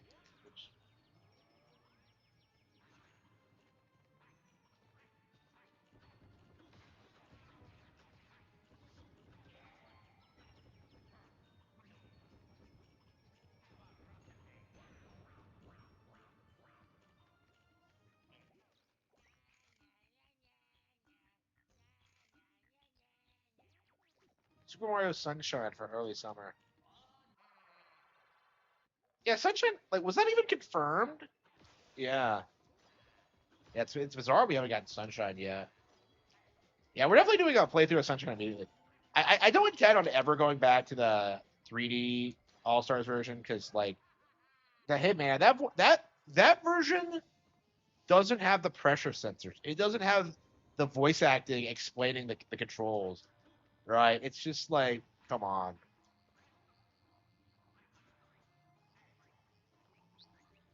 Do we have the crystals for it?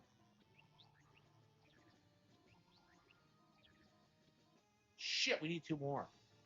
Fuck, this was a really annoying level. Yeah, such a. So it's like I think out of the initial lineup, it's just Sunshine and the Pokemon games, right? I believe so.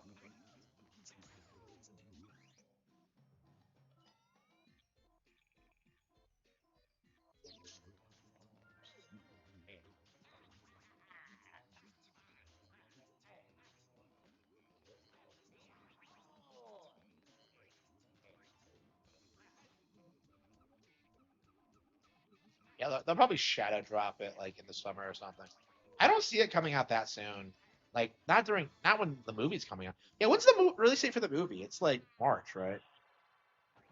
March or April or May or something like that. Yeah, I remember the Zelda movie. It's like May 27th or something. 2027, so that's coming out. So we have the Mario movie and the Zelda movie confirmed. Like, do you think we're gonna get like another one confirmed before the Zelda movie comes out, or are they gonna wait a bit? Like, I feel like we are gonna get the Donkey Kong movie announcement.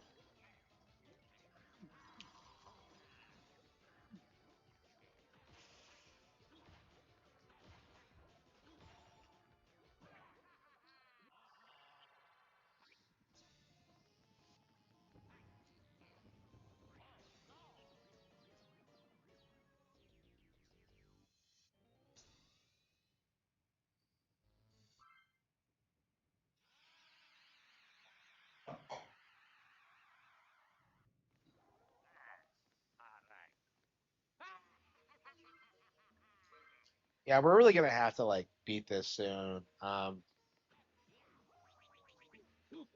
Yeah, so the Nintendo Direct's next month, so I don't know, man. I would really hate it if they just talked about a bunch of games we've already heard about already. Like, we know Rhythm Heaven's coming out. We know Tamagotchi's coming out. I mean, I could see like a bit of a big expose on Tamagotchi and what's new for it. I hope they deconfirm like gayness is kind of my hope for it, but I don't know if that's gonna happen. That's like my major cope, right? Like that's my major fear right now. I remember like back in the day, I was like concerned that like Bayonetta 3 would be gay and like uh and that turned out to be like the most base thing ever. So I don't know. I really need to stop worrying about this stuff. Like honestly, like I think the goal should be to like ban it everywhere, just not keep it out of like Nintendo games. So like if they do try it, just ban it. Like just try to emphasize that it's a problem and like fight to get it removed next time. I think. Like I very well may be in a position where like I could be the one to kind of spearhead that charge, but I don't know. We'll see. I mean, I made it like very clear how much I hated like how Shadows and its dumb Yuri relationship or like pseudo Yuri relationship. It's weird because it's like I don't know. It's like I think it's like a stereotypical Yuri relationship, but like that means it's not actually gay. If that makes any sense, I don't know. Like weirdly enough, like Yuri isn't like that gay. It's just kind of like fan servicey and bullshit. I don't know. I still don't like it.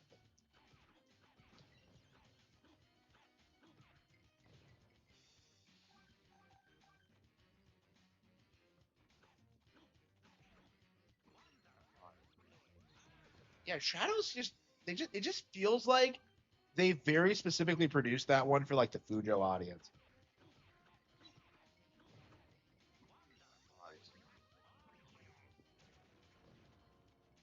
And that suplex is pretty satisfying.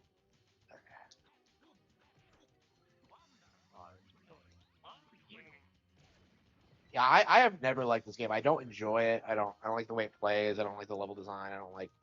I really don't like anything about it at all, other than like maybe the boss fights. Like the whole wrestling vibe is kind of cool. But yeah, they really should have just like made this like a boss rush or something. If they really couldn't come up with like a good like general gameplay style, it's really weird playing a Nintendo game that has like really good bosses but like terrible levels. That's not very typical for them at all. Like typically they prioritize the levels and like maybe make the bosses good, but this one it's nothing like that at all. I mean, Treasure like makes some of the best bosses ever, so it's not that surprising. But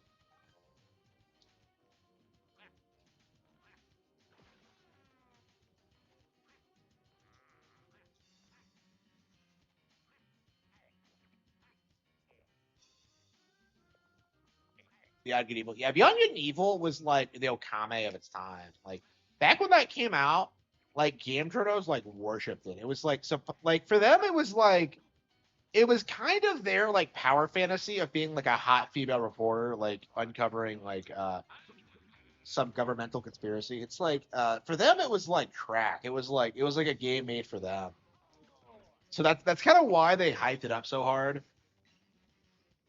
because it really doesn't live up to its hype. I was always very confused about like, that game and its following but it's pretty cool. Like Nintendo Power like voted it like their 26th favorite game ever and like on Nintendo consoles and I'm just like fucking really? I don't know. Like after that, I've never heard about it again. It feels like one of those games that was like kind of a product of the 2000s and just kind of fallen by the wayside. Kind of like God of War, but like I mean, I hated the Assassin's Creed thing, but at the very least, it caused the industry to kind of move past pretending Rayman or that like Beyond Good and Evil were good, or like Prince of Persia. It's like there were so many Ubisoft games that they tried to make a thing at the time, so it was definitely nice to kind of move on from that.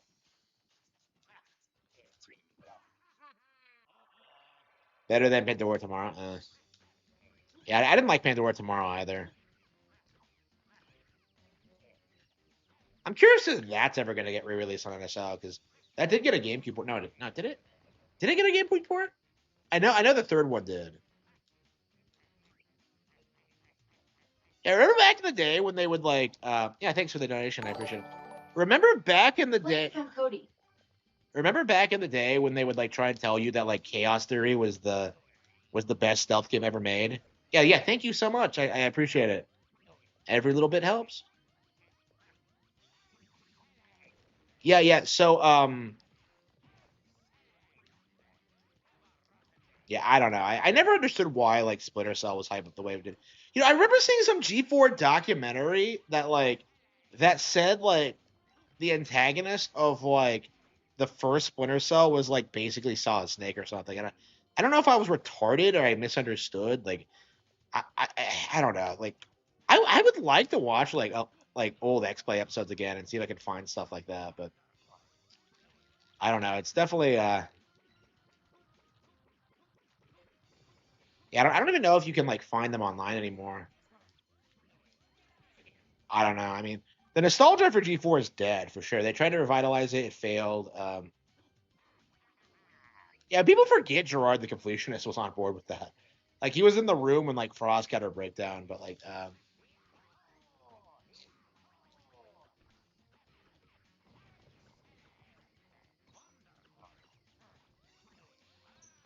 I'm a kid. I'm a kid.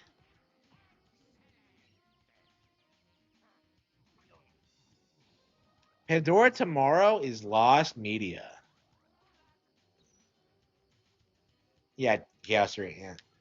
Yeah, yeah. That Splinter Cell had that very stereotypical like PlayStation arc, where like the first three games were hyped up as the greatest thing ever, and then like immediately after that they faded to irrelevancy because like nobody actually played them.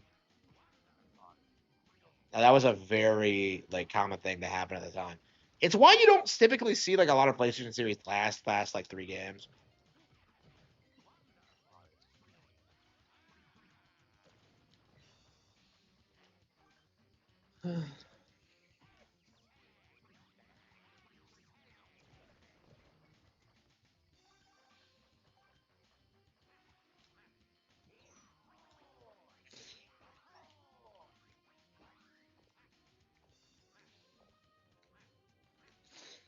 Yeah, I'm probably never gonna play this again once I beat it.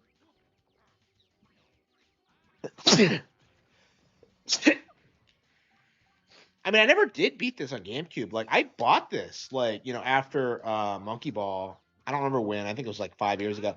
I played like up to like World 2, and I never played it again. I had no desire to like do this again. It's just not fun. I don't enjoy it. Uncharted, yeah, yeah. Uncharted is like, yeah. Uncharted is a really good example of that. Yeah.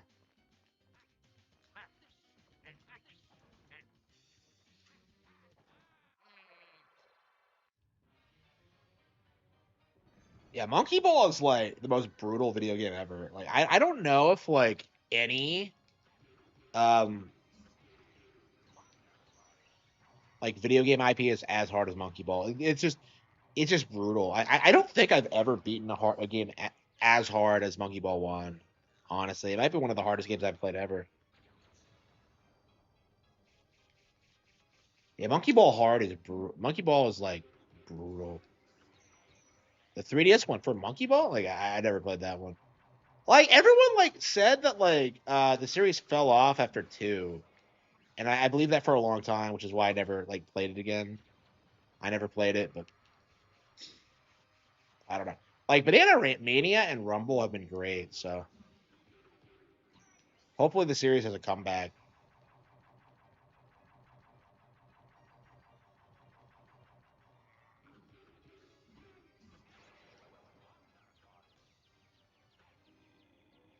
Yakuza driving section. Like it is Yakuza is like super casual compared to Monkey Ball. Like super. Yeah, Negoshi made Monkey Ball as well, and it's very obvious to me that he has a massive hate boner for like Monkey Ball and its fans. Like he's the sort of person who like wants to be taken seriously, so uh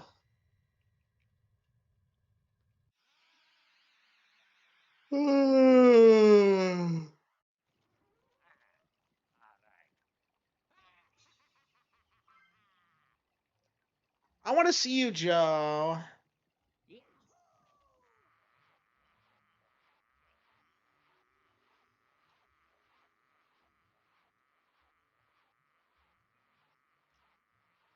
What are these statues?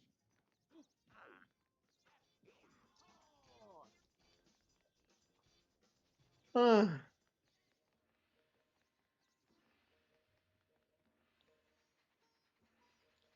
COD and GTA audience. I think Yakuza's problem is that it just milked itself too much. Like it just didn't know where to go after 6, and like they couldn't commit to what they did with 6 because the entire point of 6 is that like okay, we're gonna retire Kiryu as a character. He's never coming back. It's over. Da, da, da. And then they immediately walked it back with like the sequels.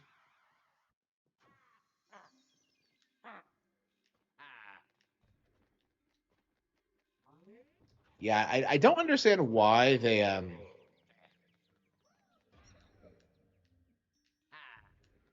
I don't understand why they thought that like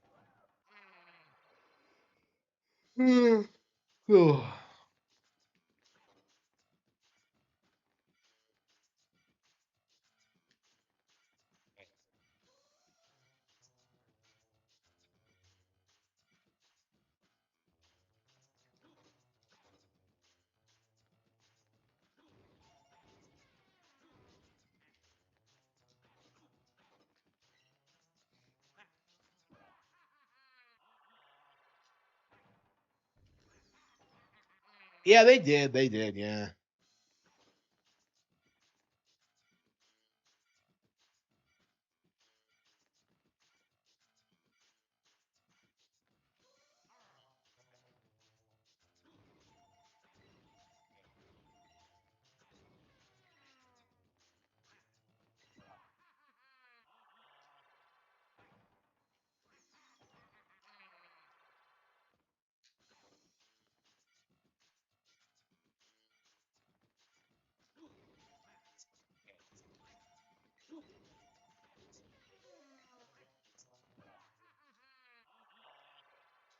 They had to hit it on or. Yeah, I couldn't figure this out when I did this the first time. Mixed feelings on them. Yeah, people were like really hyping them up for a while.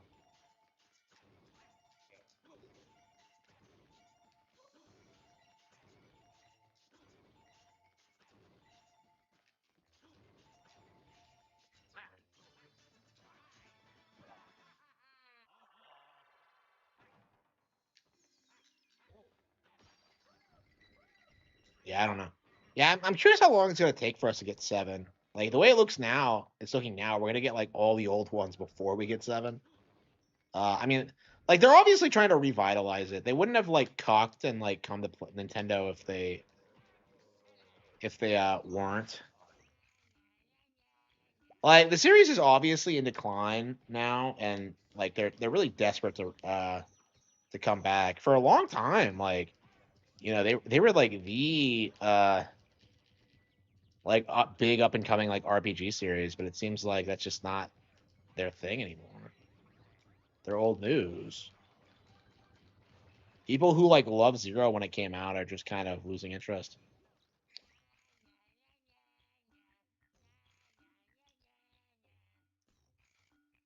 They mo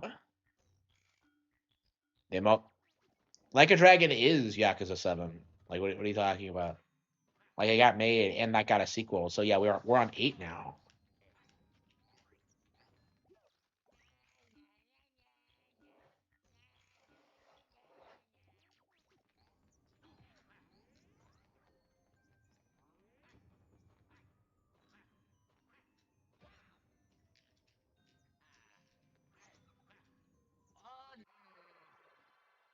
Oh.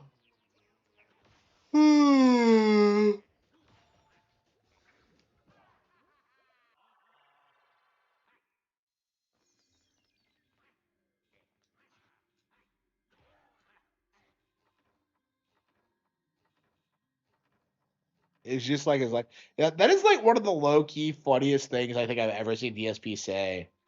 Is that he tries to like say a Yakuza sub story is like literally him. It's just amazing. I think he was getting like emotional over it too. Have I ever said that about a game? I can't think of anything. Like I talk about how much I like Edelgard, but that's about it. I think. Uh,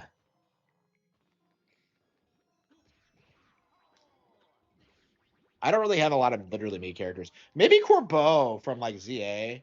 I think like Corbeau is literally me. Um,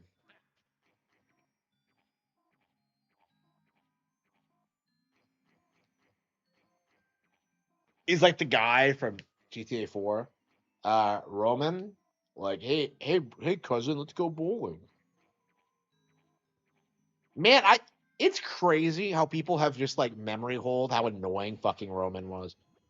Like, he's so bad. Edelgard has a nice character design. Yeah, absolutely. Um, I'm curious if we're gonna see her in Fortune's Weave. I doubt it, but it's just like I don't know. Like, I think she's kind of cemented herself as like kind of the face of Three Houses at least. Like, I don't know. Like, I like her way more than Byleth. Byleth fucking sucks. Like, to me, I think the main focus on Three Houses is like Edelgard and Dimitri.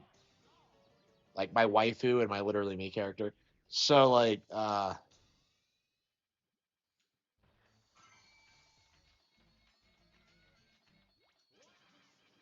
so I don't know. Like Byleth just feels like completely pointless. Like all of his lore is retarded and just like, oh, you're the reincarnation of the goddess. Like what? Like I don't know. I feel like they probably like for that one they probably should have kept it vague as to like whether Sothis existed or not because like Sothis just doesn't add a whole lot to Three Houses. Truth be told, like her lore isn't terribly interesting and it's just I don't know. That's just my opinion though. I mean, Three Houses in general, it's a really weird game because like it has like some of the best lore you'll ever see in any Fire Emblem, but on the flip side, like the actual story like no matter the route, is just awful. Like it's really bad actually.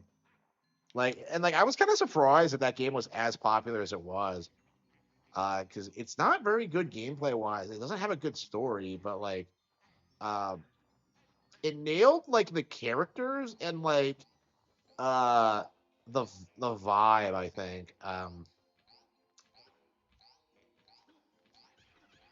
like it nailed like certain things that I think like people weren't really expecting from Fire Emblem. Like I think Three Houses might be one of the darkest games ever made. Truth be told, the whole church band thing. I don't agree with that necessarily. I think they did a really good job like making it nuanced. Where like you could totally see like where Edelgard and Rhea are coming from in regards to like the church and how it operates and shit like that. Um like I think it's a really good like stab at like making the situation complex. It's not like Final Fantasy Tactics where it's just like, oh, the church is evil, bro. Oh, like God isn't real, bro. Like, you know, I typically love Tactics, but like, boy, did I was not a fan of the way they of their fedora tipping ways. I'm not a fan of like fedora tipping in general. It's like the one complaint I had about Final Fantasy Tactics. Like, so you're gonna tell me that like it's stupid to believe God exists in a world with like all these crazy demons and shit like that? Like, I just don't buy that. This just makes no sense.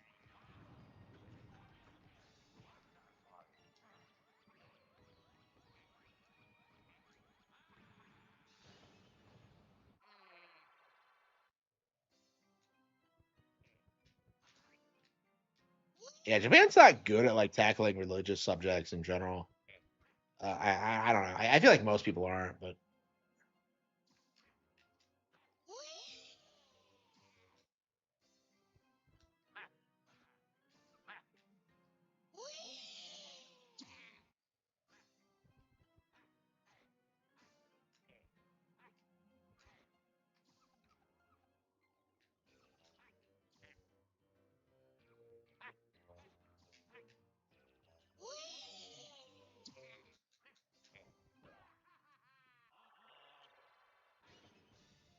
Symphonia's take. What does Symphonia do? Isn't the church corrupt in Symphonia too? Am I misrem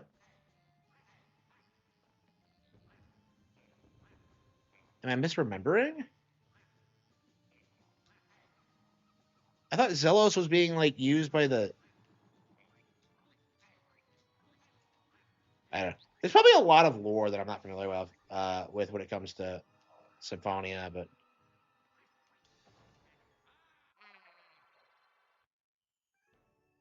Rasanna's also anti-religious. Yeah, like Atlas is the most anti-religious company ever. Like if you play SMT, it basically boils down to like law bad, chaos like kind of okay, and like neutrals like the good ending like every single fucking time. I don't know. People always have like a lot of high like they always put a lot of stock in like the alignment system, but like I don't find it that rewarding.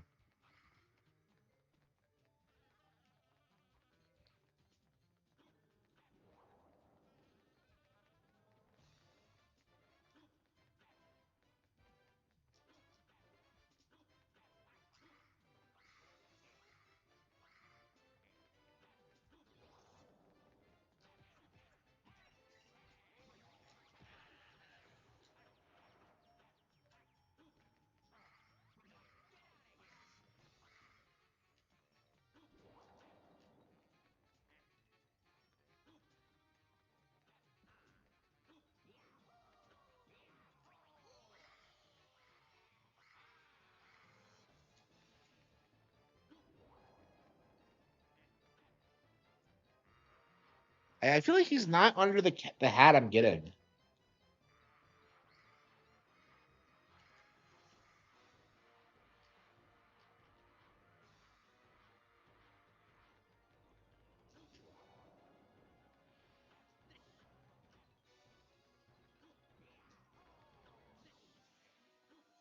Yeah, I'd say Dragon Quest is actually pretty.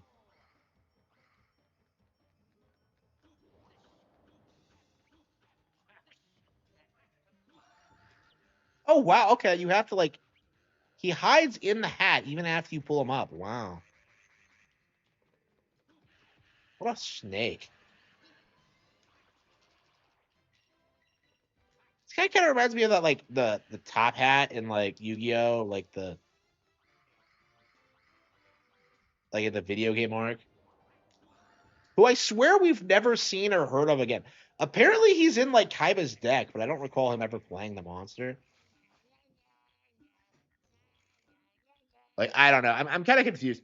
Early Yu-Gi-Oh is weird because like everyone like changes their deck by Battle City and it never just feels the same again. Like the Duelist Kingdom decks are so cool, and then they just like scrap all their iconic cards for like better ones for Battle City. It's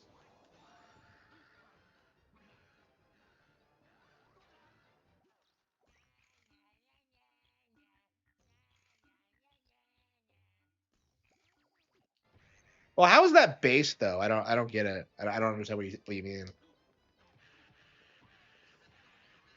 Don't tell me you're simping for Mythos. Like, who do you think you are, a genius? Like, I'm gonna forget Lloyd. I have a new best friend.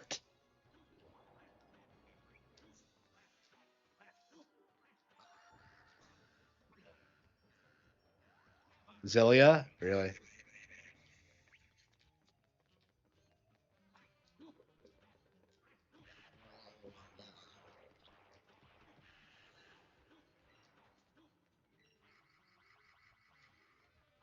Yeah, I'd say it was better than like yeah, I'd say Symphonia is better than Zillia at least.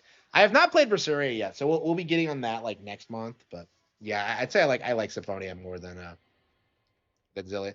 Zillia, I think, is like I don't know. That's a bit of a mixed bag for me. I like some of the characters and the concepts a lot, but like it's very strangely paced. I don't like the pacing of Zillia at all.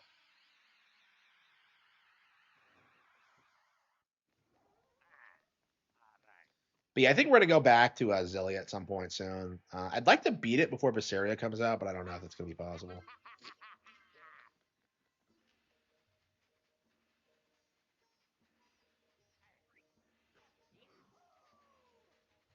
Zillia and Berseria. Are they though? Like, I don't know. I'm just like, I don't see Zillia as a Gooner game. We have like one female party member. No, we have the healer girl. Yeah. Like, I don't know. I don't see I don't see Tails as a Gooner series. I'm always seeing people bitch about Arise, but like going by what I've played of Arise, it's like by far the best one. I don't know if it gets bad later on or what, but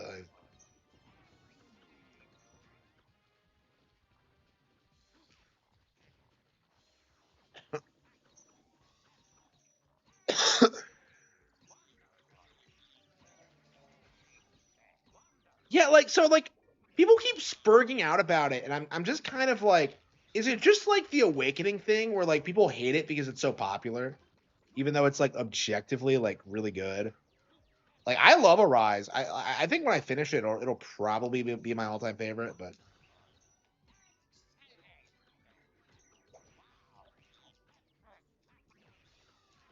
Abyss getting yeah, I've heard Abyss is the best one. Yeah. And I didn't want to play that right away because I wanted to play some of the lesser entries first. So I don't know. Yeah, I'll get Abyss when it comes out though for sure. Yeah, I'm pissed that I never got like Tales on 3D, Tales of the Abyss on 3DS.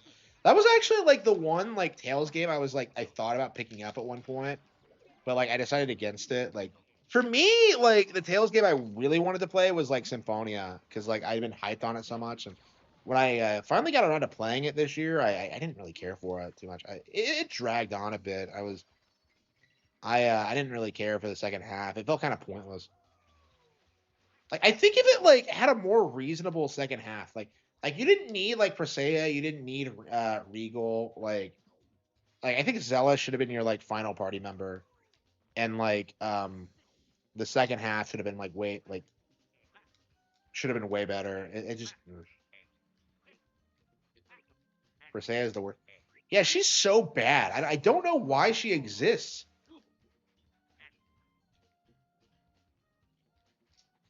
Yeah, Zelos is awesome. Yeah, I'm a big Zelos fan. Like, I love the entire cast until, like, Persea and Regal. I'm just like, I was so confused about why they joined the party. Like, especially, like, Persea to begin with. It's like, it felt so forced. Like, I don't know. Yeah, I'm told that, like, Dawn of the New World, like, butchers all the characters. So, like, I don't know how true that is, but Colette is an Aryan princess.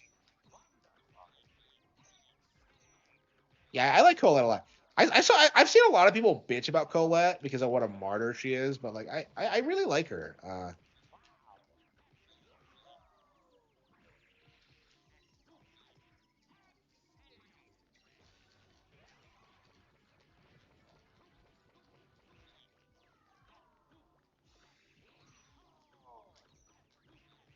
Yeah, I'm very curious about Dawn of the New World because like I remember when that came out and like people I knew who love the original were like so put off by it. Like I'm very curious about what they did.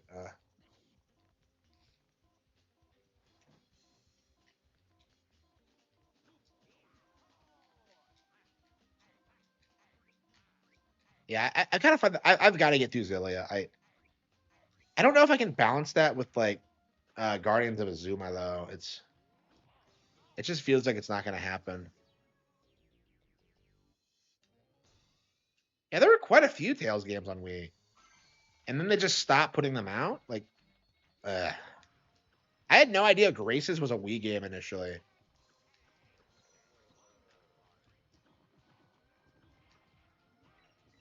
Okay.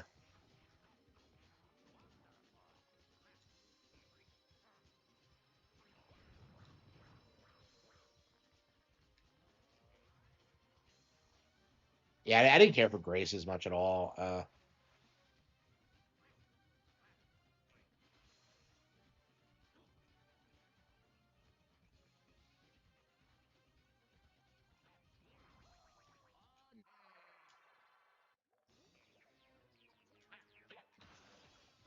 Yeah, that's another one of the cool things about like today's industry. Like, we don't really get these situations where we don't get games anymore. Like, I don't think we've seen like a game like have a delayed release since like Bakaru, and that was like a kind of isolated incident. Uh, I actually imported it. It's like the only game I've ever imported. And they released a localized version not long after that, so I do have to pick it up one of these days.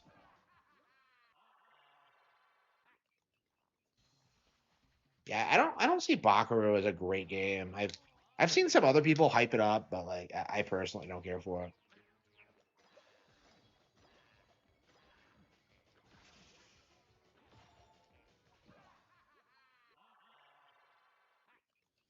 And it's cool that like Goodfield is able to self-publish a game, but like let's be real, it's not really necessary, and like they really should just be focusing on like making games, like working with Nintendo and publishing games that way. I don't understand these companies and their like refusal to like work with Nintendo on this stuff. Like Bakaru should have been a new Nintendo IP, but they would have been able to do a lot more with it. But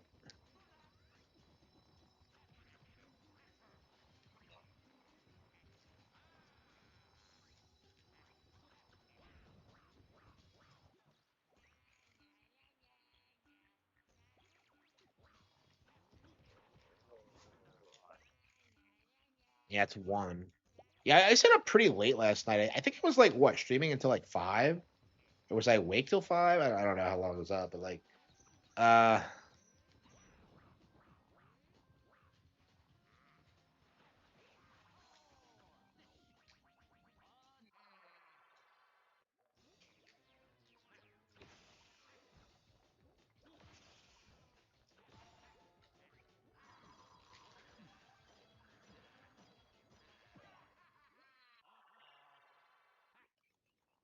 will Fatal Frame remake be big? I don't know. We'll have to see. Like this is the first Fatal Frame that's not Nintendo exclusive in years. So actually since 2008. So I don't know. Like traditionally, I think what would happen is that people would downplay it because they were Nintendo exclusive. So this should be the most well received game in the series in a long time. I think.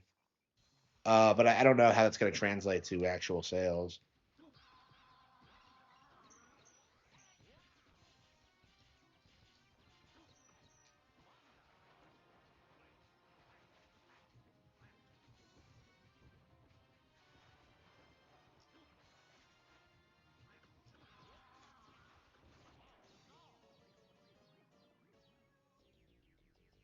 It's been like how long has it been? Like 5 hours? Yeah, about 5 hours.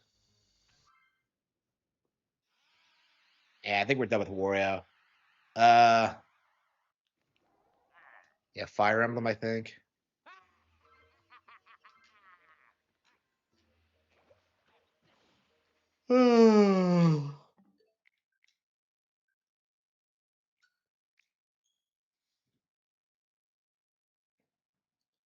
Everyone.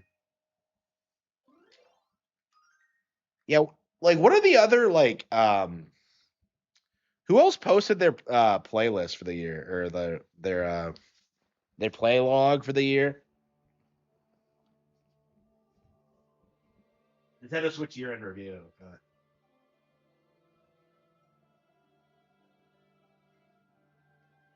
Playing from Cody.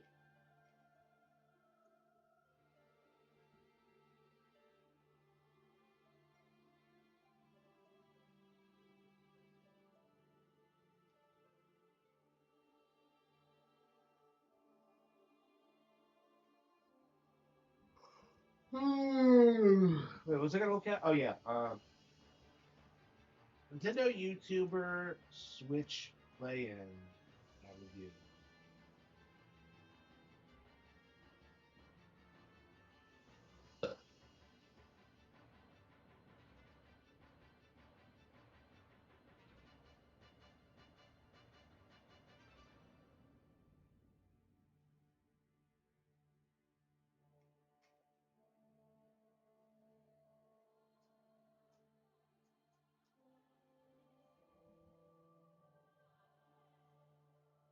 Yeah, 417, 99 hours.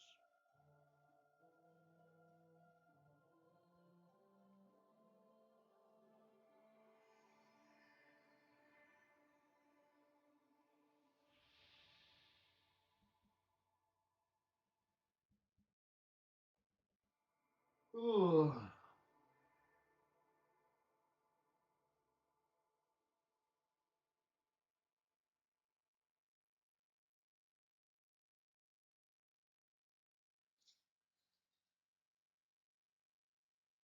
Yeah, I don't see any YouTubers talking about it.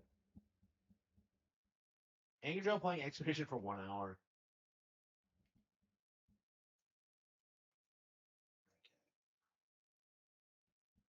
Has Angry Joe updated like his worst of the year list yet? I'm very curious if he's gonna have the balls to say Mario Kart.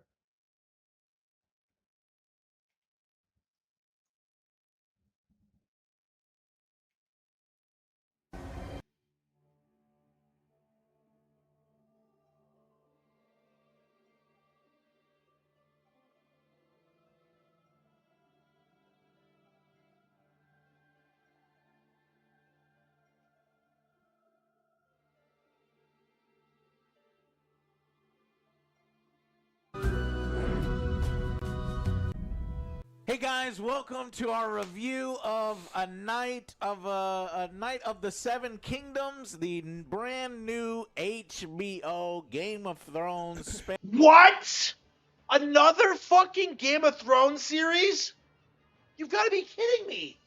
Like, after House of Dragons, after season 8, like, what?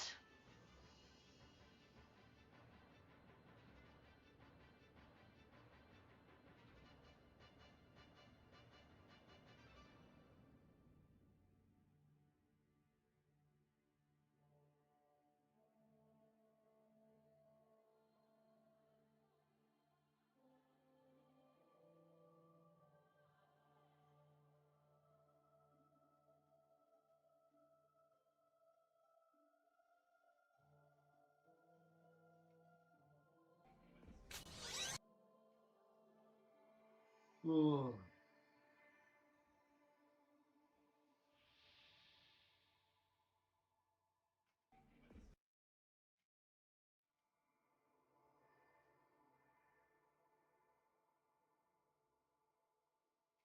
Okay.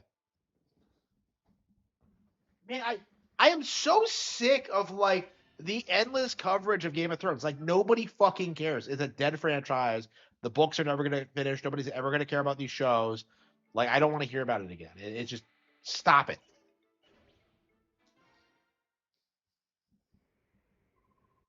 And what happens after this? Is Serenade 16? Because I don't remember.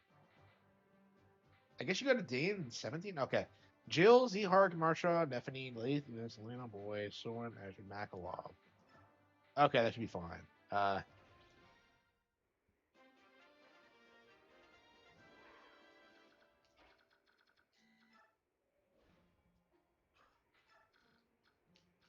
Yeah, I think we'll just have like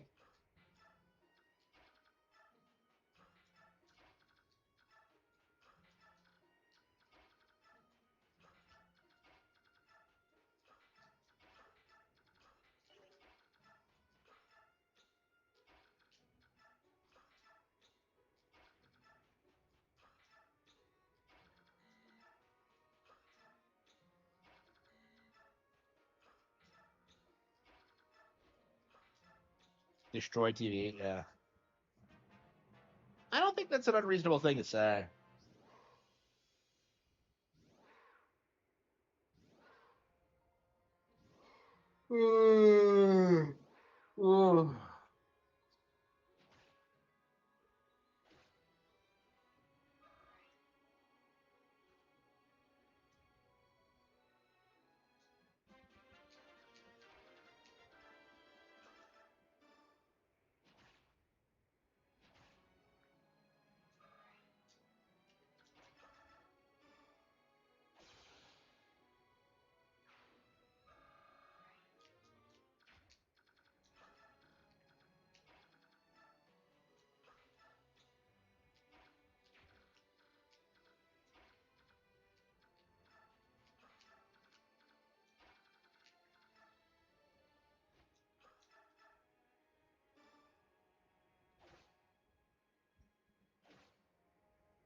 Did it beat Elden Ring? Yep, all the time.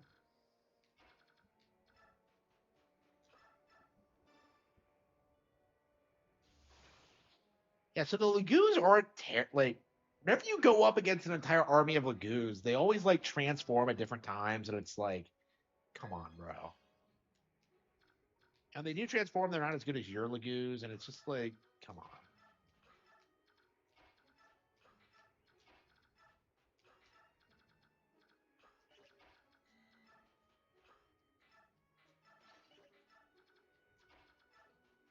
And when do I use Rag? When do I get Ragnar? I don't know if I've ever like abused the Regal sword this much.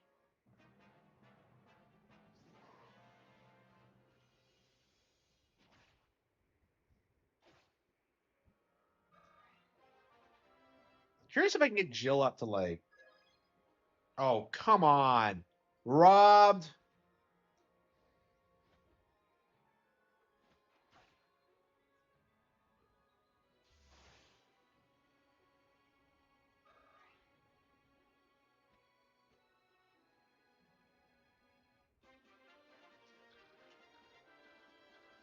Okay, shit.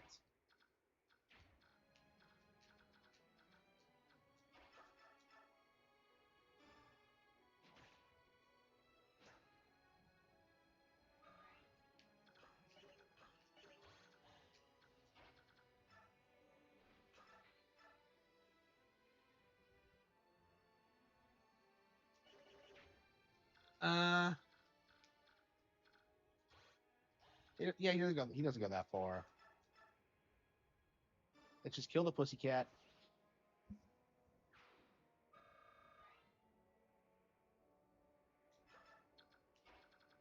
I mean, nobody cares about the award show, basically. Yeah.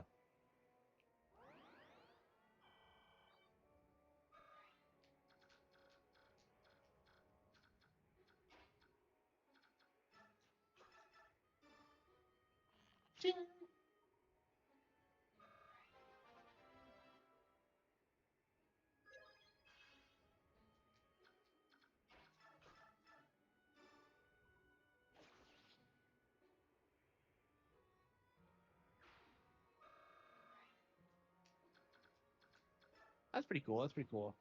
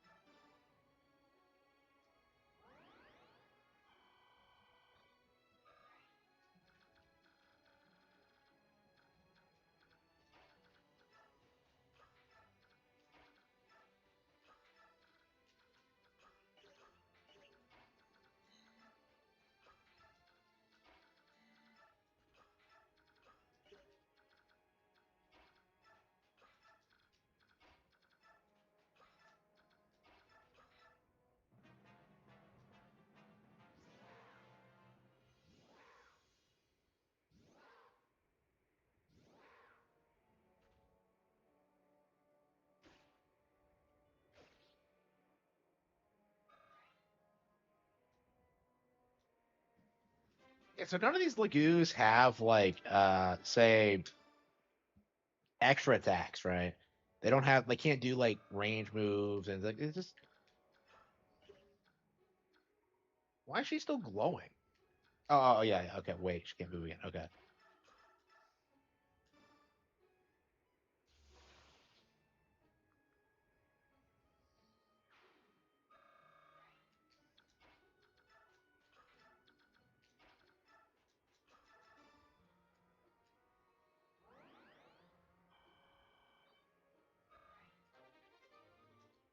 Oh, her weapon level went up. Excellent. Okay. Okay, Z-Hark.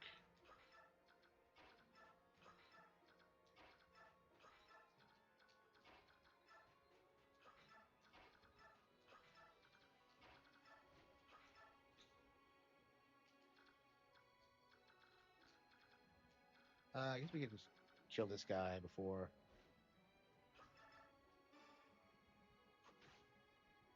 Yeah, Jill's the way to go on this map.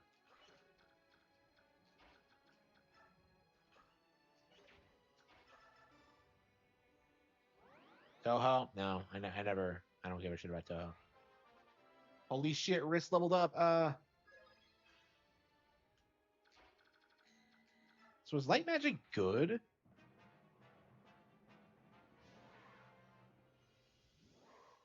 I don't understand why he can't use like light magic right off the bat. Oops.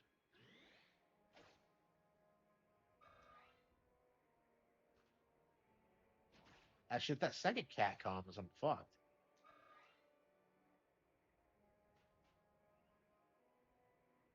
Okay, good. That was close.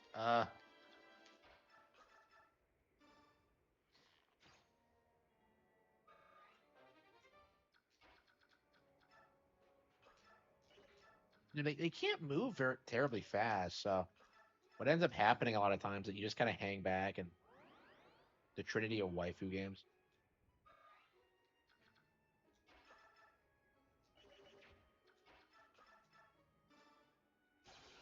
Think.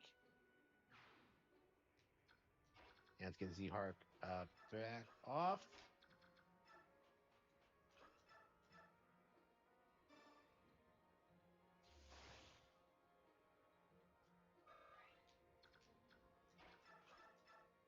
Oh, she actually killed him. Pow.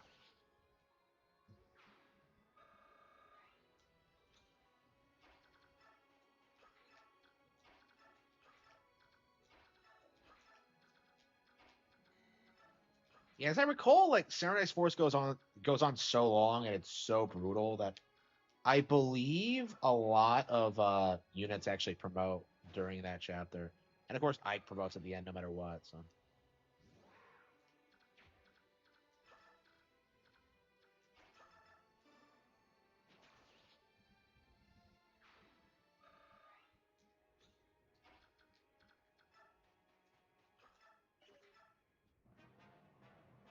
This is a pretty easy one.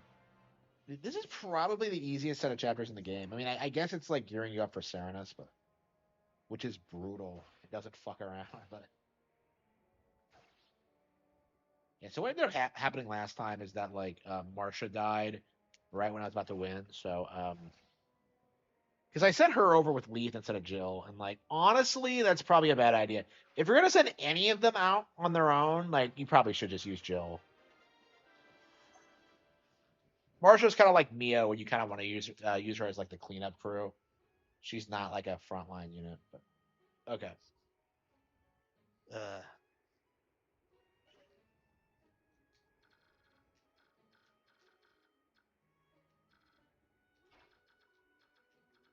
oh, the thing I don't want to do is that, and this is a real concern.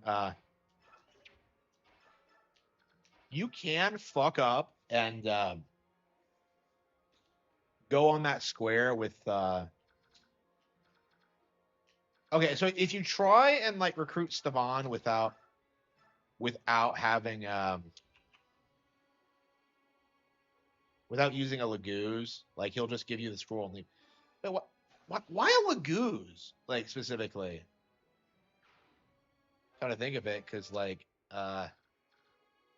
Stefan's branded, so like I don't know, like I don't know. They probably didn't want to make it too confusing.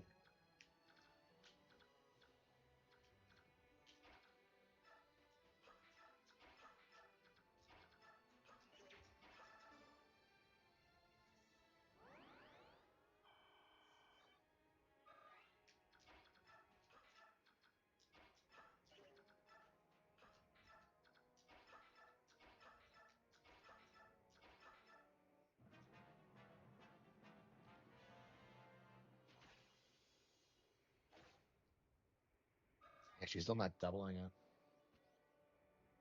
Yeah, Jill can take on legions of Laguz because of her Laguz guard and like her just general like stat spread. Yeah, she's leveled up twice already. Yeah, not a lot, but she's doing it. Like,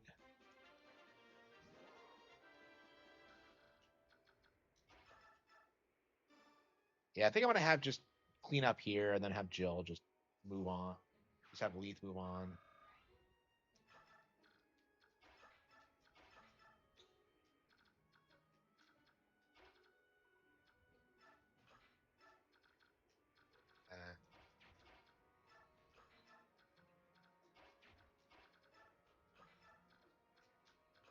Slow and steady, I suppose.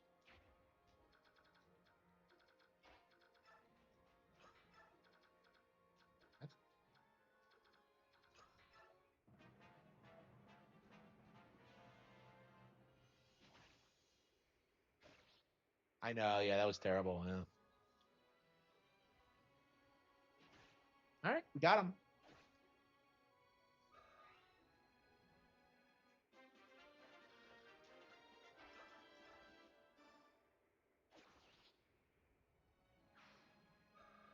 Yeah, killing filthy subhumans. All right.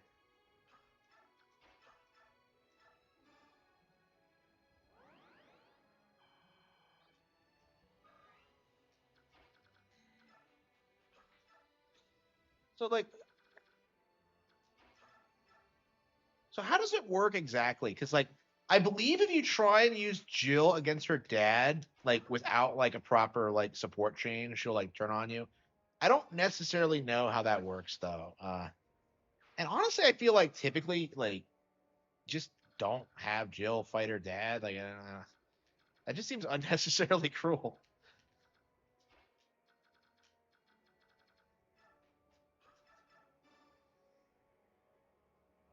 So he trained his daughter to be super racist in spite of not being a racist himself. It's really odd.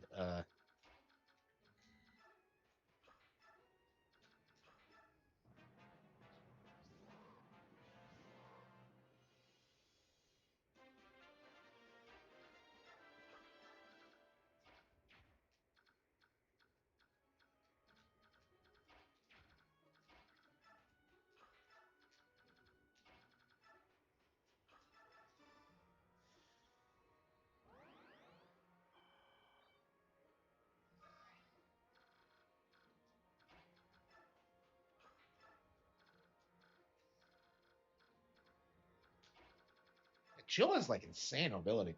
So like, there's no real reason to use Marcia over her really, because like Jill's plenty fast on her own. She'll double everything. Like, yeah, I believe Marcia is like one of the fastest units in the game, but like, it doesn't really. It's not really. It doesn't really mean a lot.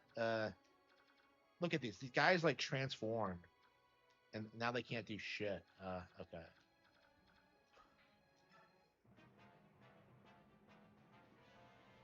Amy Rose as Wonder Woman? Why? So Wonder Woman canonically wants Sonic's dick, huh? I mean, Zeus fucked a bull. Wait, no, wait, no, wait, no. That's not how it goes. What am I talking about? Yeah, Zeus turned into the bull and fucked someone as the bull. Okay. I'm just like, Zeus fucked a bull. Wait, no, that's not right. I'm like getting my names mixed up here.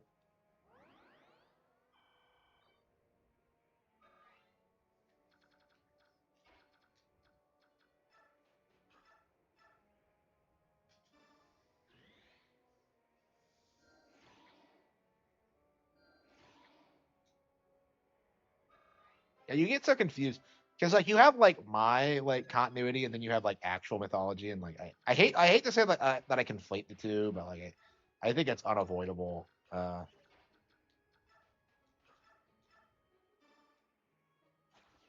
I've had people like bitch at me about the Medusa thing, which is like perfectly understandable and I totally respect it, but it's like it was-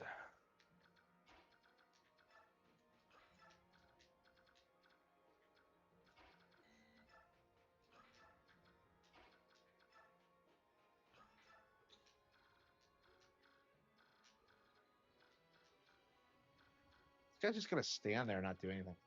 Yeah, they aren't terribly powerful Magoos. So as I recall, you have to like. This is like the really weird thing about this map. So like, it's not exactly clear where exactly you're supposed to go. So what ends up happening a lot of times is that it takes you the entire time to get down there, and then you're just going like one square at a time until like you trigger it. Like you would never figure this out without a guide. I feel like you very specifically have to use like Leith or Mordecai. I believe. Hang on. Yeah, I've always used Leith in the past, but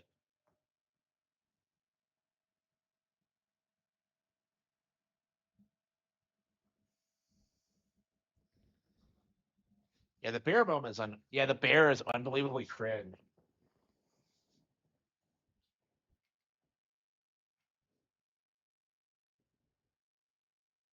Uh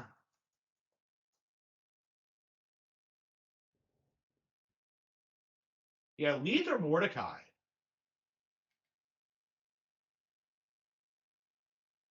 Do you not have any other? Yeah, you don't have any other non-Lagoos units.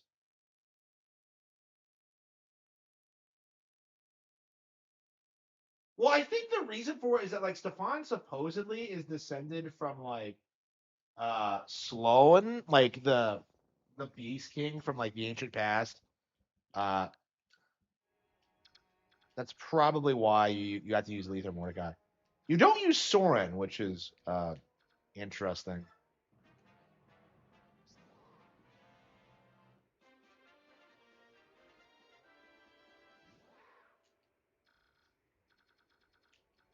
I believe it's like third from the top.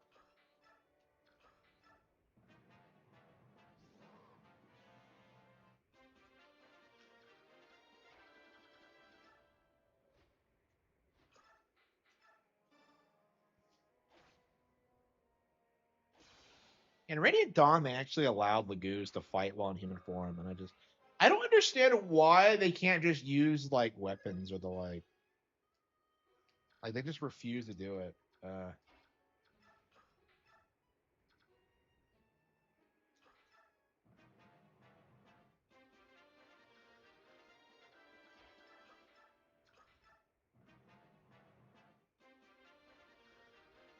I've never actually done this with Mordecai. I don't tend to use Mordecai as much as Lead.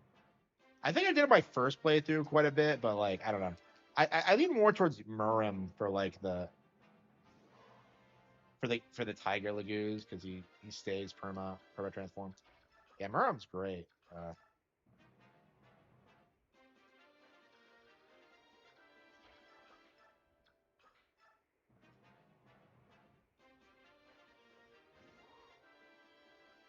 Wow, she burned through her transformation pretty quick.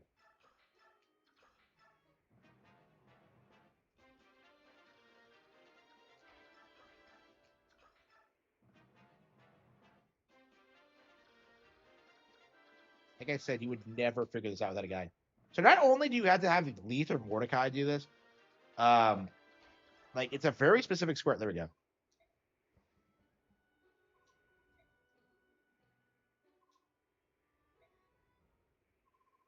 Stefan.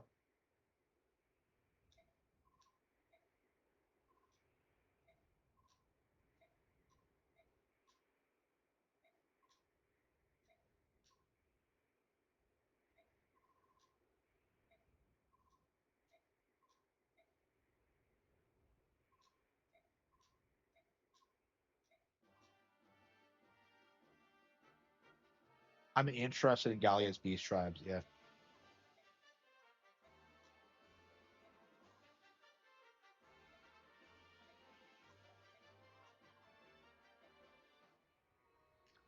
Yeah, I've never actually. Yeah, so the Von Kati is like a fucking badass sword. So like, yeah, Stefan, like if you get him, he's like an extremely high ranked. Yeah,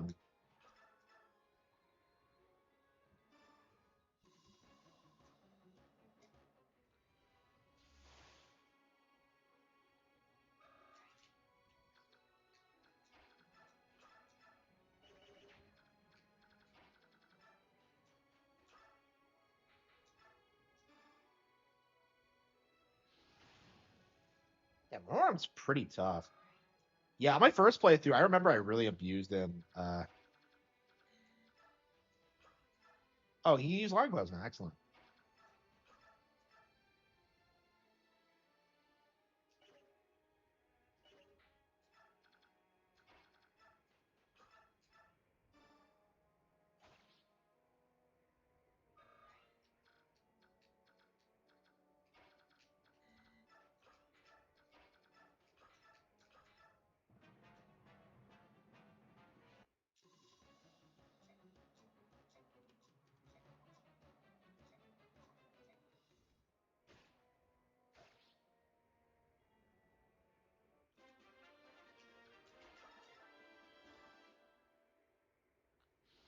Yeah, it doesn't kill Moron.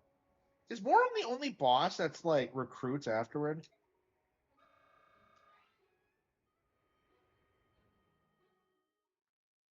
Yeah, this isn't a terribly hard map. It sucks that more of these guys don't join us, but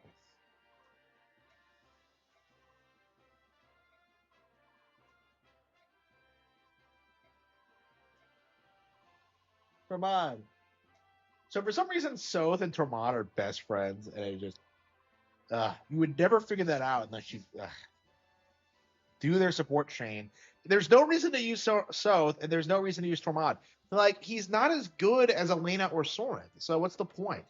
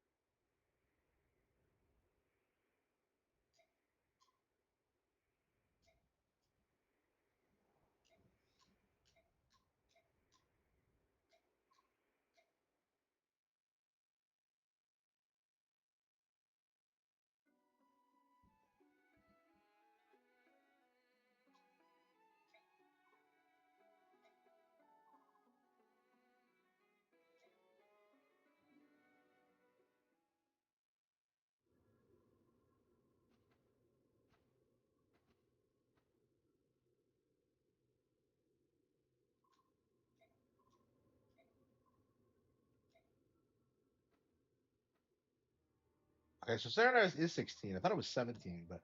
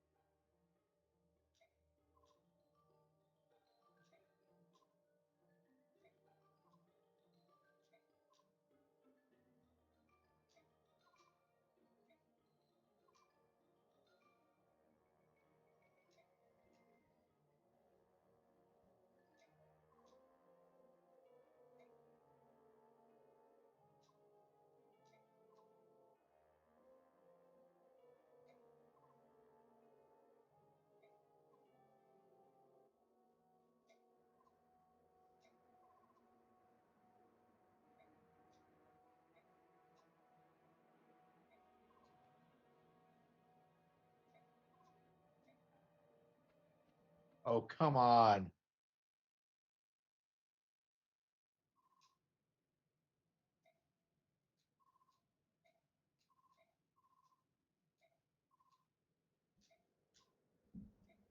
Oh come on. He like backstab racing.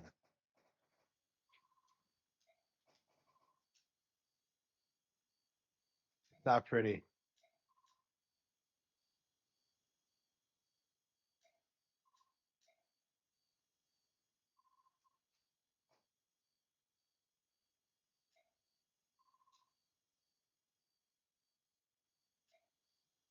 So like the sailor legit turns over his childhood friend to become a slave. Like what a fucking douchebag.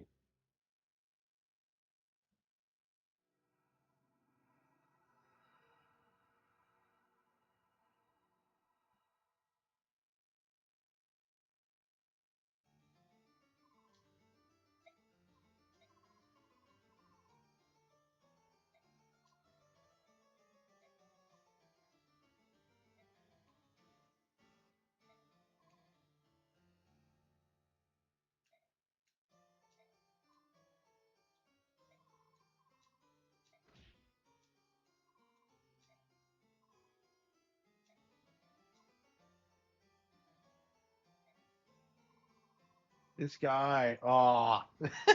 This creepy fuck. Nobody likes this asshole. He's an antagonist of an entire chapter, and yet he's so unforgettably cringe.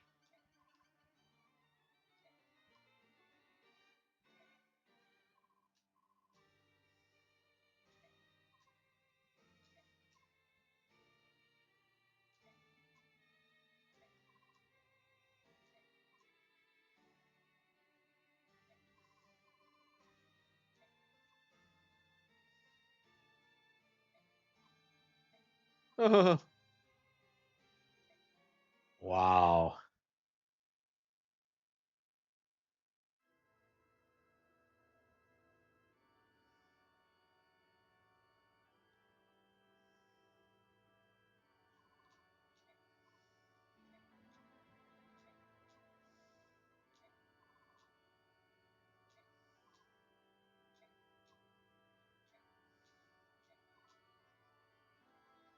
And the year Benyon 624, Misaha.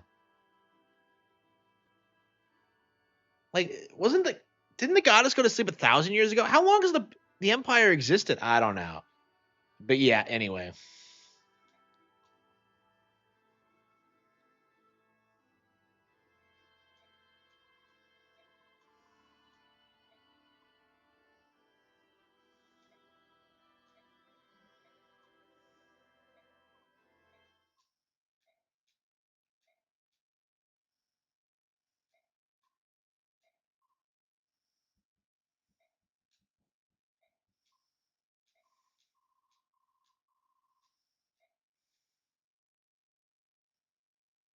You're actually quite bright.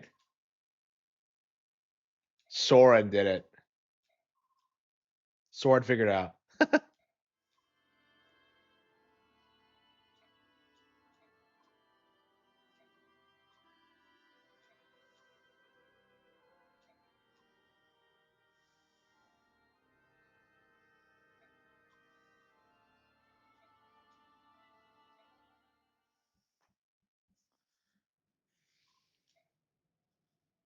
Tormod Murim. Yep. Ike was the MVP, really. Jill wasn't. Jill earned the MVP of that, really. Ike and Jill. Okay.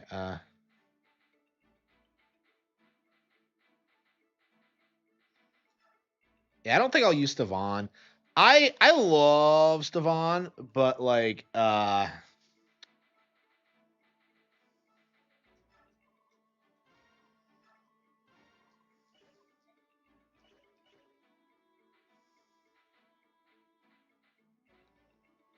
yeah, I'm using Mia and Zhark this playthrough because there's no point in having a third Swordmaster, I would say. Stefan's great if you're not using either of them, but like okay.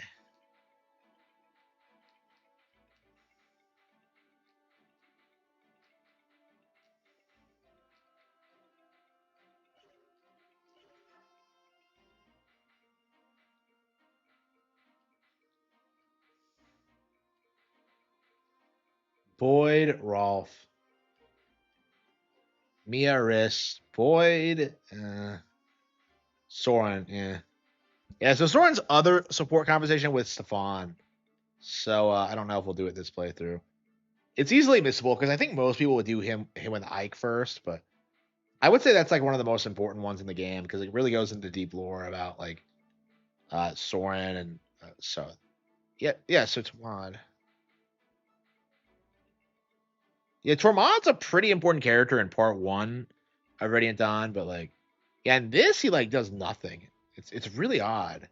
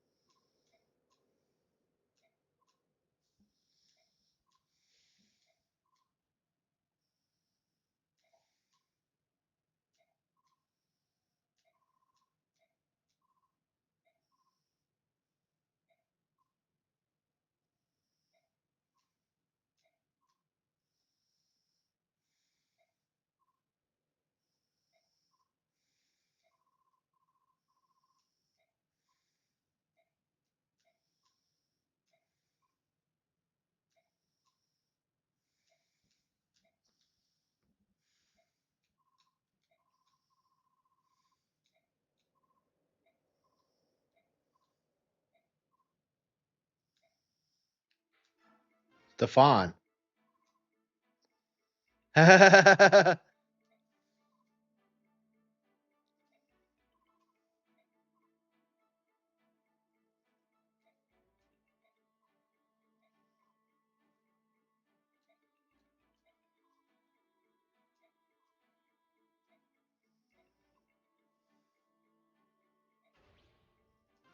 Study.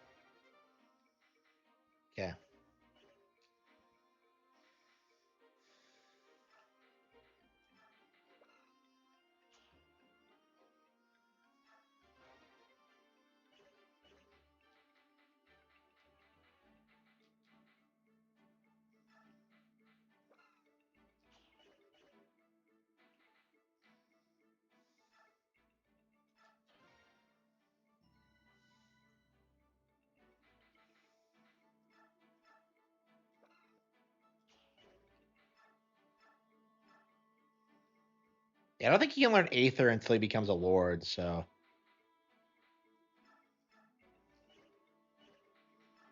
And I've never understood how skills work. Like, how the hell do you get skills? Like, I'm very confused about. I've never figured that out. I've never been able to figure that out. Maybe it's in a shop somewhere.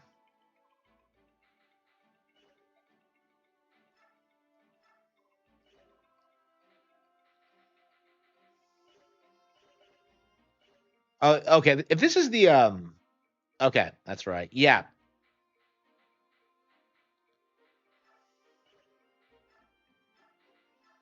Yeah, this is the Serenus chapter. Yeah, we're gonna have to invest in some weapons for everyone because you can't go to the convoy in between Serenus chapters. So it's very common to just kind of go in there and just like burn your way through like all your stuff. Let's see. Okay. I think I've been abusing Z-Hark too much, or specifically the Killing Edge.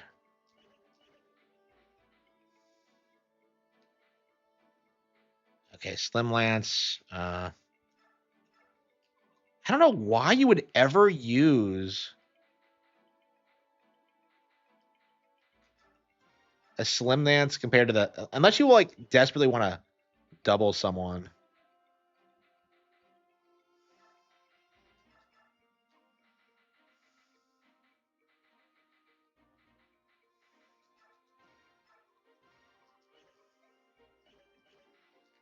Thunder, L Thunder. Yeah, she needs a.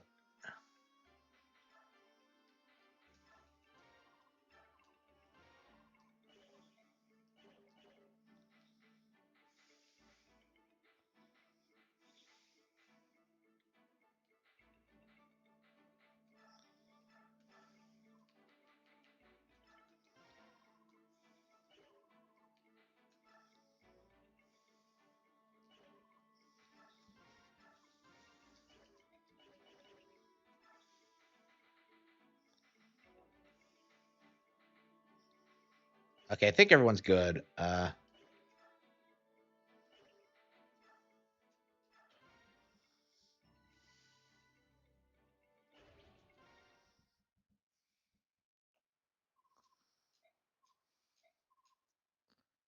okay, you go in here first, and then you go into the forest at chat 17. Okay.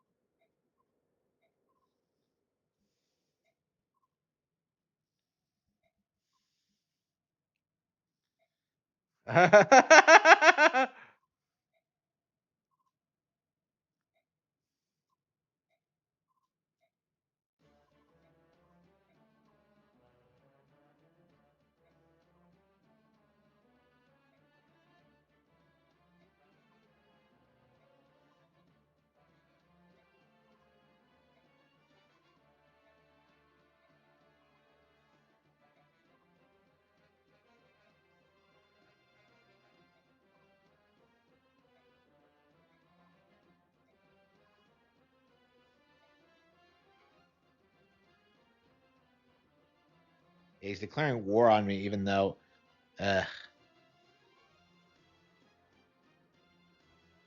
This guy's like, yeah, he's here for like 5 chapters.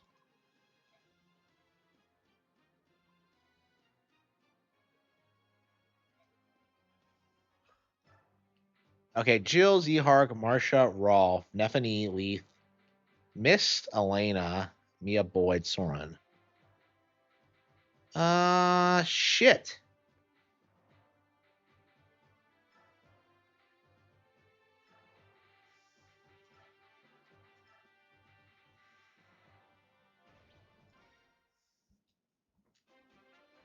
there's no point in having flyers like in indoor stages. Oh, I left Jill. Oh well, whatever.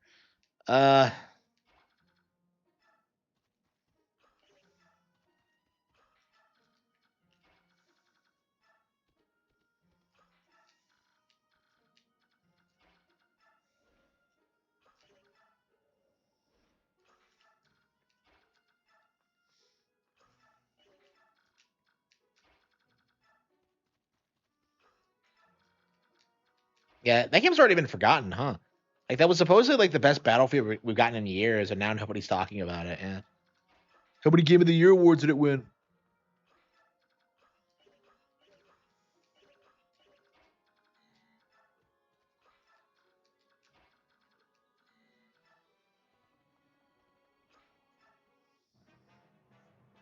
Well, I don't think.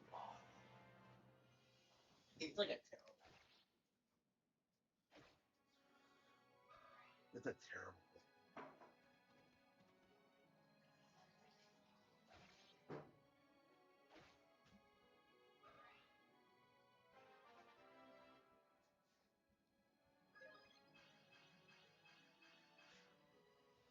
She actually leveled up that time.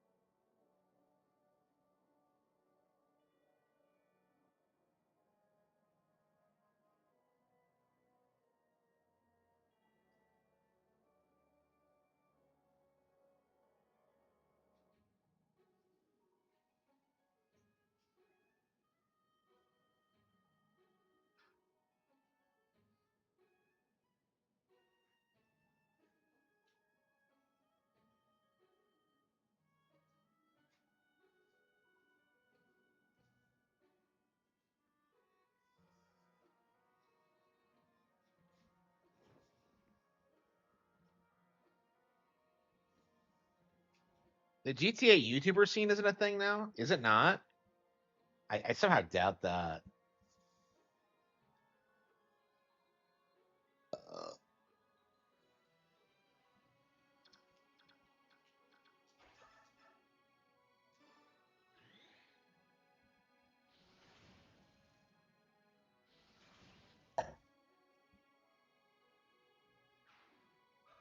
It takes forever to get Sheen on. You don't get him until like at chapter 18 now. Like that's quite a whiles away because we have like Serenus to do. Oops. Uh,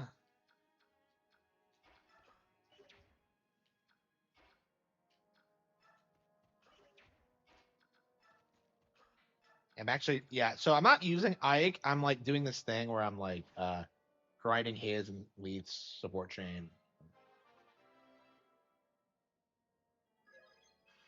I haven't been using a ton of Leith. It's shocking how good she is, honestly, considering how little I've been using her.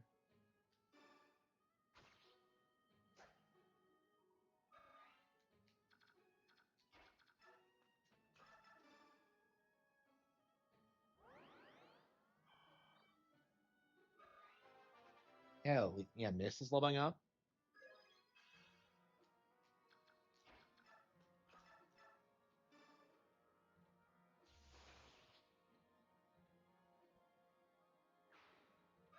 Yeah, it feels like we're under leveled, but like I don't know, it feels like we're kind of stomping it. You know what I mean? It's like we're kind of under leveled, but kind of not. Man, I love Jill's like strike animation, so badass.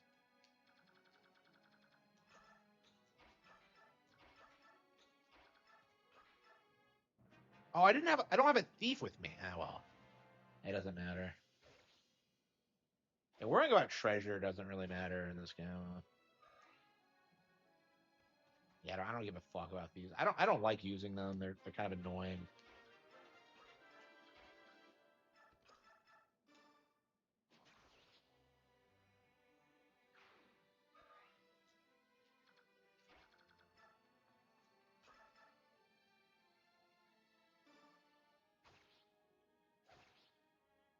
Like everyone else like does so much damage, and like she just never seems to. Wow, her weapon level went up, so that's good. But like,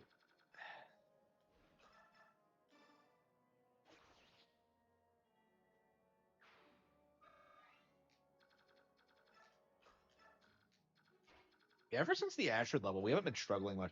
As I recall, this isn't a terribly hard chapter either, but Serenus is pretty obnoxious. Yeah, I remember I couldn't figure out how to recruit Devdin the first time I did this, and like Devin kind of sucks and he's kind of a weirdo, so I don't know. He tends to be like a character I've never used him. I don't even think I think there are times I don't even recruit him honestly. Um, yeah, the requirement for him to recruit him is have a child talk to him. So like so I believe that's like it's Soren, Rolf Mist.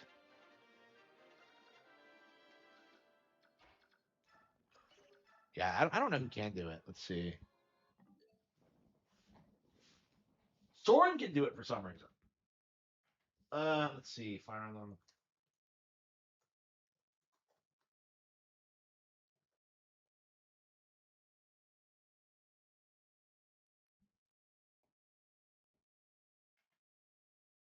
Yeah, Myth, Soth, Soren, Tormod, or Rolf. Okay, so I can buy 4 of those, but like Soren, fucking really? Like Soren doesn't look that young.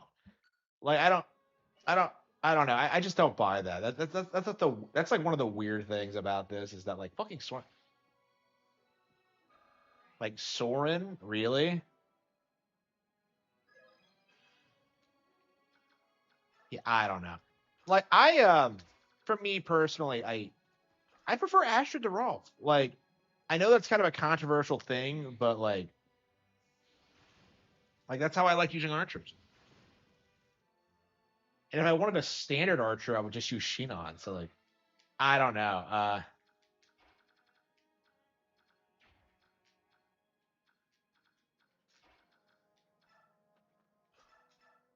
We're using a lot of our weaker units right now. Yeah, so Mia's leveling up now. So like, once you get like a little bit of levels on her, her evasion, especially against like axes, is like insane. So like, she's a really weird unit because she can't take a hit at all, but she like just dodges everything. I don't know. A lot of people really love her. I don't know. Like, I wish she had like a more fleshed out backstory. Maybe if I play Heroes, I'll find something. But man, I really want that tablet so I can like start like mobile gaming again. Like, I want to play Heroes. I want to play like Pokemon Masters. Like playing it on a phone just doesn't suit well. Ah, well, we'll see what happens.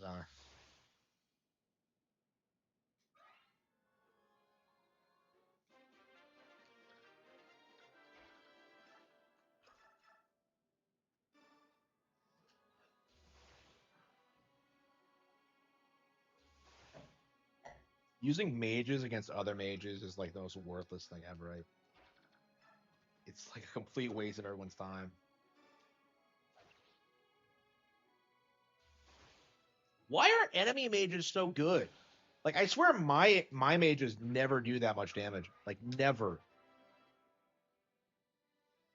Mirror's Edge did get a sequel. And like I think hipsters will try and tell you it's better than the original, but yeah, that's a load of crap. Okay. Ike.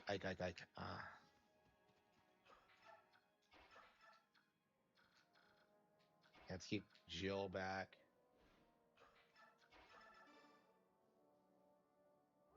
Mobile game would take off, yeah. Don't you guys have phones? Yeah, I remember that.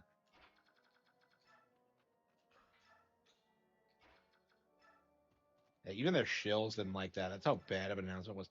Like, I really don't think they've ever recovered from that. Like that just completely killed their brand.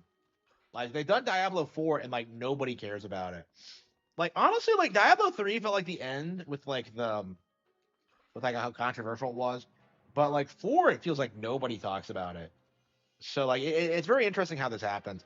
Like 3 was controversial, and like by the time 4 came out, like nobody cared anymore. So, and that didn't mean people bought 4. It just meant that they weren't invested in the brand.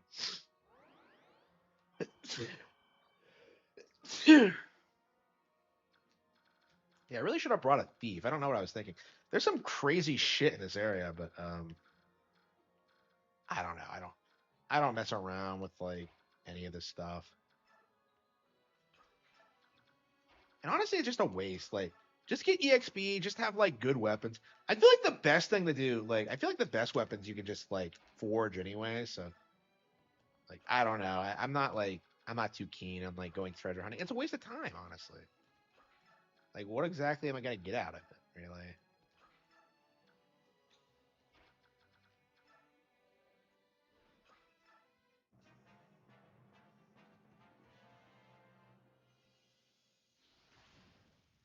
Every time I send a Lagoose to the front, it's always like,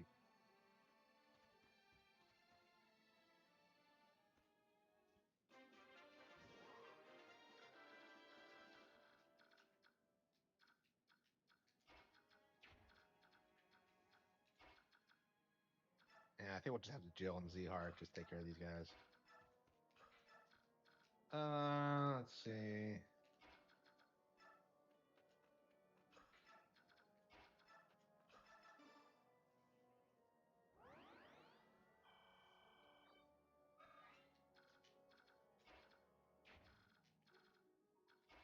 Oh shit, yeah, she's pretty weak too.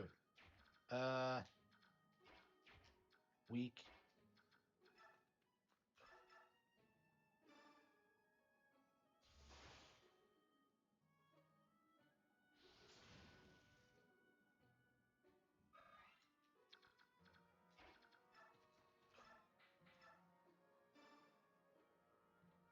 Yeah, Soren's not like I feel like Soren's not as good as Elena. Like I've been using them both, and like I've consistently like gotten way more mileage out of Elena. Well, she's like a couple levels higher. That might have something to do with it, but I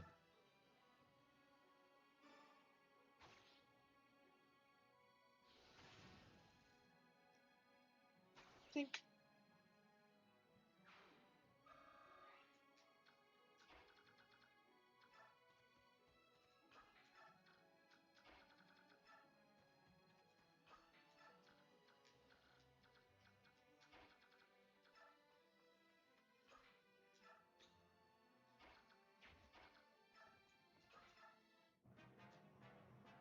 I'm addicted to this game. It's so good.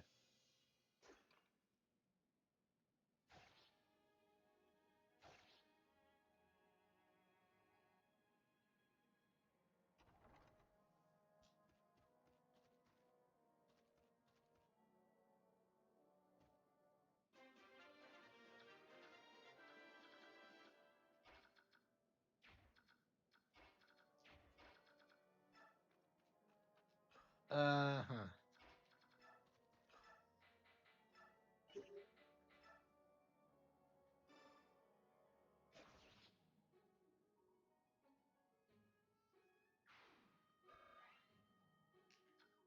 Yeah, I think lure them down here with Ike, and then just have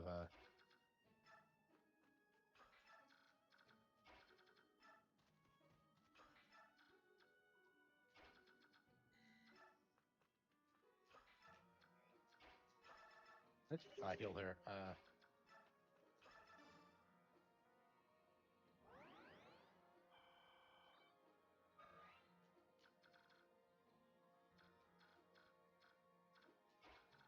Jill could probably take them by herself.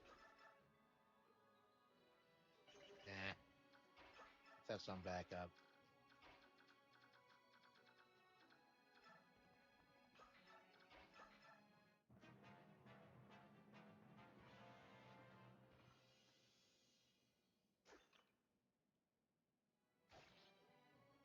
Yeah, the endless reinforcements like in Serenades Fortress are like really obnoxious, as I recall.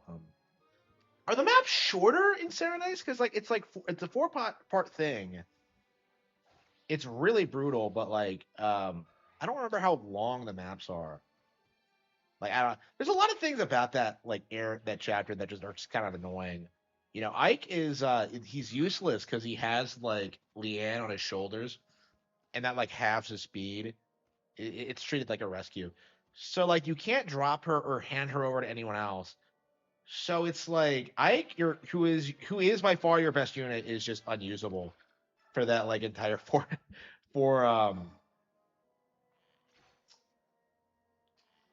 four stage stretch. So it's okay.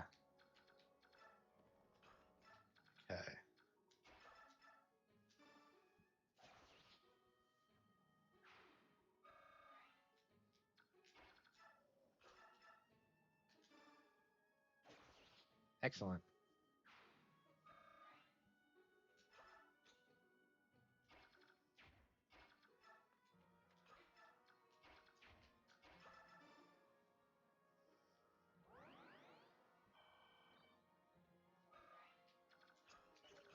Yeah, I love this game. It's like one of my it's my favorite GameCube game for sure. I don't think anything else really even comes close to this. Like I love Batten Kaitos. It's like my second. Like it was my second pick, but like I just don't think it's as replayable as this. I've gone back to this like several times over the years. Batten Kaitos, I've only gone back to once, and like yeah, I love the game like for sure, but like at the same time, like there's a reason for it. Like it's just not as replayable. Like just the nature of the plot and the story.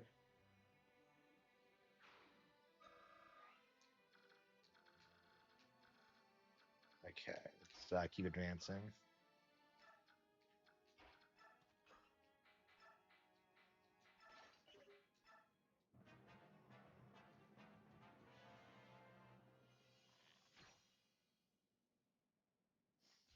Yeah, I didn't realize there was going to be a sniper there.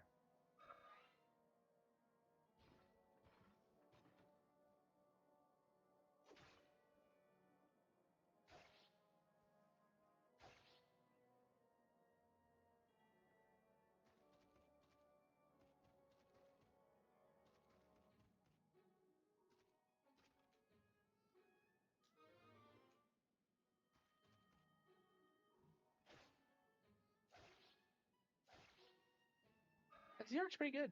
Um, you definitely want him to like crit, but like, or like use a depth or whatever. But like, he's pretty solid. Like, I feel like that's the secret to like sword masters. Just give them a killing edge, and they'll just wreck everything. Or Astra or something. Oh shoot. Okay. Okay.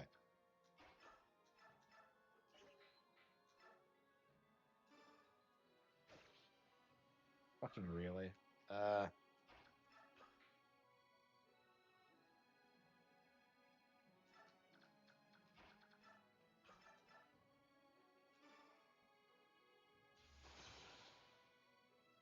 That sniper was insane. So. Ooh, maybe having like Void next going up against Kill. Maybe that wasn't the best idea.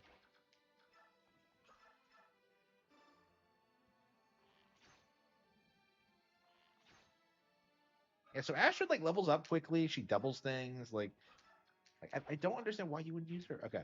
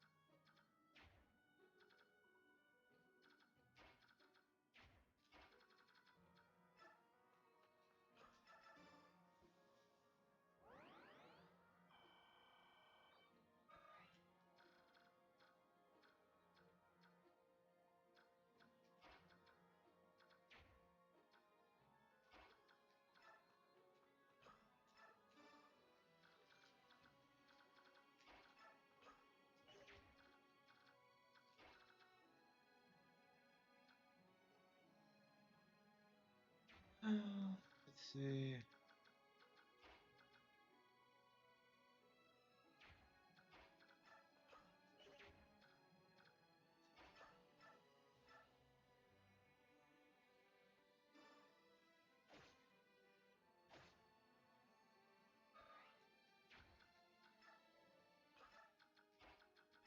Yeah, because of the Bjork guard, like Leith's actually Leith is actually pretty good at like rescuing people.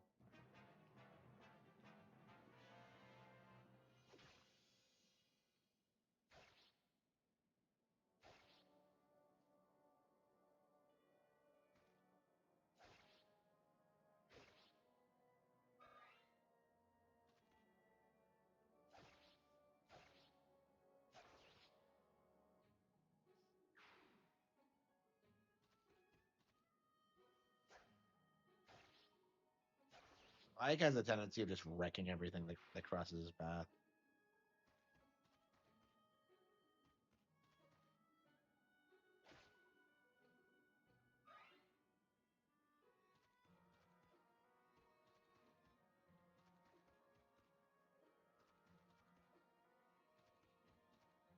Like they're everywhere.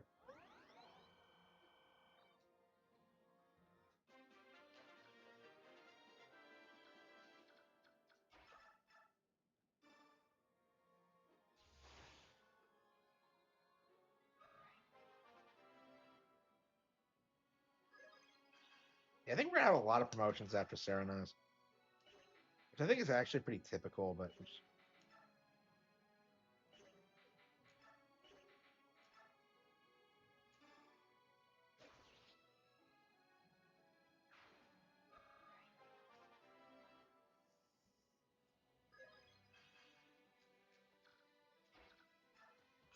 you know, I'm so much more relaxed when I don't have to worry about getting treasure or like fucking around and stuff like that. It's just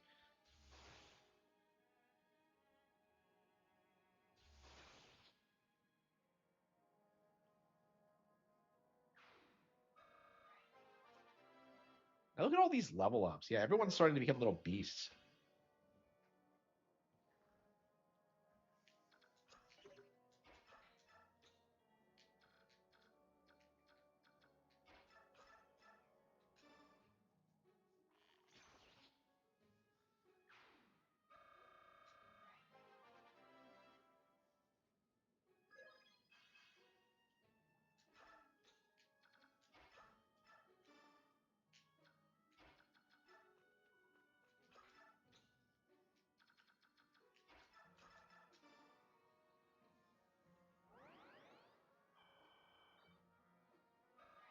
I love Mist. Okay, Mist is leveled up.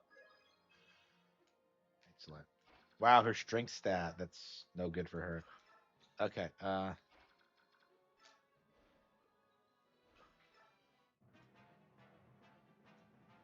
look at this. Yeah, like there's just so many of them. And there's only this little hallway. Like, what's with this level structure?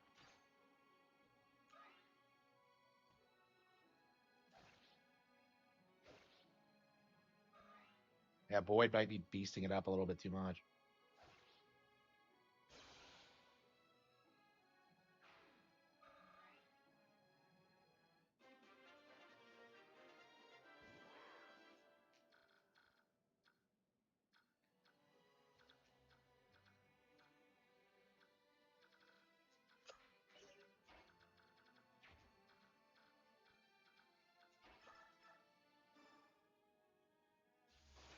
Eh.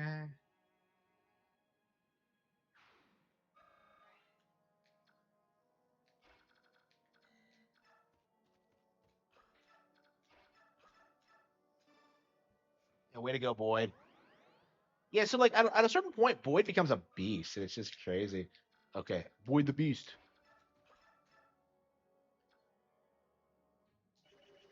Honestly, yeah, let's have Jill just move up.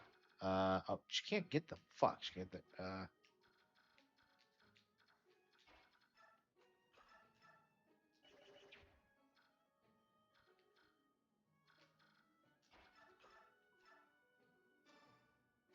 I don't like the idea of like leaving Elena there exposed, but like she's only under threat by like that archer. It doesn't seem terribly dangerous. But I don't know. I don't think it's gonna end well.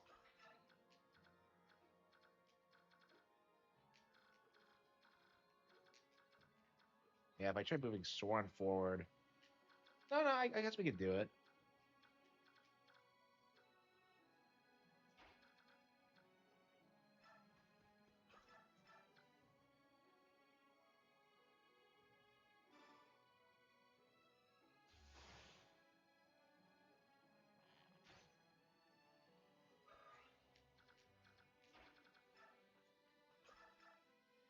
Shit, that's not even good enough?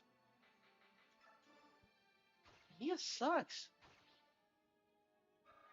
And she needs to lift some weights or something. Like, shit.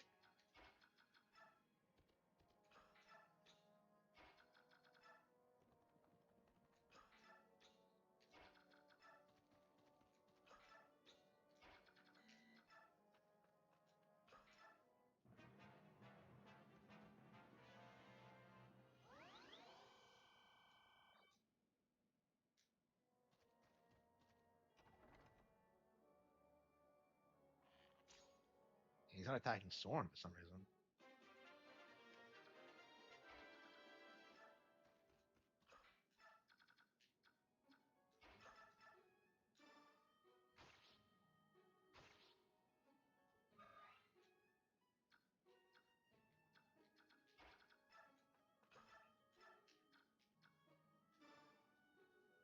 Elena's killing it. Like, I don't.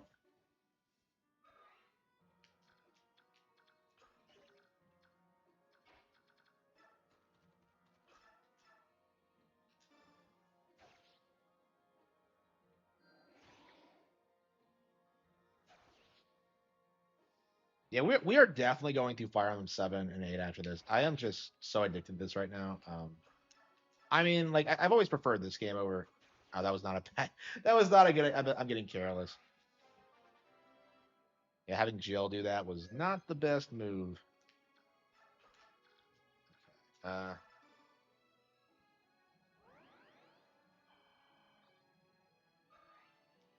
yeah, like the game really picks up, I think, after Serenades because you get like a lot more elaborate like battle sequences and like more promoted units and just like it gets pretty intense.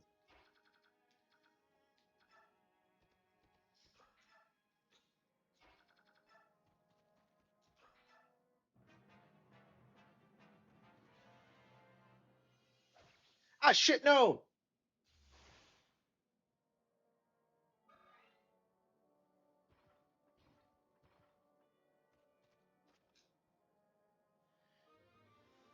Yeah, at a certain point, you don't really get doubled to the extent that you did like on the early games. So, like most of your units will outspeed like the enemy unless they're like swords masters or something. Like I find it like it's very uncommon. I feel like to find enemies faster than you. I mean, I tend to prioritize speed, but I mean, I feel like speed is the most important stat by far. Okay, yeah, let's move Ike back.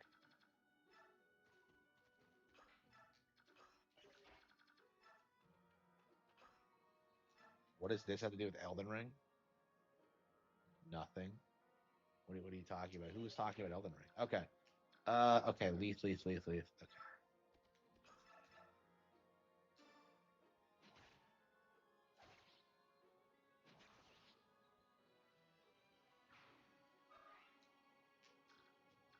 He's not leveling up very fast.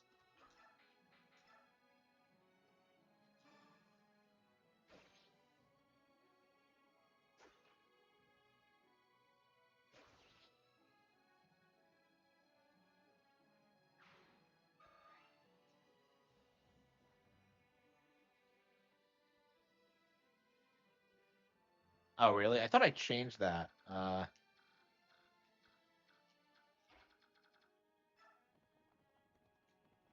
Okay. Oh shit! I didn't heal her. No, it's not a big deal. Okay, Jill. Yeah, have her go out.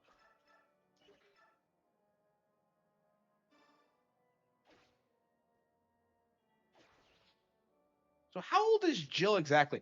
Like Miss claims she's around the same age as her, but like Devton doesn't like. You can't use Jill to recruit Devton, so like she's not a child. I don't know. I'm confused.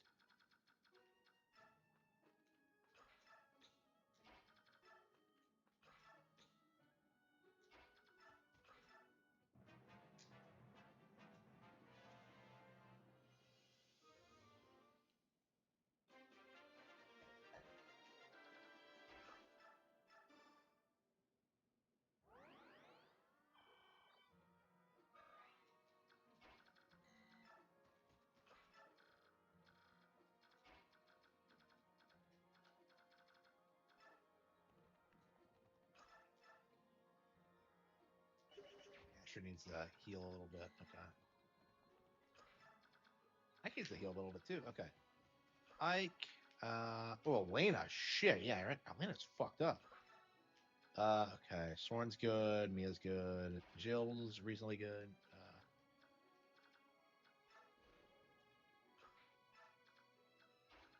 I've been abusing lethal a lot lately.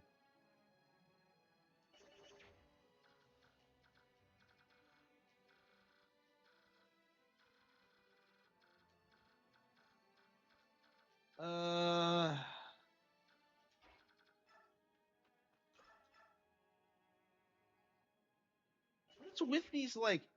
Do I not have anybody with good res?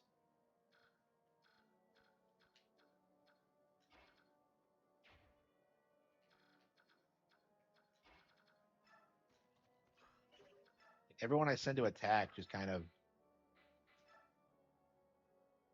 I mean, that's good enough, I guess.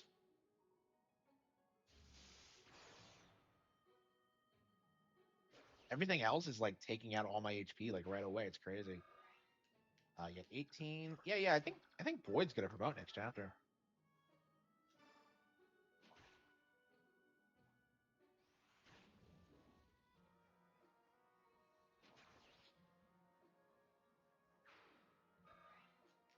Okay. Okay,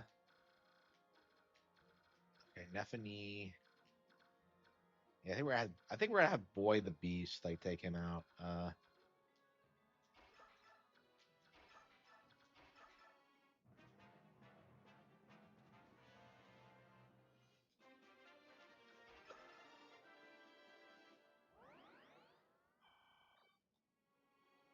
Okay, we can use Astrid again.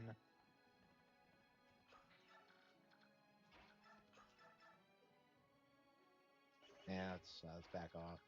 Yeah, her meter's running dry, so.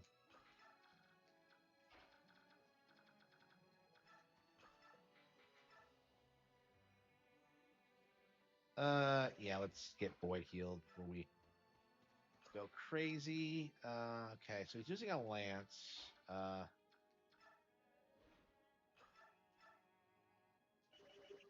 never understood why, like.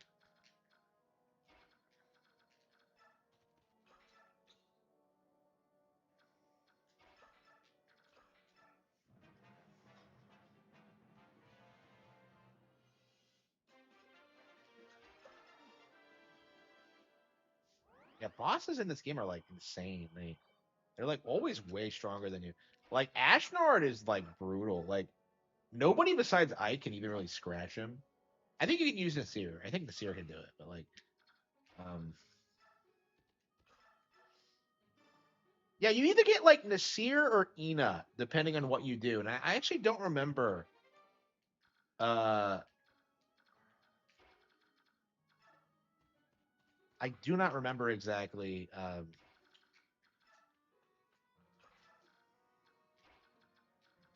what the requirement is.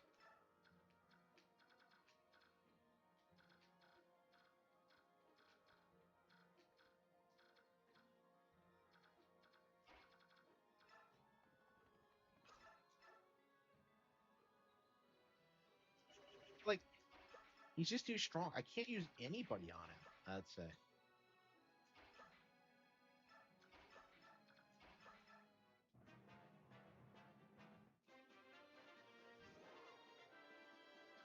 Yeah, I think Boyd's the only one who can really do it. Yeah, I think I'll just use like him, Elena, and like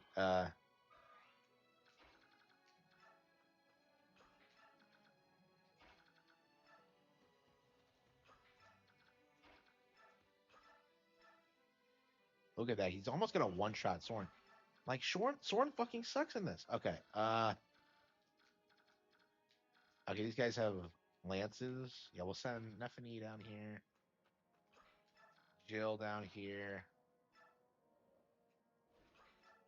Astrid down here. Okay. We'll clean up and then send.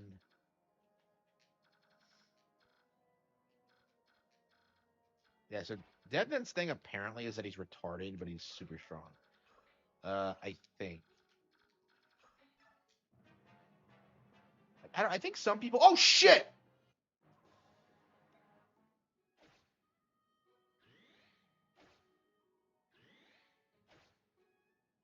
Yeah, I didn't know he moved. Do I even have anybody in position? I think I can have Soren do it. If not, I could probably push him there. Yeah, thankfully, neither of them died.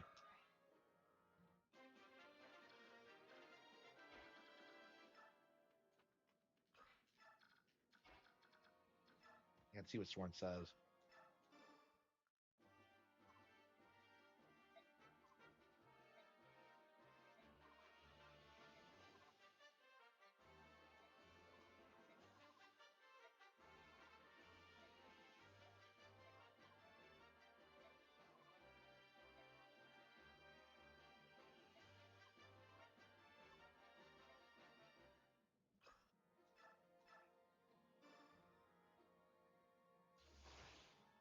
Yeah. Devon's probably. I don't know. I think Devon has fans, but I'm just not. I'm just not one of them. I've never like gotten any mileage out of him. I just don't like his gimmick. It's just. Ugh. It's just not appealing to me personally. Okay.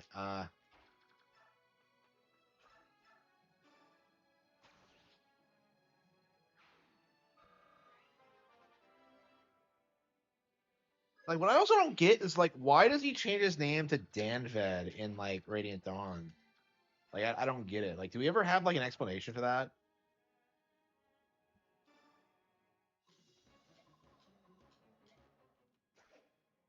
Wait, but I had like a 90% chance of hitting him with that. What the hell was that? That was bizarre. I think I'm gonna whip out the regal sword and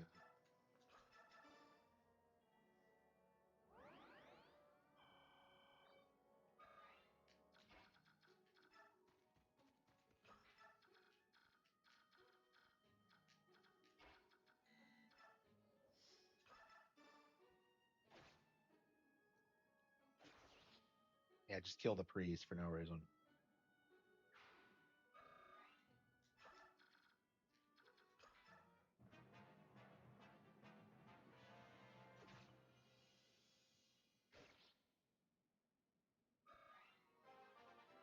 Yeah, boy the beast.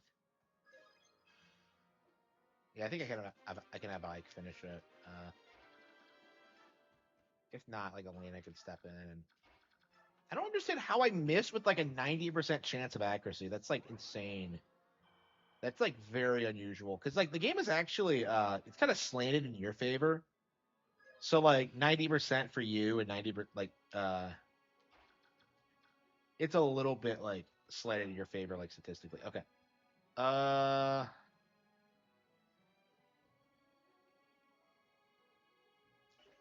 yeah, probably not the best idea. Look at that. He's gonna fucking kill her in one shot.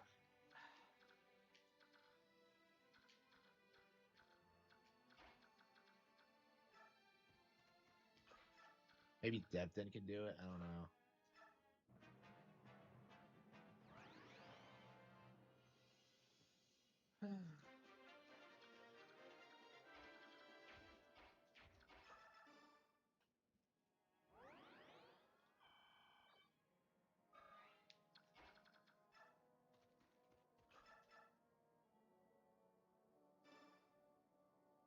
I got him.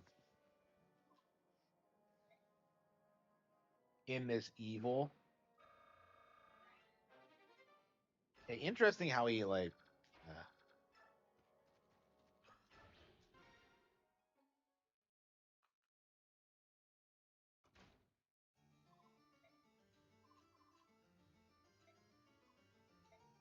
You filthy fat man.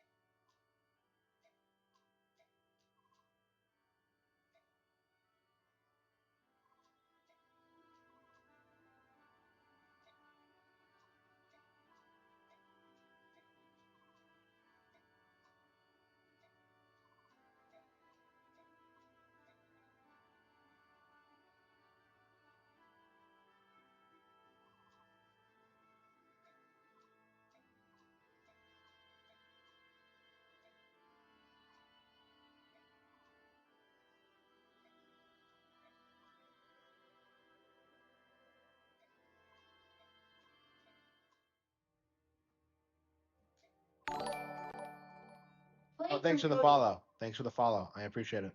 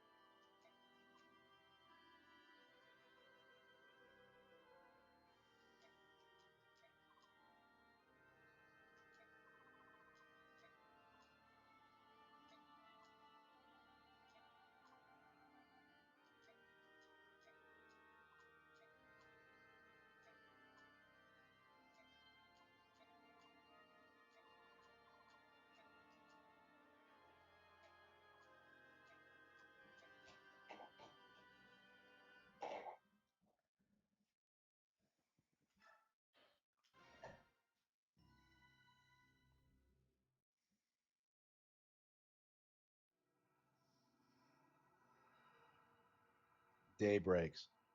Yeah, the game is really not that long. You'll get through the entire thing in like 15 hours. Okay.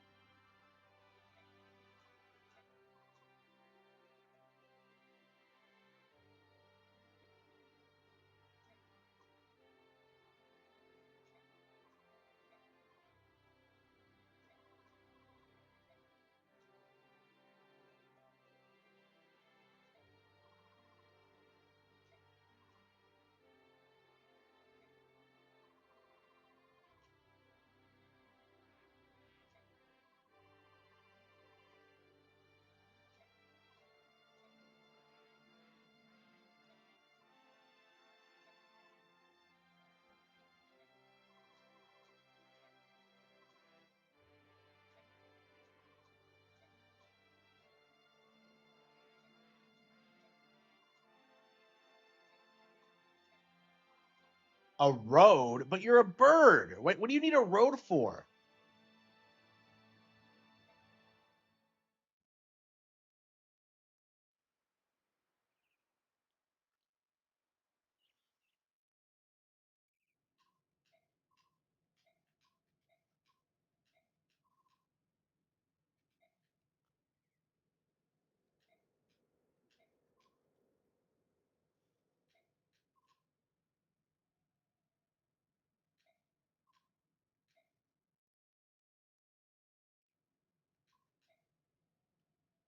MVP? Yep.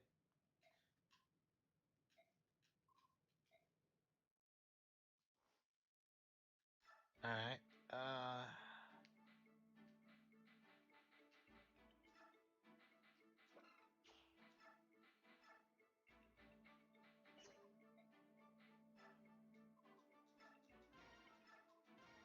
You can actually use men now.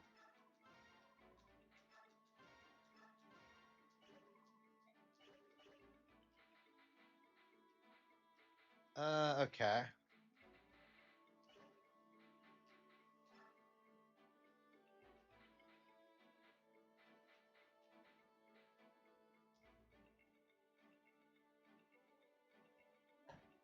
What's with Elena having like?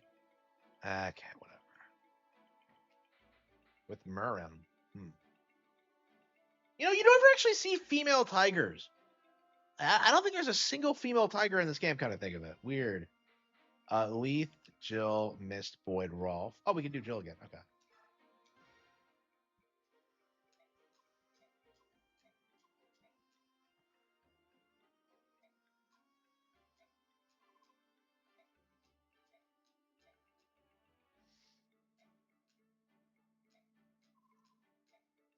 Aw, Jill. Okay, Zhark, Mia, Riss. Who's Mia's last support?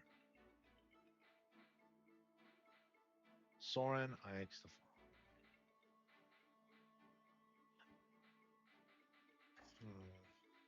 Volk.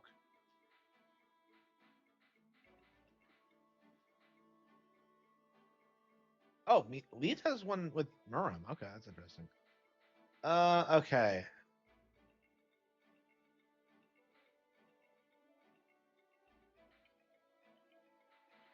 Yeah, I want Alina and Mia to do their thing.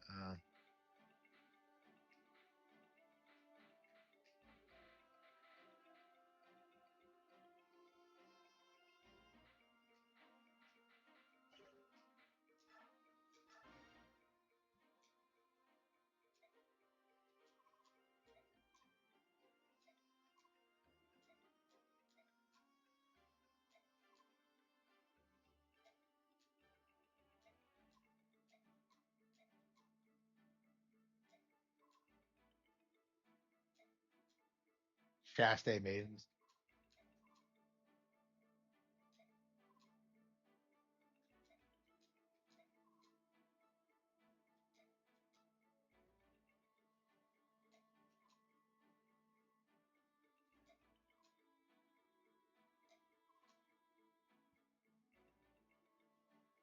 Key based.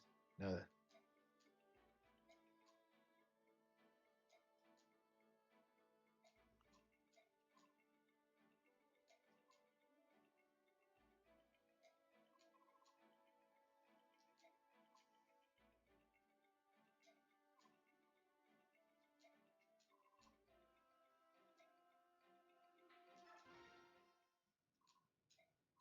Jill.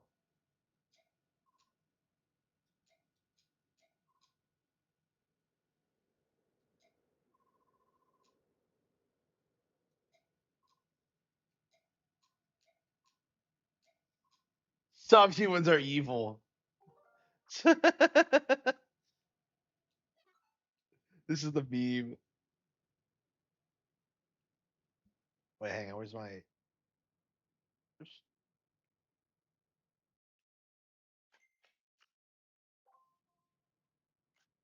This is a meme. Some humans are evil.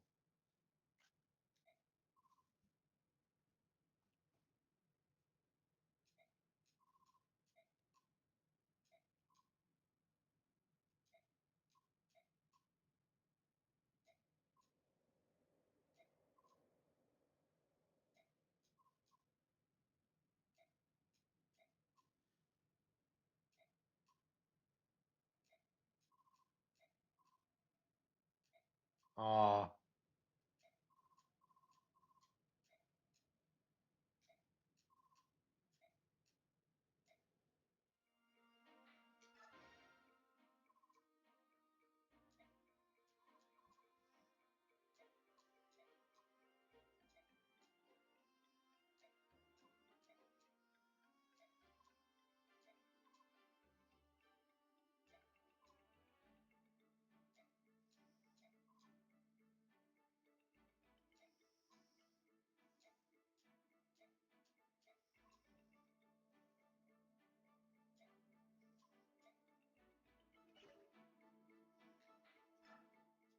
What is with Devton? I don't understand the character. It's just all right. Okay.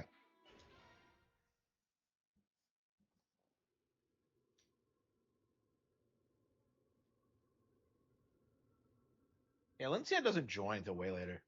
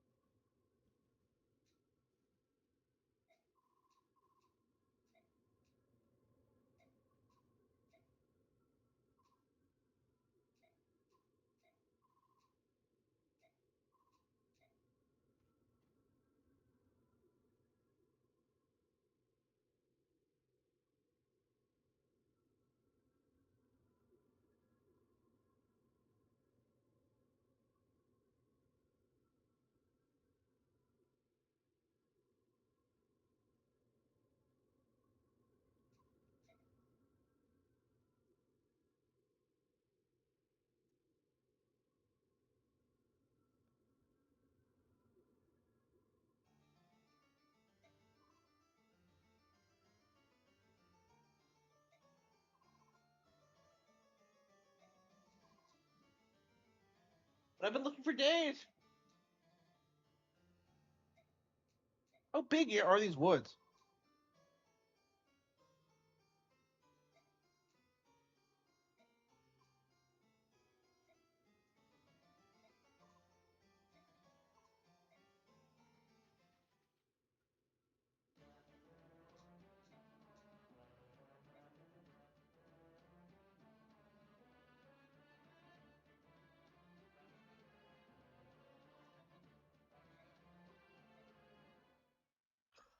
Oh, you don't see Leanne until a bit later. Okay, Jill Z Hart, Neffany Leith, Miss Elena, Mia Boyd Swan.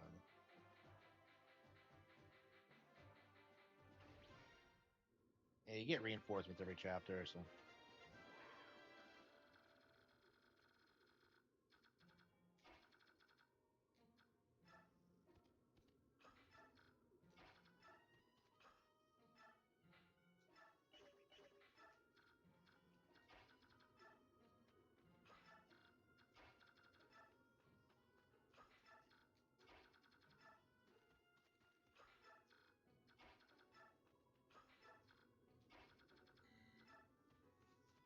Nintendo beat Elden Ring without trying.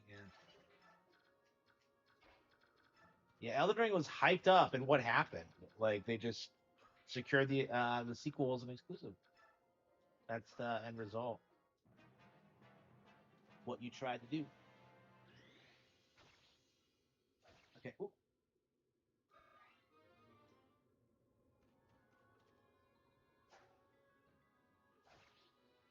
Yeah, it's pretty late. I probably should get to bed.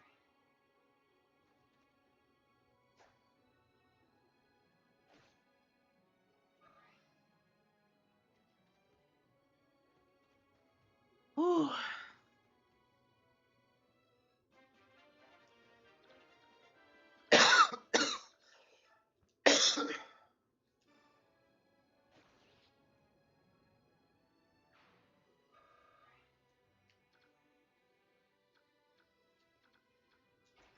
Why is she using the armor slayer? Oh wait.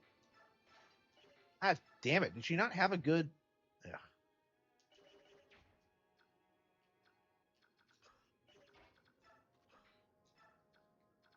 What was I think? What was I thinking there?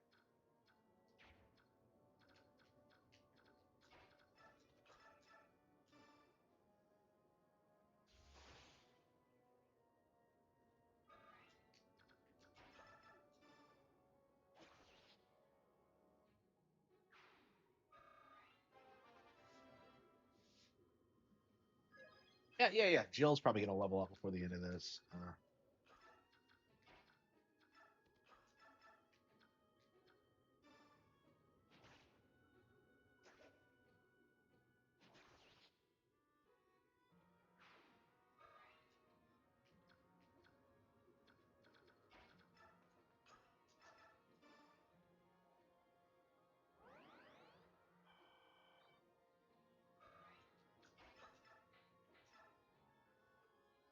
Mia.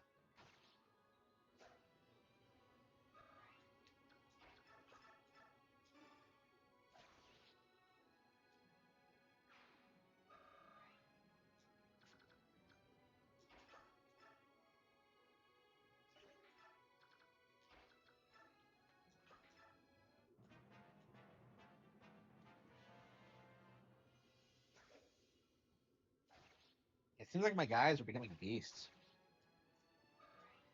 It's so satisfying when you get to the point where like reinforcements really.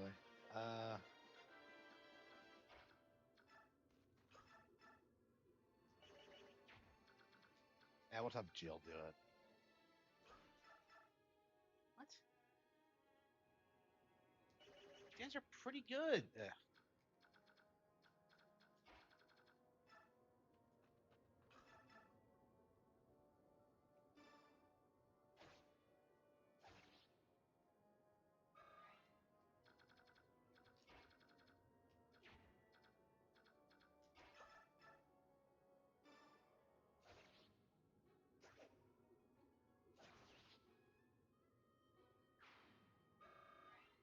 I love. Okay, Z-Harx leveled up.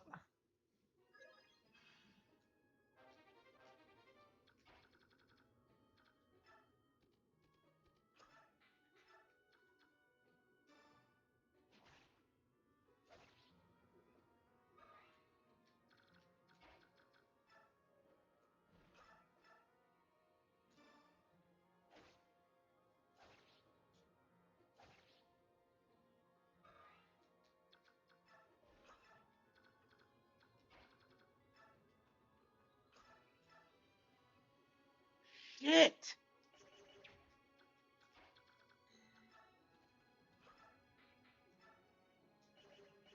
Why are they so good? I don't.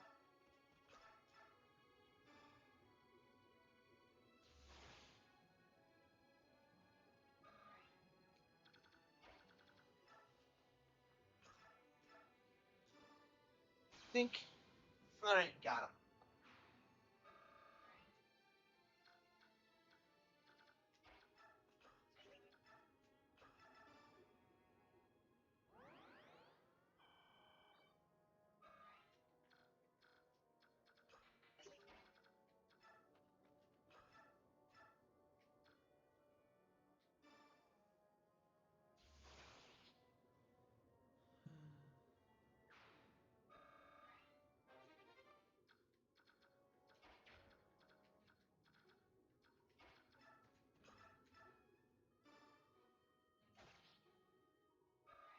Yeah, I think it's the best I can do.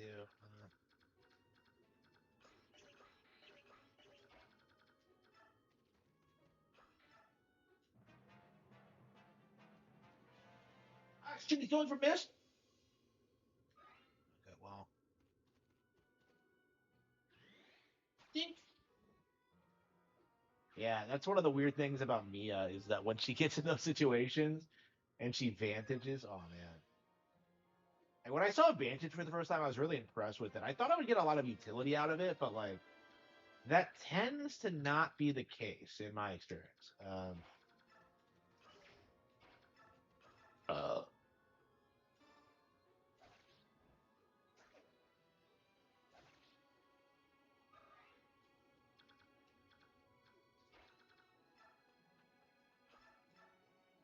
Look at this. Like, for what? I don't understand why she's so bad at, like, everything.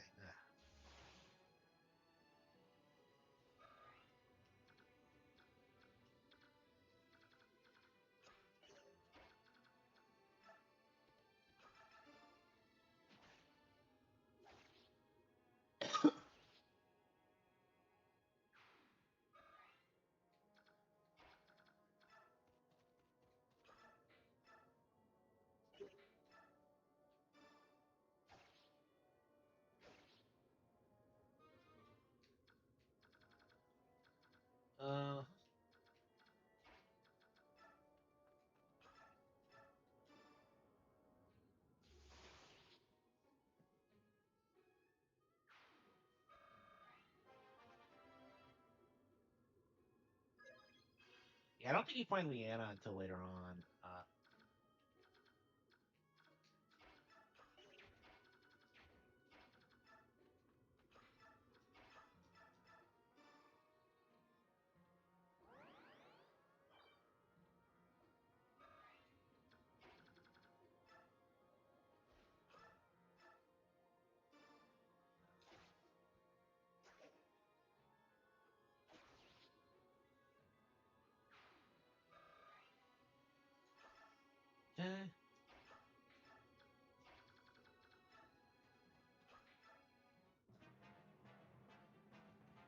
Persana's characters be aged up. Who? Who's doing that?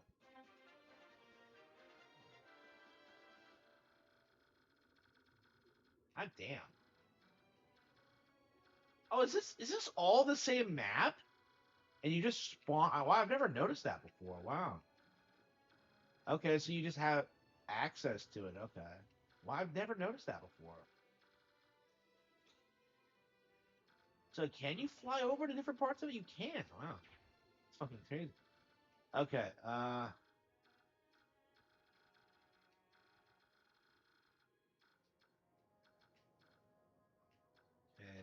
Z-Hark.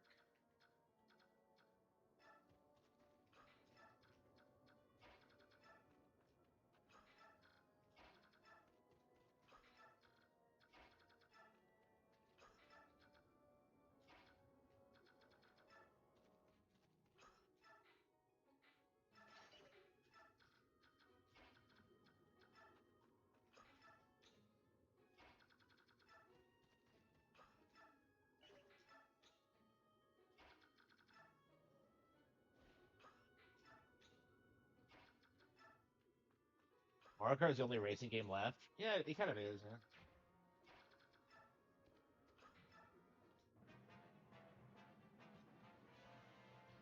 Yeah, I'm about to pass out. I'm gonna have to call it quits. Ah, shit. Yeah, I put Jill right in the way, the path of that.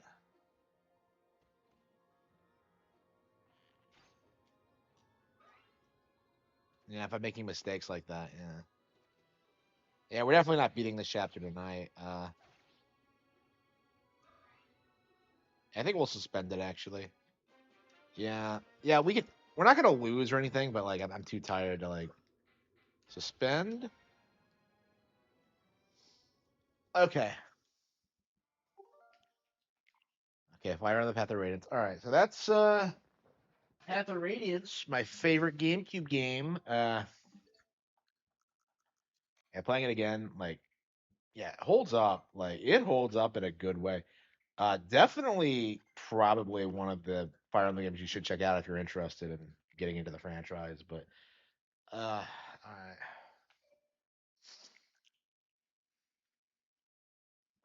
Rockstar will never make another Midnight Club because nobody would buy it. Yeah, for sure, for sure. Look at all these RPG demos.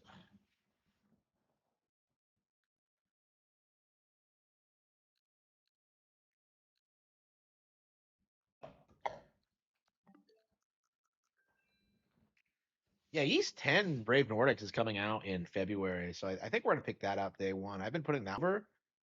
Like, isn't that some kind of MMO? Like, what is that game's like history? It's kind of a weird one. Kind of a weird one to put over. Yeah, Final Fantasy VII, Dynasty Warriors. Okay. Yeah, I think I am gonna pick up Final Fantasy VII at some point, but like, I don't know. Maybe I should check it out. I am kind of curious.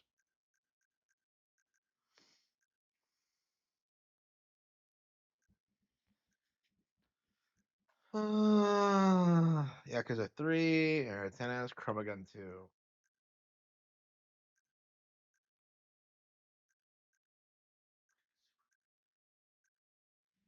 Okay, so Pokepia is March 5th. Yeah, it's not that long.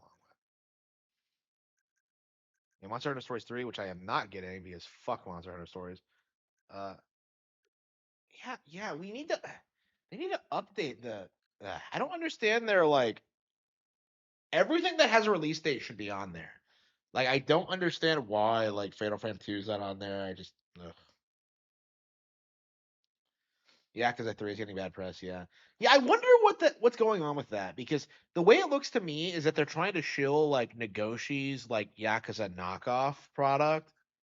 Like I don't know. I'm very curious about like how that's gonna end up. But anyway, mm, yeah, yeah. I really.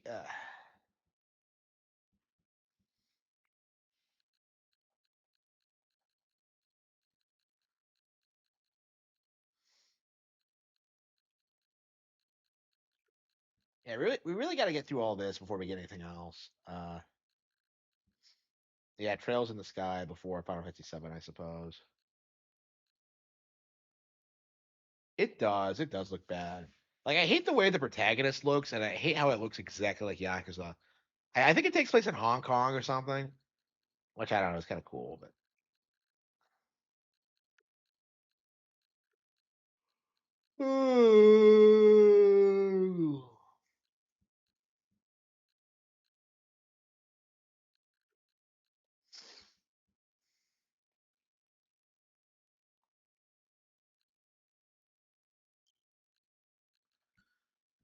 yeah, I'm so tired that I can't even stay awake, and yet like I gotta keep streaming, man. I gotta keep selling my books.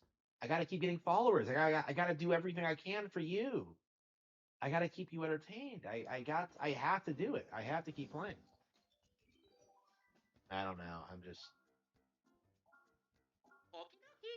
Here we I probably should call it quits, but it's a ripoff of Sleeping Dogs. Man, I wish. Like honestly, like Sleeping Dogs objectively, it's way better than Yakuza, isn't it? Like I love like the Yakuza tone and the style and stuff like that, but like I think Sleeping Dogs was just a mechanically better game with like better story and mechanics. Like when you actually like think about it, like Sleeping Dogs just kind of mogs Yakuza in pretty much every way, other than like maybe the mini games. Like maybe. Like it's I've always been very upset at how like Sleeping Dogs never blew up. Even today, I think it's pretty impressive. I mean, I hate how the combat is just a knockoff of Arkham, but like, um, which was kind of a trend at the time, unfortunately. But like, it was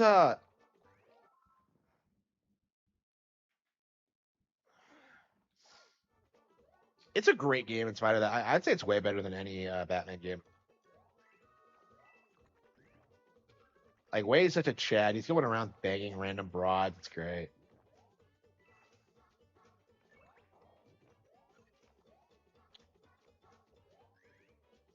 Oh yeah, I actually I love that game so much. I actually named the protagonist of Rabbit Hole after him. Yeah, Wei. So like I called my protagonist Will Wei. So it was derived from the Sleeping Dogs protagonist Wei Shen. The name Will was chosen to like to suit the expression where there's a will, there's a way. So it's I don't know. Will was like one of my favorite male characters for a long time. I think he still probably is, but it's been so long since I've done anything with Rabbit Hole. Why does that keep popping up? Um, yeah, I know they really dropped the ball with that. Like they could have beaten GTA if they kept that up. Same with like same with Saints Row. What the fuck is that? What? Yeah, same with yeah, Saints Row. Like these games were already better than Grand Theft Auto. They just didn't have like the consumer share. All they had to do was just keep making sequels and keep getting new customers, and they would have like dominated. Like all they would have had to do was just release in between GTA releases. Like when GTA is like coming out, just be like, oh yeah, we'll take a couple years and like not release. Like just don't release the year of GTA releases and you'll be fine. Like don't do what Watch Dogs did, basically. I don't know. The Watchdog devs. The Watchdog devs are unbelievable. What the hell is this? What is this screen popping up? Ugh. I don't know. I really should call it quits. I'm freaking out over stupid shit. Yeah, I'm addicted to video games, I suppose. I mean, I gotta like if I don't play like 8 hours a day, I'm not going to like beat all this shit. Saints Go had one semi game. What do you mean semi? What do you mean?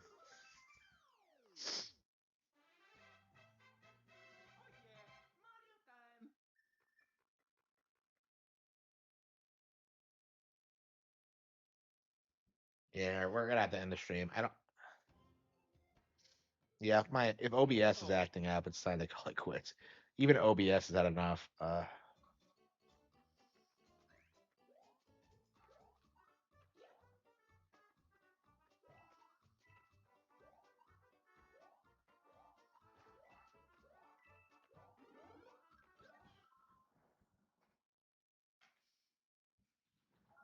For political reasons. Man, I barely remember Watch Dogs 2 even came out.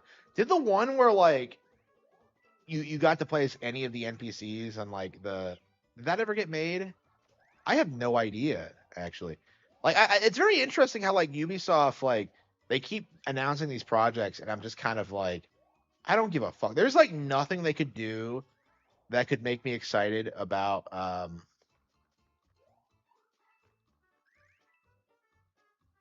yeah, yeah.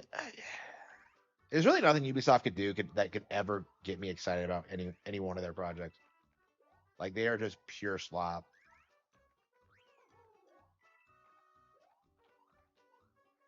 What the hell is that? Why does that keep popping up? I don't get it.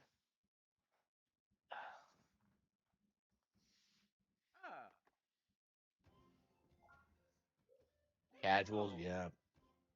Yeah, I feel like Ubisoft rose to prominence very specifically because of the dude bro demographic who came in for like COD 4 and the like. And they were just like, "Oh yeah, we historical fiction. Oh." And like, people ate it up for a while until like I don't know what really killed Ubisoft because was it their actions or was it like the fact that everyone is sick of woke shit? Like, because I really wonder if there's like an actual like divide between people for that reason.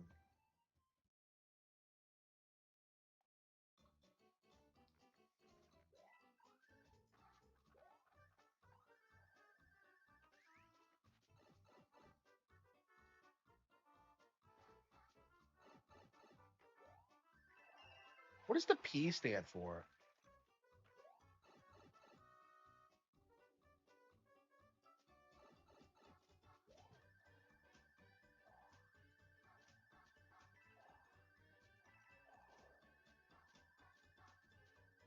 Yeah, I think we're just gonna beat the stage and call it quits. I mean, I'm glad we're making progress through this game. And this is one I've been wanting to come back to for years. Yeah, I believe I got like a good way of like I think I beat it on Wii U a while back actually. I don't think I 100%ed it or anything. I never did Super Luigi U. Yeah, I think I've gone back and played this like several times over the past decade, but like um I haven't actually like 100%ed it again, or especially haven't played New Super Luigi U. I don't know, like Nintendo DLC, it just feels like it generally doesn't work very well. Like it feels like I just never play it. It feels kind of tacked on. I feel that way about ZA too. Um, Scarlet and Violet had like there's good Nintendo DLC, but like I don't know, Mario Kart 8, I think, like the booster pass with like the tour tracks, like I felt like that ruined the game because I never wanted to play a tour track. But anyway, thank you all for tuning in, and I